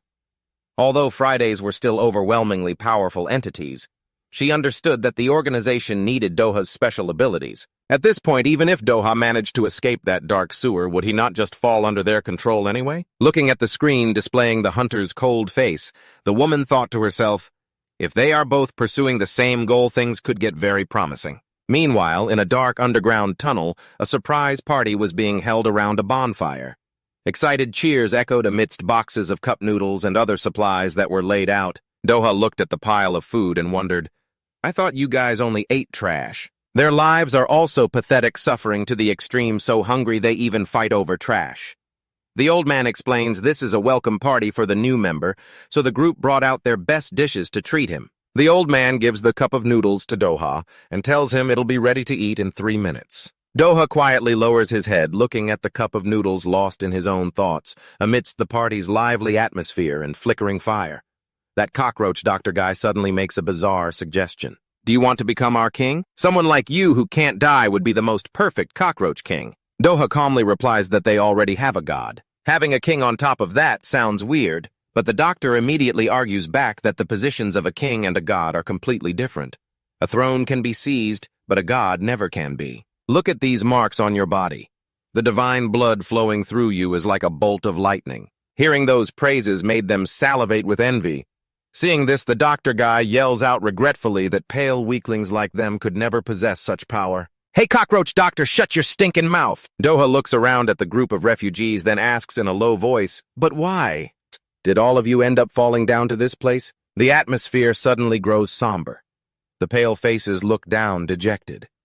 Doha's eyes glow with a red light as he listens to the heartbreaking story from the man. With a bandage wrapped around his head, the old man chokes up as he recounts how his son volunteered for the arena because he had diabetes. The boy hoped he could earn medicine to cure his father, and he was incredibly confident in his own strength. He believed his efforts would be justly rewarded. But what kind of father could bear to stand by and watch his own son venture into that hellhole? So he went to find and beg Gumsu to stop sending his son into battle. But instead of taking pity, Gumsu made the boy fight even more, against opponents who grew more and more brutal. And then the most painful outcome occurred. His neck was broken and he died right there on the arena floor.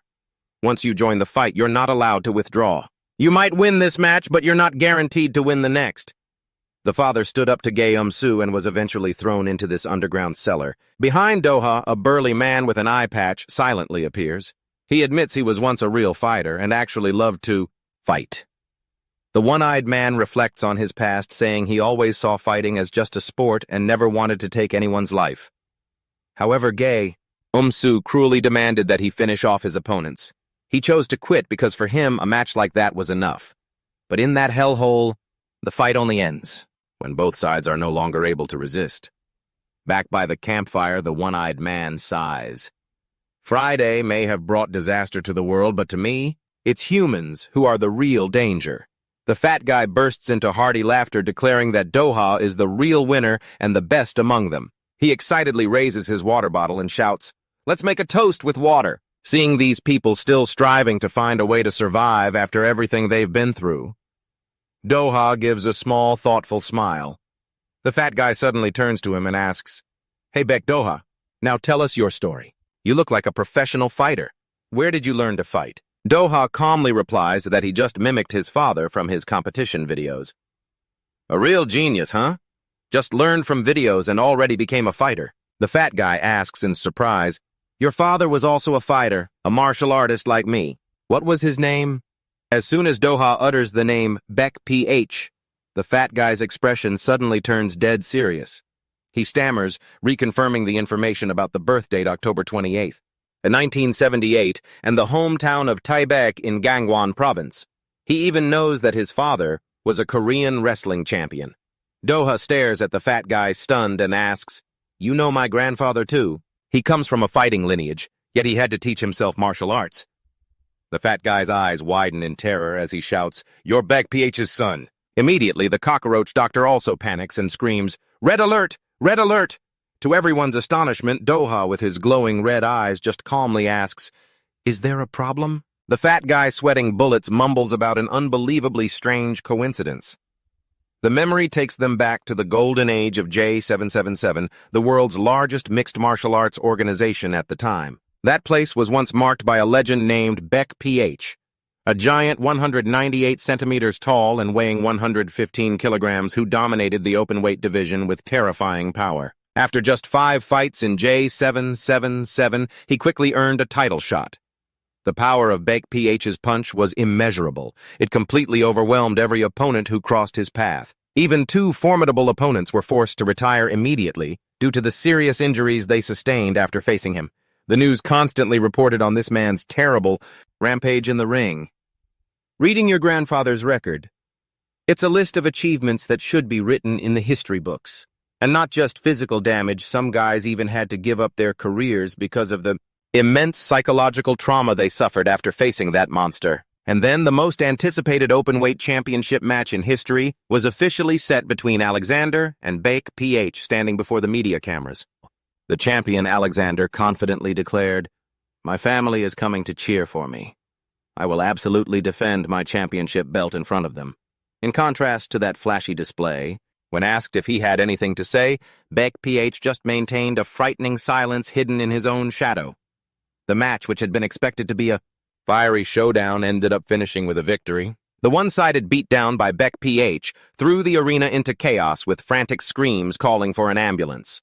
A panicked doctor announced that his condition was extremely critical. From the stands, Alexander's wife, stunned, called out, "Honey." Through her tears, Beck PH stood silently in the iron cage, staring with a cold gaze at the woman who had actually come to cheer for the loser. This man they call Grandpa was also a cold-blooded, ruthless bastard.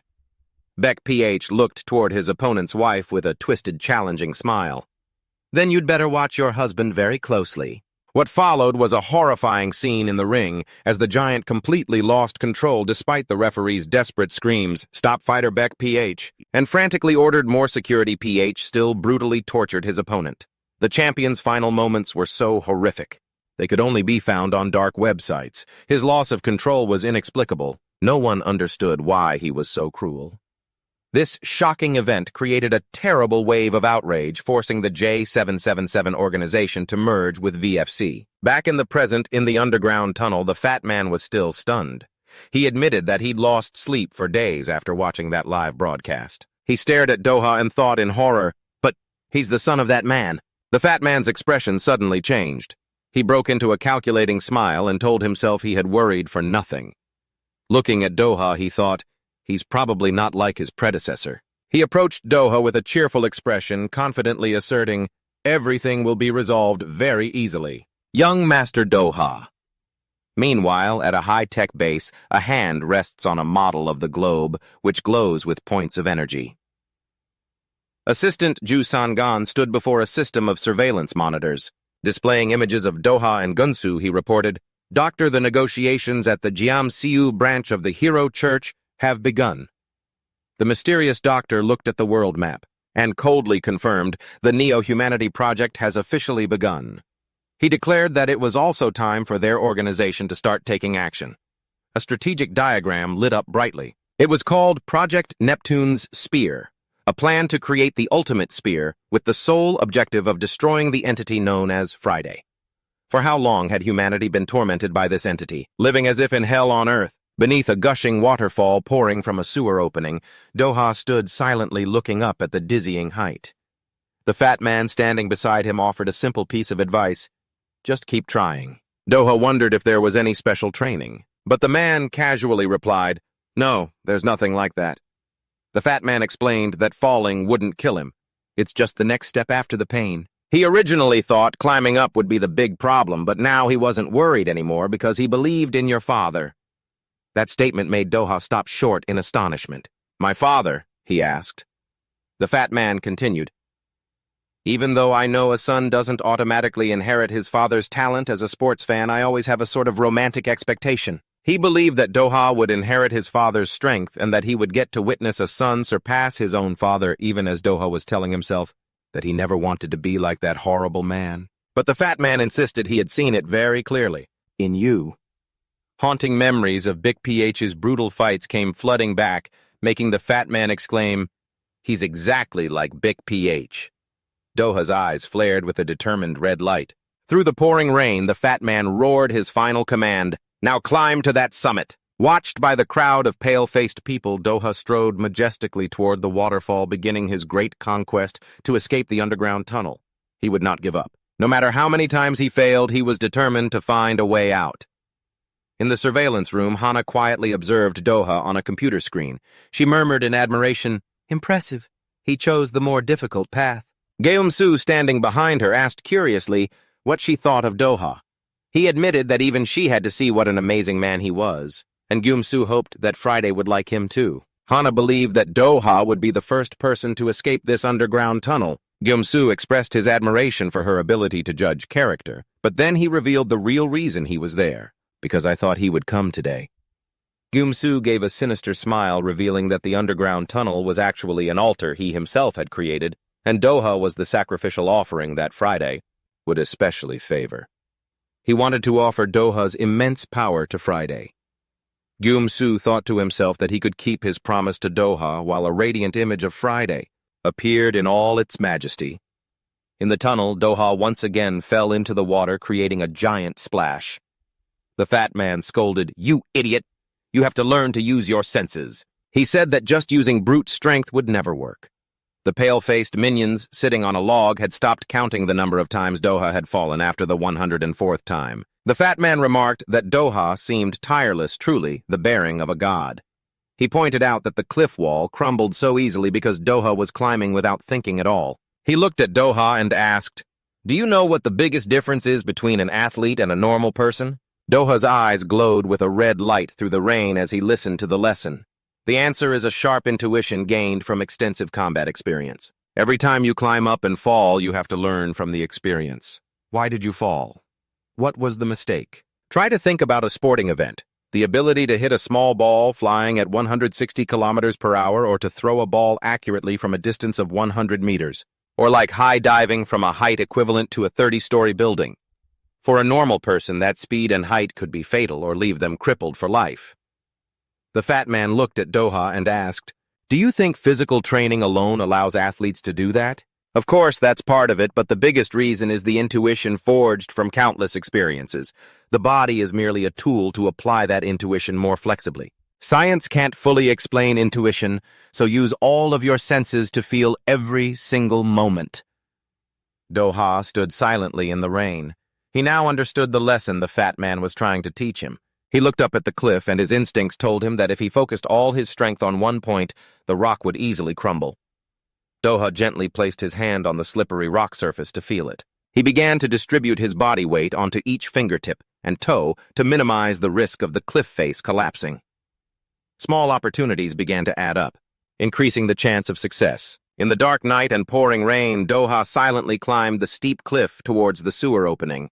Down in the underground tunnel, his pale-faced henchmen shouted with excitement when they saw Doha. He was so close to the top. He's almost there. Just a little more.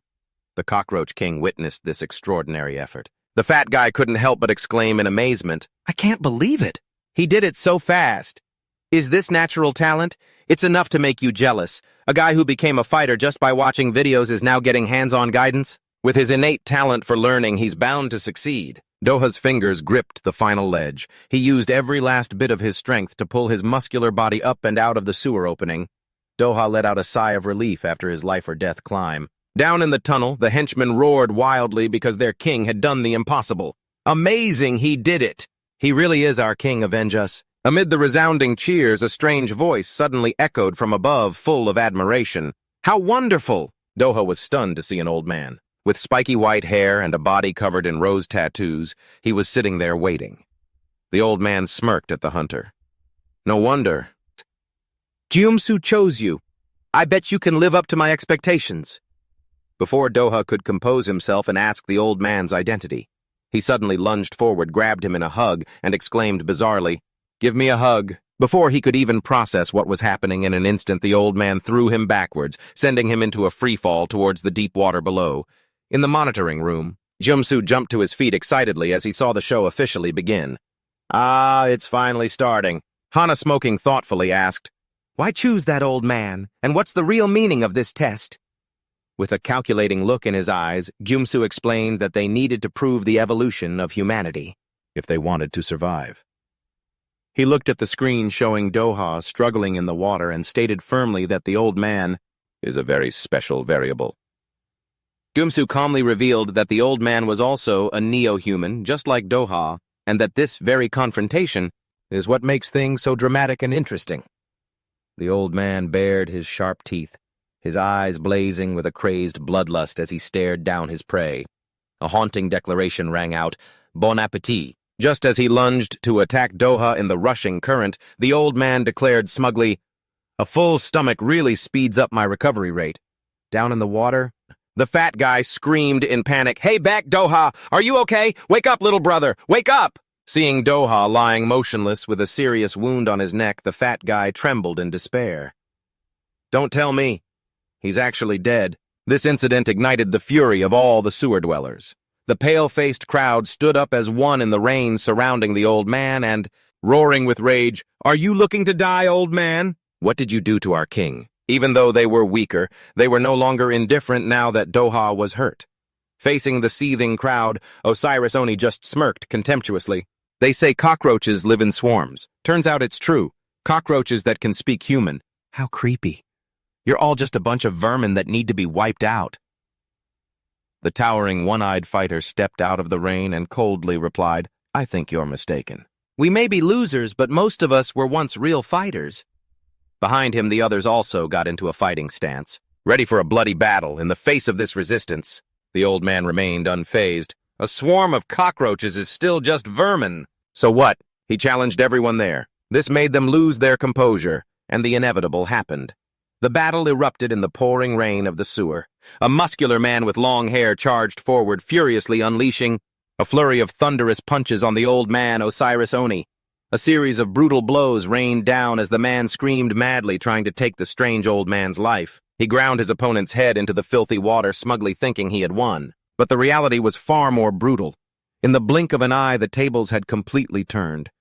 The old man, and Osiris Oni was casually perched on a high wooden beam, coldly pressing his foot down on the head of the fighter, who was now barely breathing in the cold water. Witnessing his opponent's overwhelming power, the one-eyed fighter realized with horror that he was facing a being far beyond his imagination. Deep down, he trembled, telling himself, "My instincts are telling me he's the strongest one in Gang Seal. This battle is no longer about winning or losing. He's the predator who holds the power of life and death." With no way out, the one-eyed man collapsed to his knees, begging in humiliation, "We've always been losers anyway. So please spare our lives. There's no shame in retreating when you know you can't win." The old man, Osiris Oni, smirked contemptuously. "Always the losers, aren't you? How pathetic." He looked at the one-eyed man with a mocking gaze, then suddenly made a bizarre proposal. "All right, then. Let's play rock, paper, scissors." The one-eyed man was stunned, wondering if the old man really wanted to play that childish game. But in the end, he had no choice but to accept. Fine. Both prepared to make their move. The one-eyed man shouted, "All right, rock, paper, scissors." The result of the match left the one-eyed man stunned. He threw rock, while the old man, Osiris Oni, threw scissors, admitting defeat. The old man said calmly, "I lose, so I have to accept the punishment." But instead of a normal punishment, the old man stabbed his own finger into his eye. He casually suggested, "All right, let's go again." His opponent trembled in terror, realizing this insane old man had no intention of stopping this death game. He was just like that monster, that pervert Gumsu. He never gives his opponents a way out, understanding that the old man would play until he lost his life. The one-eyed man swam away frantically to escape.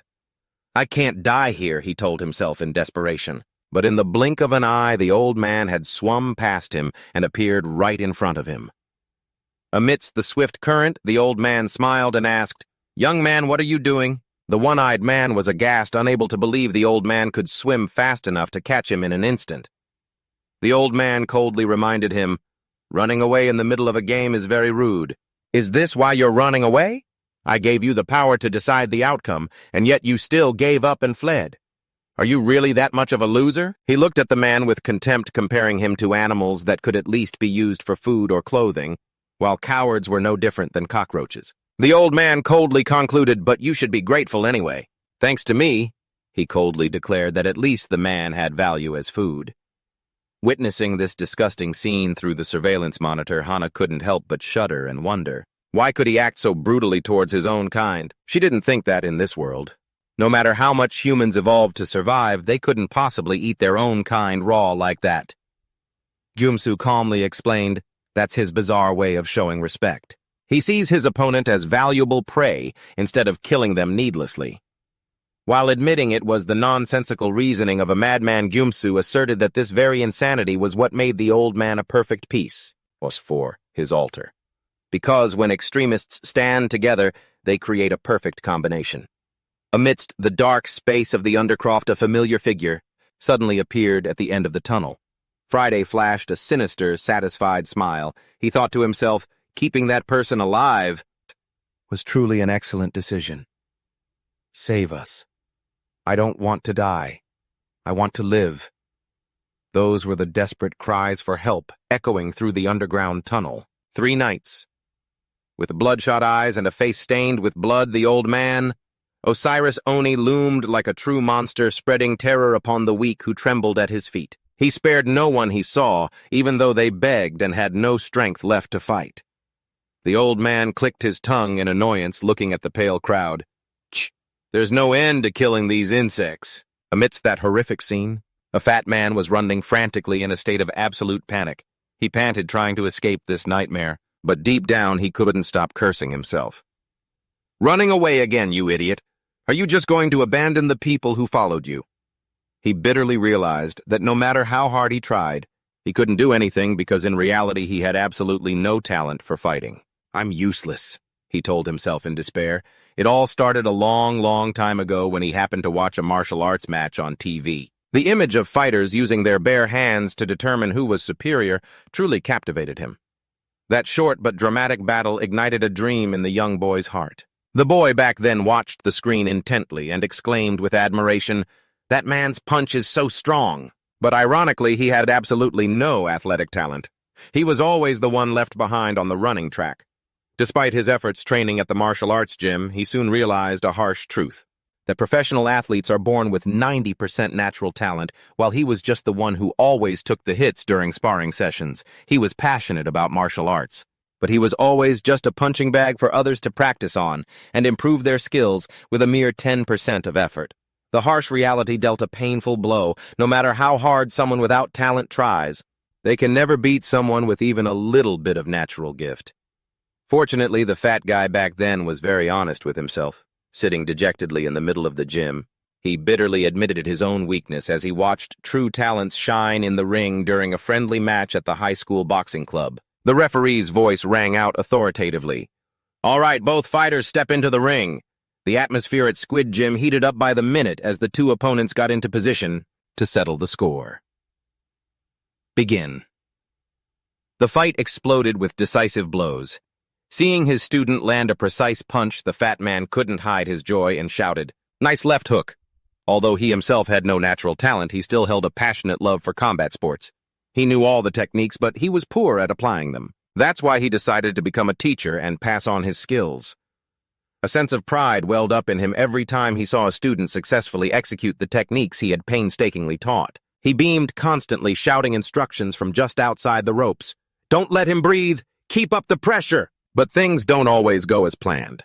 Watching his student fail, he agonized, questioning himself, realizing the real problem was his own coaching method. Why? He thought to himself. If I were a professional, experienced coach, maybe the outcome would have been different, and my student wouldn't have had to suffer this kind of bitterness. Then the two of them trudged into the locker room. He bowed his head in guilt. "I'm sorry, I should have prepared you better.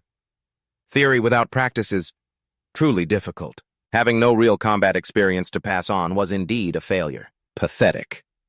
In response to his apology was bitterness from the student. "To be honest, I hate combat sports because the feeling of failure is just awful," the boy muttered, revealing that he only joined the boxing team because he heard athletes got to skip class. He didn't even know what boxing was. To him, it was just hellish training, annoying, nagging, and endless regret. The fat man could only stand there silently and reply in his mind, "I understand. Maybe getting hit so much messed with my head a little, but for some reason I felt so relieved." In the locker room that year, the student Kim Sang-woo broke into a radiant smile. Even with bandages on his face, he said, "Thanks to you, coach, I realized boxing is actually really fun." Seeing that smile, Park Gwang-deok suddenly felt envious, or more accurately, ashamed. He had lied about understanding, but in reality he didn't understand anything at all. While his student was determined to win next time, Gwang-deok realized he was the one who had always been desperate, looking for a way to run. He always used the word reality to decide on failure for himself, even before he began. A pathetic coward. He was the insecure, timid type who didn't dare face himself. Back to the brutal reality in the underground tunnel. The pitiful man was on his knees begging the old man, Osiris Oni, in desperation. He cried, "Please spare my life, sir. I don't want to die." He even tried to find common ground to appeal to his pity. "Even our hairstyles are a bit similar." But then a sudden punch sent the old man flying. In the cold water, Park Gwang-deok was no longer standing by in fear. He staggered to his feet in the rain, assuming a resolute boxing stance. Witnessing this scene, the one who was on the verge of death gasped in shock. The god of plenty. The people he often looked down on, yet who always revered him as the god of plenty, were now, even as they were dying, still worried about him. Gwang-deok was no longer a coward.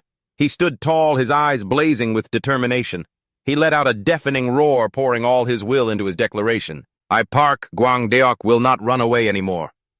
A red glint flashed in his eyes despite the blood and rain streaming down his face.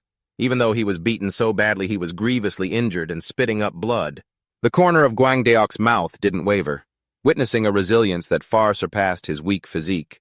The old man, Osiris Oni, slumped down and burst into hearty laughter.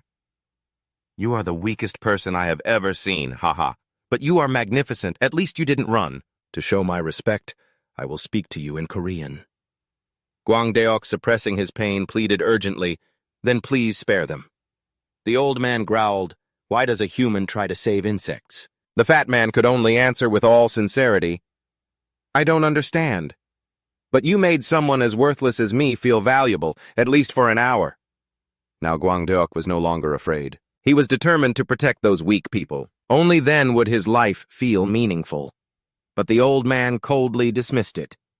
"You are wrong. It's only meaningful if valuable people remember you. All those insects will remember is losing their dignity. In that case, do you want to grant my wish? Kill me. I don't want to die of old age." Gwangdeok stared in silent shock at the madman before him. "That's why seeing these useless insects makes me even more irritated. If you're born a human, you should do something meaningful. Right." Suddenly, a hulking shadow appeared right behind him. The old man Osiris Oni spun around in shock. "Huh!" Doha had woken up at some point. His eyes glowed red like a demon's. The old man exclaimed excitedly, "Doha, you're awake! I've been waiting."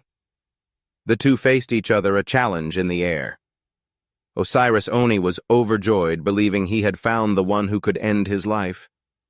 "You could be the one to kill." Before he could finish his sentence, Doha struck with lightning speed, brutally grabbing the old man's face. Then he ripped the old man's body apart with his bare hands. Gwangdeok stared in shock at his teammate, who had just returned from the dead. "That guy, he's alive, but something feels different about him." Doha found himself wandering in a mystical space where a giant glowing golden tree stood amidst a sea of white clouds. A sense of regret welled up inside him. "I wish I could have gone with my brother." But then his eyes froze in astonishment. "Huh? My family? Under that tree?" The figures of his sister and the children appeared looking unusually peaceful. Doha burst into tears of happiness. He smiled, choking up, "So, you're all still alive." He ran frantically towards them, shouting, "Sis kids, I'm home. I missed you all so much." But contrary to his expectations, his sister recoiled warily and asked, "Who are you?"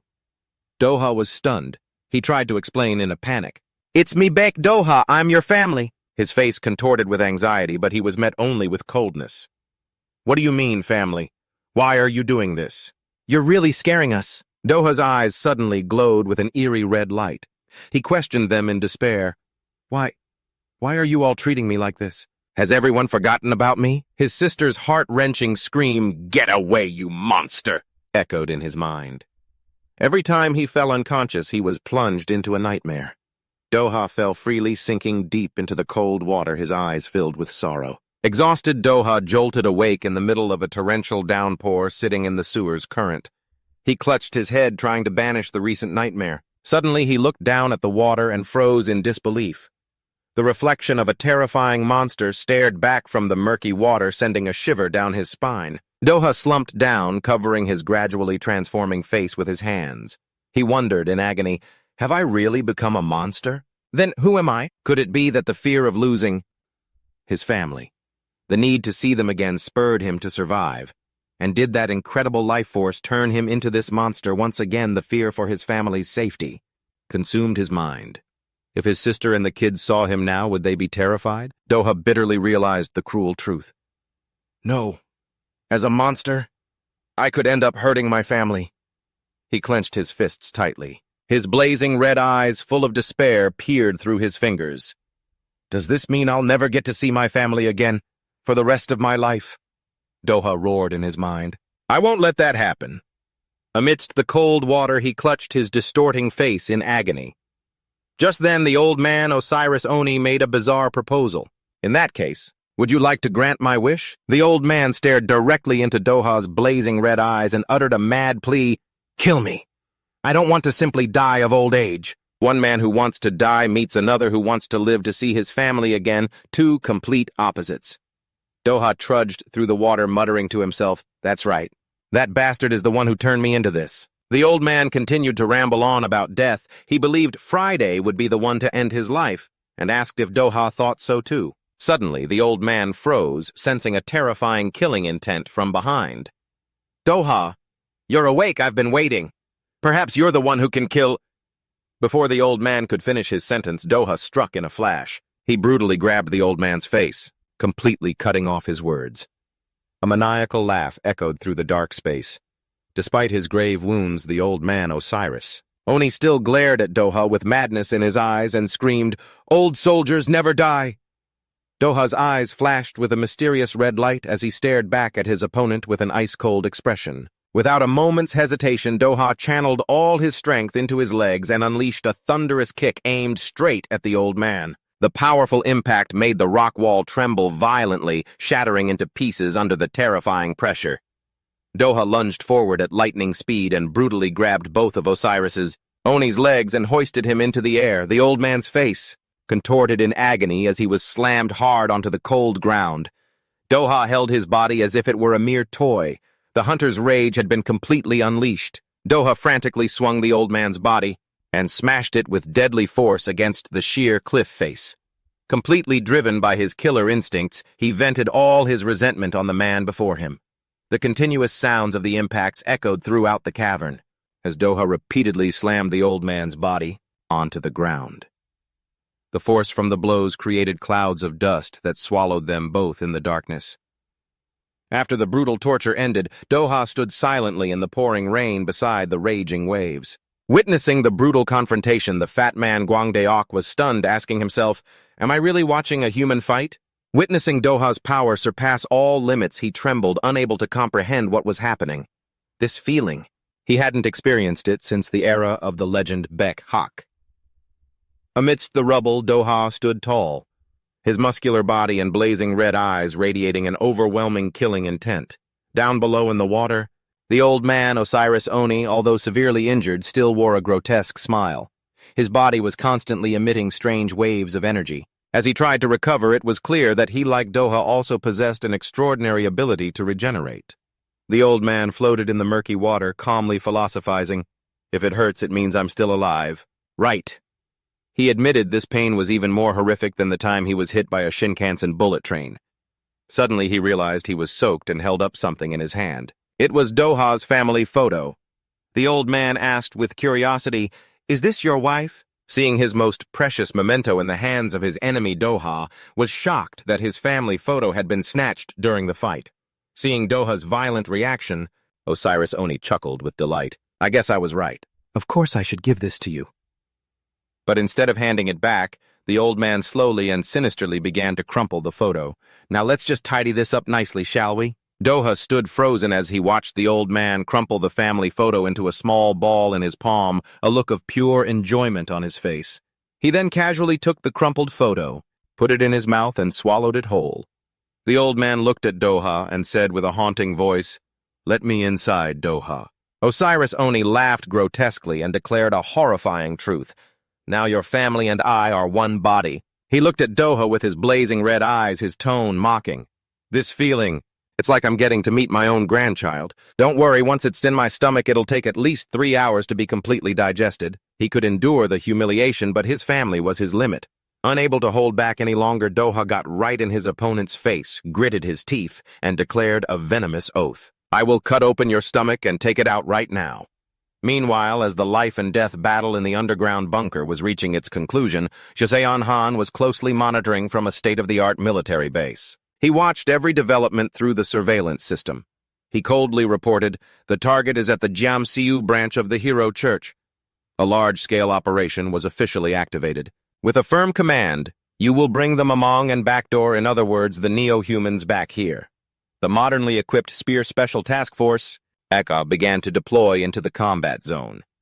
Even though Friday was predicted to be in the operational area, their superiors still gave the order, "In case of an emergency, you are authorized to use the Staff of God. For the sake of revenge for the heroes who have fallen because of this monster, so many soldiers and innocent people have lost their lives at his hands."